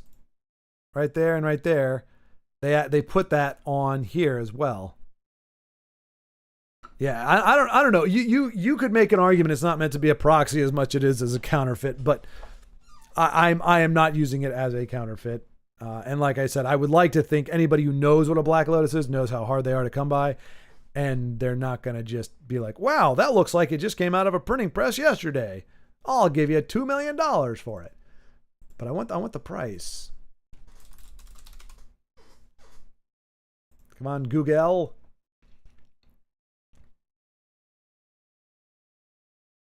$20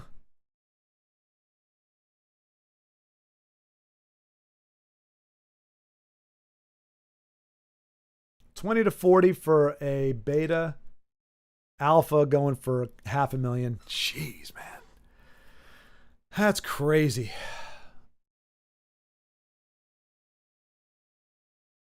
Imagine rolling a dice turn for every poop stone. Oh, no. No, I would ban poop stone on principle, firstly. And then if principle wasn't enough to convince somebody that we should not have an RNG poop machine, I'd be like, but I would love to have it. I mean, I really would. But imagine the logistical nightmare of having to crap out a keyword every so often. I mean, who wants to keep track of that? And the person would be like, yeah, it's very true. What a poop stone it is. But yeah, that would be, ugh. The feeling of seeing all your cards shuffled into your opponent's deck. Oh, gosh. Yeah. And not only that, Beowulf, again and again and possibly again, because there's 3 copies of that piece of garbage. And it happened. We watched it happen at least twice to so many people. That's just such a killer, man. It's like once you get to that level, was it 11? I think Magic, it wasn't, I don't think it was 12. You get to 11, and if you're up against an Empire deck, good luck building a board, because that guy's going to wait for you to get everything in place, and then he's going to go yoink, and you're going to have an empty hand, and you're going to hate it, and you're going to keep playing because you think it's a crappy way for him to win, and he's going to dick with you for 20 more turns and then beat you. It's still too real, folks. It's still too real. Alpha Black Lotus is offered anywhere from like 200 to 500. Yeah, man. It's illegal in Magic. Well, I think there's that one version, whatever it's called, Legacy or whatever. There's one format that Black Lotus is allowed in, and it has to be, I would imagine, because it's still worth something. If you couldn't play it ever, I don't think it would still be worth 500,000. I mean, I would be very surprised if somebody who just spent $5,000 on a card would bring it to a card game and not in a bulletproof case of some kind. Like, yeah. But technically you can still, I think there is one anything goes venue that you could still play those in. Beta is white canvas. Yeah. Yeah. The One Ring costs more. No, I've got the One Ring. Didn't the One Ring get a huge price nerf when they because it got canceled? But yeah, I've got two copies. One of them is I call it the more vanilla one, the more normal looking one, and then this one. And that's not a proxy. That's actually the card. But it's only like $70, right? I think. 50 now even maybe. I thought it dropped. Like I got it before the price drop or before I kind of took a gamble. I was like, you know what? I'm going to do like I don't want to blow $50 in Vegas, spend $50 and on a sports team or something. I want to gamble where even if I lose or I don't, it doesn't do what I want it to do, I still have something to show for it. So I gambled. I spent, I think it was $70 and bought the One Ring before they announced the, what was it called? The bannings. They announced the new thing of bannings. It was speculated. It was highly suspected that it was going to get banned, from like all normal play, everything, maybe not Commander, but most normal play. And then like, if it does, it's going to be worthless. If it doesn't, people are going to be clamoring for it. The price is going to go through the roof. So I was like, well, either way, I get a cool, like that's the only card from, oh no, I have that and I have Smaug. There's some card with like the dragon thing, but I won't touch most of Magic. I don't like the way Magic handled Lord of the Rings. But the One Ring, it's hard to mess up a ring. They did a good job with it. It looks good, but I think it's worth like $50 or something. I should go through my cards and see what I got. I remember though that a lot of prices listed aren't what you actually get if you. Yeah, it's Pikachu, I think. Oh, you're talking about the One Ring, Dano. You're talking about the one ring. Yeah, that sold for what? 1 million, 1.5. That one celebrity. I don't even know who the guy is, but apparently he's a celebrity. He bought it. The one ring. Okay, now I know what you're talking. But yeah, I got that one. Okay, so I mean it's pretty much what I paid for it, so it hasn't lost any value apparently. But I will say you can check out a TCG player, Beowulf. These are like market prices. Like you could actually, it's this and Card Kingdom is another site where it'll tell you this is how much you can sell your card for, provided it's in the condition that you say it's in. You can even ship it out to them. And, once they get it, they'll pay you. Makes you a little nervous if you're talking some high value stuff. But I mean, yeah, you could pretty much sell it for what it's there. I'll tell you one card that I got.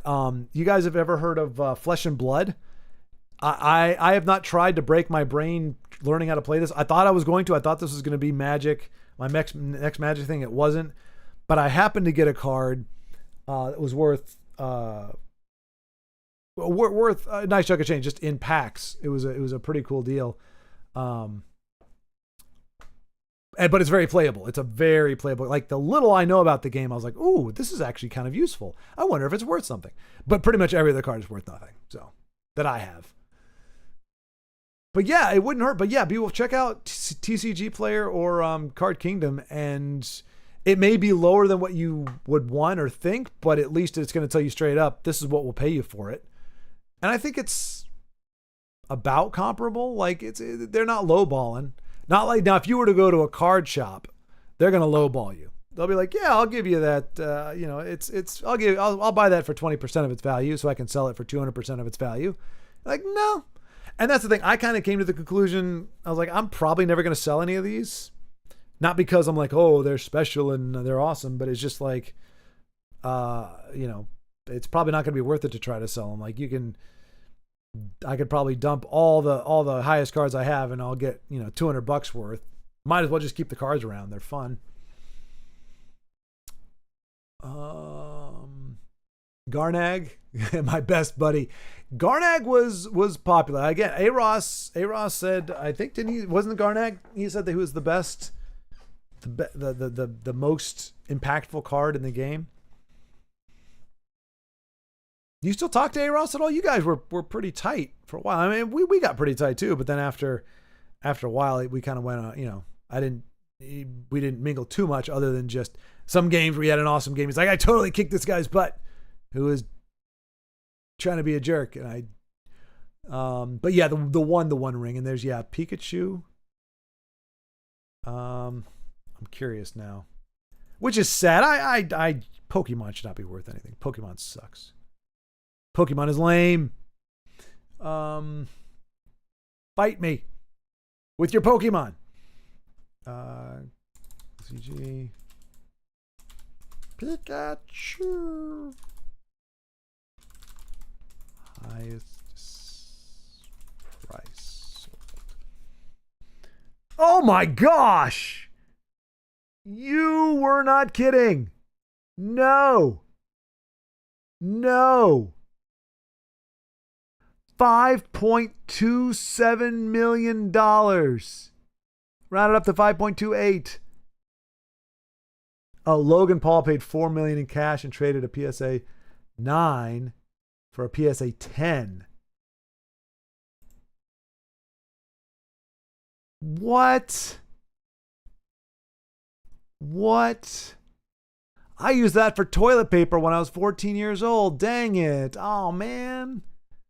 Oh, most expensive poo I ever took. That's insane, man. Yeah, that is crazy. And Joe Montana rookie. Joe Montana, who actually did something in this world, who actually set real records in the real world. His rookie card is under $100,000. And this little stinky turd muffin holding a paintbrush, $5 million. Now, I will say this. It's Logan Paul. So that was what he was willing to pay for it. I don't know. Oh, there's a $3 million Black Lotus. There's the $2 million One Ring. And there's another Pikachu Illustrator. Like, I think, look, 1, 2, 3, like that puts it in the, I think that was more of a guy with way too much money who has forgotten the value of money was willing to spend $4 million plus a 9 to get a 10. I don't know that that's what we would call fair market. Like, I don't think he's going to resell it unless it's to another YouTuber who's not me, for that kind of price. Like, I think more of that was just, look how much I can pay for a card versus I think it's worth $400 million or $4 million. 400, good gravy. Post Malone. Yep, that's who it was. No idea who that is. What is he known for other than buying a ridiculously expensive card? Post Malone. He's got a bunch of tats. I know that. Yeah, a lot of tattoos. What is he? Austin Richard Post. American rapper, singer, songwriter, record, and actor. I've never seen him in anything, but okay, he's a music guy. It always, I wouldn't say trips me out or makes me salty, but man, I'm used to adults, I'm an adult too, I guess, but I was used to older people making more money than me. It's crazy when I see somebody born, 15 years after me who's already made more money in their life than I have in mine. It's like, man, I had 15 more years and I worked a paper out that I don't think you worked. And yet, what? That ain't bad. Those look like, oh, never mind. No, there it is. That's the key right now. Some of these are rare, but I was like, dang, for the condition these are in and the rarity, like 450, that's it. And you're like, yeah, everything looks good until you get to the big ones, the ones that really matter. Green Arrow looks good. Wonder Woman looks as good as she can look. Batman doesn't even have his cape. Superman is multicolored in a really bad way. And Robin's got missing paint on his little booties there.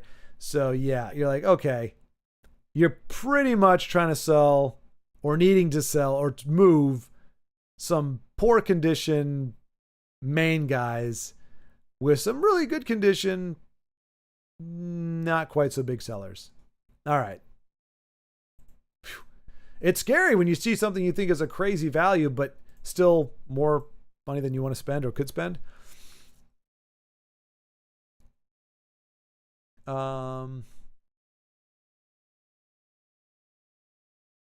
Late teens when you started playing, mid 90s.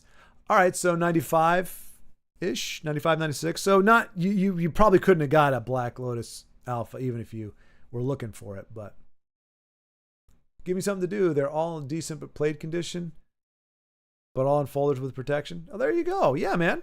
Hey, yeah, it's always fun to like be like, what? Because there's some cards where it's like you won't realize that they're expensive. Like anything that's not a Black Lotus, it's like, whoa, this card actually is worth something now because it got brought back into play after being out of circulation for whatever. Like there's like a Soul Ring or something. I don't know. There's some stuff. But yeah, man. Especially with those betas, some of those earlier sets you bought, there's probably like 10 in each one of those. That's going to net you over several $100s if they're in that good condition. They're just sitting there. I got them from Germany like 10 years ago, and I thought I would play with the son of my then girlfriend. Oh, man. Did you ever play with him? Oh, that sucks. I know what it's like to make a plan thinking something might go somewhere, and you're like, oh, I can do this with her or with something, and then it's like, it sounds like the way you phrase it didn't work. Hopefully, well, you said then girlfriend, so I guess it didn't. I was gonna say, well, if you're still your girlfriend and you're still hanging out with him, maybe he's not a Magic player. That's okay. Me and A-Ross speak every day. Nice. Okay. See, and that's great too. When you got friendships that outlast why you became friends in the first place. Like the friendship matters more.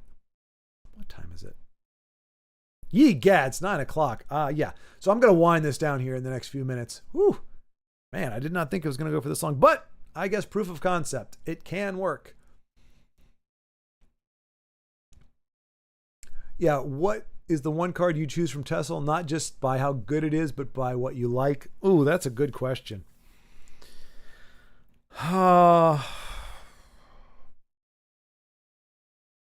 Like right off the jump, the first card that popped in was like Dawnbreaker because I just like I like cards that can influence, that can make a weaker card better because it gives them better stats. But when they nerfed it, where it can't kill vampires, just like it doesn't kill an undead just by summoning. And I mean, it's an item. It's got to be a person, right? It's got to be oh man, I feel like there's so many.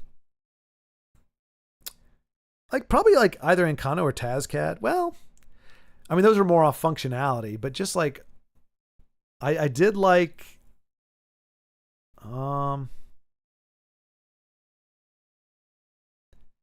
I feel like it should be a unique legendary. But it doesn't have to be. Let me see what you said. You got to have said something, right? I don't know.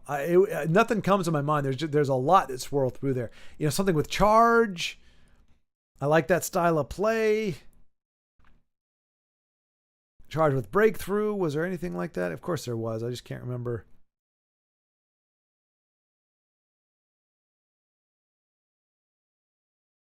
Supreme Atromancer. I liked her. That was kind of cool. Spits out the two. I mean, it was just incredibly weak to Ice Storm, but that was a pretty darn cool card. And it was better when it was 9 versus 10, obviously, but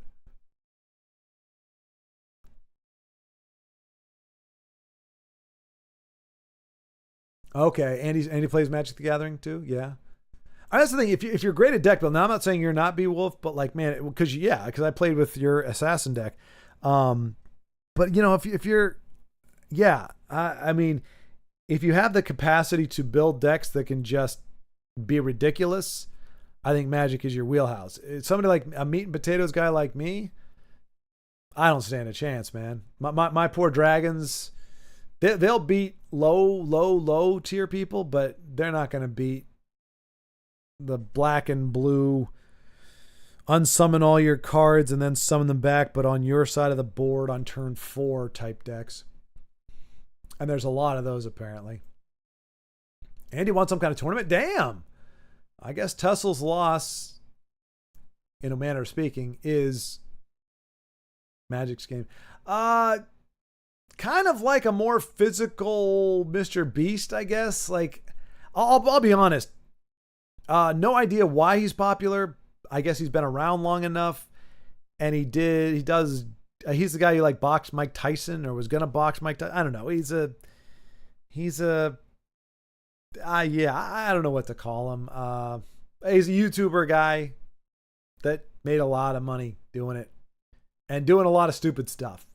You know, like pranks and think of like what were those guys that with like Tim Green who they'd just do stupid stuff and get hurt or whatever. I'm not saying that's all he did, but that's a little bit that I've seen. I don't really. Caldwell the Bajillion. That's right, Dano. You're the only one who would name that card in a conversation about a favorite. I think the art is cool. But man, I love the fact that just looked up the Logan Paul. So, sorry, I couldn't get you the answer there, B Wolf. But I didn't have much one for you. He was born when you started playing Magic. He's a young dude. People thought Caldwell was a gimmick card. Took him to rank 30 in a Werewolf Warrior deck. Good gravy. Werewolves and Cadwell. Individually, two decks that are so, you would think are so hard. Like, man, like I felt like every time I played a werewolf deck, I played opponents who would guard and heal exclusively. Because, I mean, werewolves, obviously, they can't go off if you never get to break a rune. And like, it's like, oh, guard down. Oh, now he's healing. Oh, now he's at 50 health. My wolves are just dying because they're too tiny. So I can't imagine, man, being able to rock a werewolf and Cadwell deck. He plays table Magic. Oh, cool.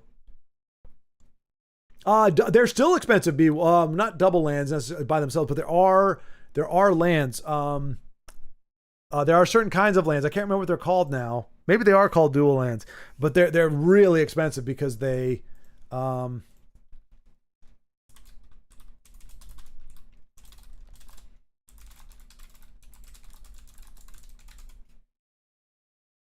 Yeah, like the Glittering Caves of Agorond, $200,000.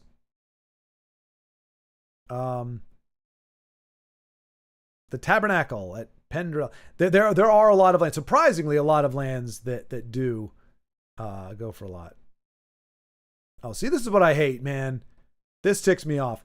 I have 2 Mossborn Hydras, but they aren't pre-release. And if you get a non-pre-release, just like, look, the rest of them, $3. So you see this, you're like, I have that card. It's from Foundations. It's $10,000. My financial problems are over. It's like, oh, pre-release. Oh, and then there's Foundations.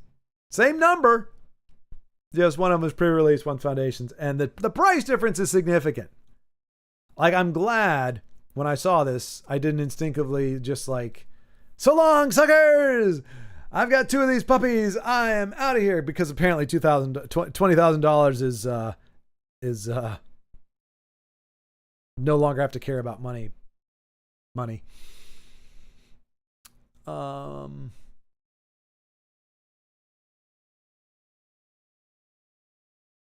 Then the GF is still a good friend. Oh, nice. Her son just doesn't enjoy actual cards. Okay.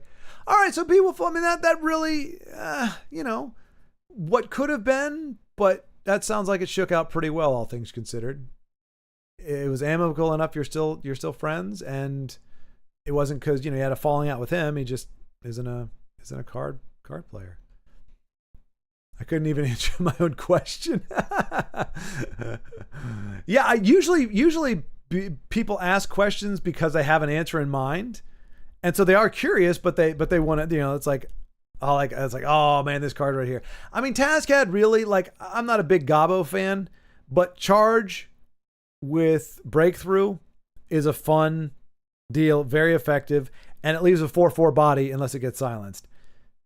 Really, and it looked kind of cool in premium. And Kano, not quite as cool in premium, but a 5/5 card that can do 5 damage to anything. Pretty darn cool.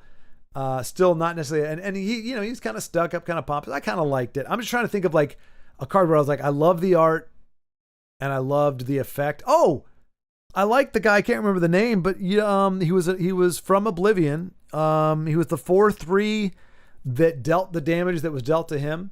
So if you red yeared with him on the board, or as I tried to do, you red year with 3 of them on the board, you do 30 points of damage because it deals the amount of damage you take to it. It's kind of like the Screaming Nemesis.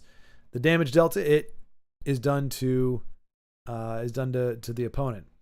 And so I thought that was cool art. And it was kind of a cool off the beaten path effect, but I don't know that I could call that my favorite. Seducer Darkfire. Really? That's she was only an epic, right?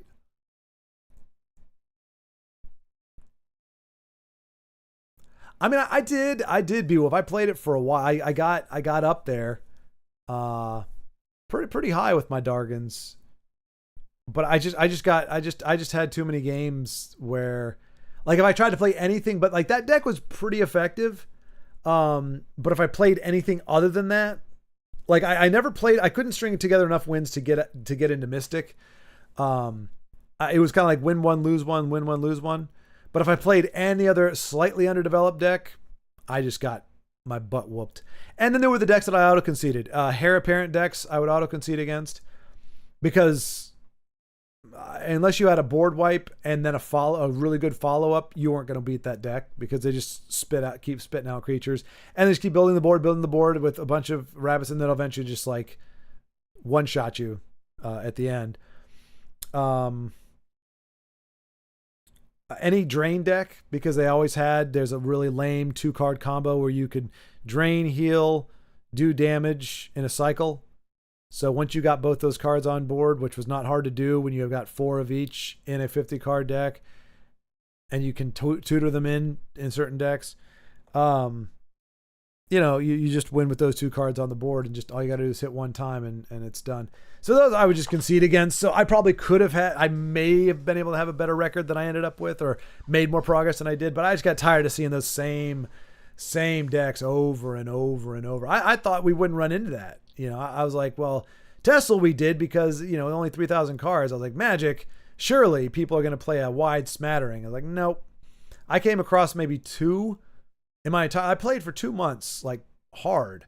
I probably came across 2 other dragon decks, maybe 3, about 20 red aggro to varying degrees of efficacy. And the rest were snowballing green, big creature green, and the black and blue abominations. But hey, I appreciate Seducer Darkfire because she didn't get a lot of play. And she had a funny looking helmet, but she did have a cool effect. Zombie Homer Simpson versus control decks. Oh, which one was Zombie Homer Simpson? Which one was I probably know it. I just can't remember. Oh, no, I'm thinking of that 5/5 guard that looks like Homer Simpson, kind of the Grummite. So yeah, who was the Homer Simpson? Who was that Homer Simpson zombie?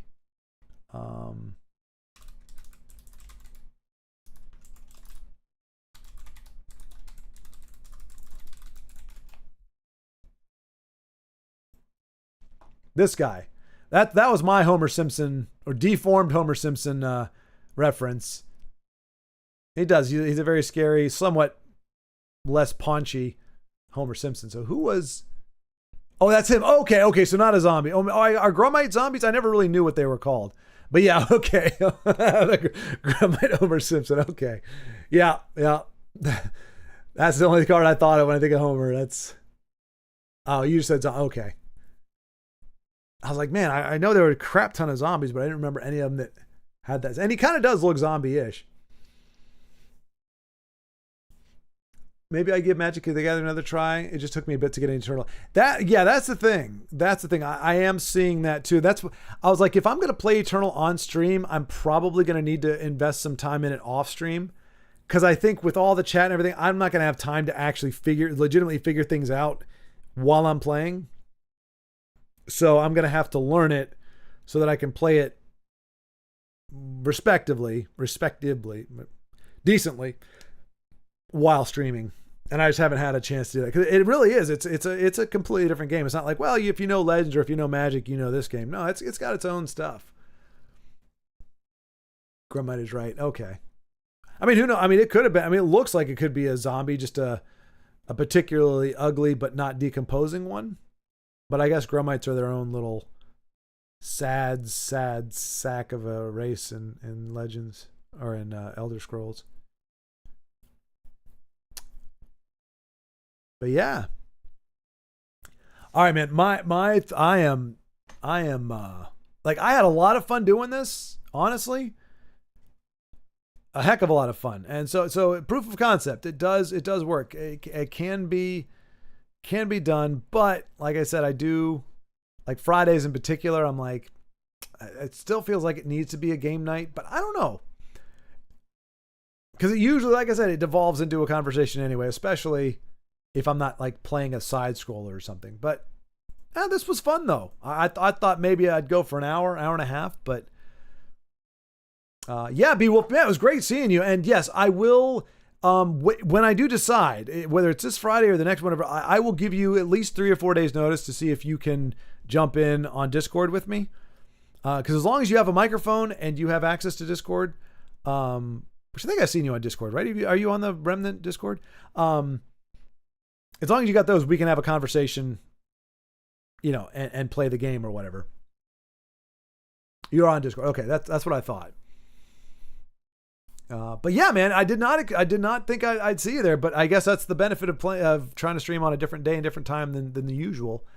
So I'm glad I did. I'm glad I got to see you, and thank you again for becoming an epic member.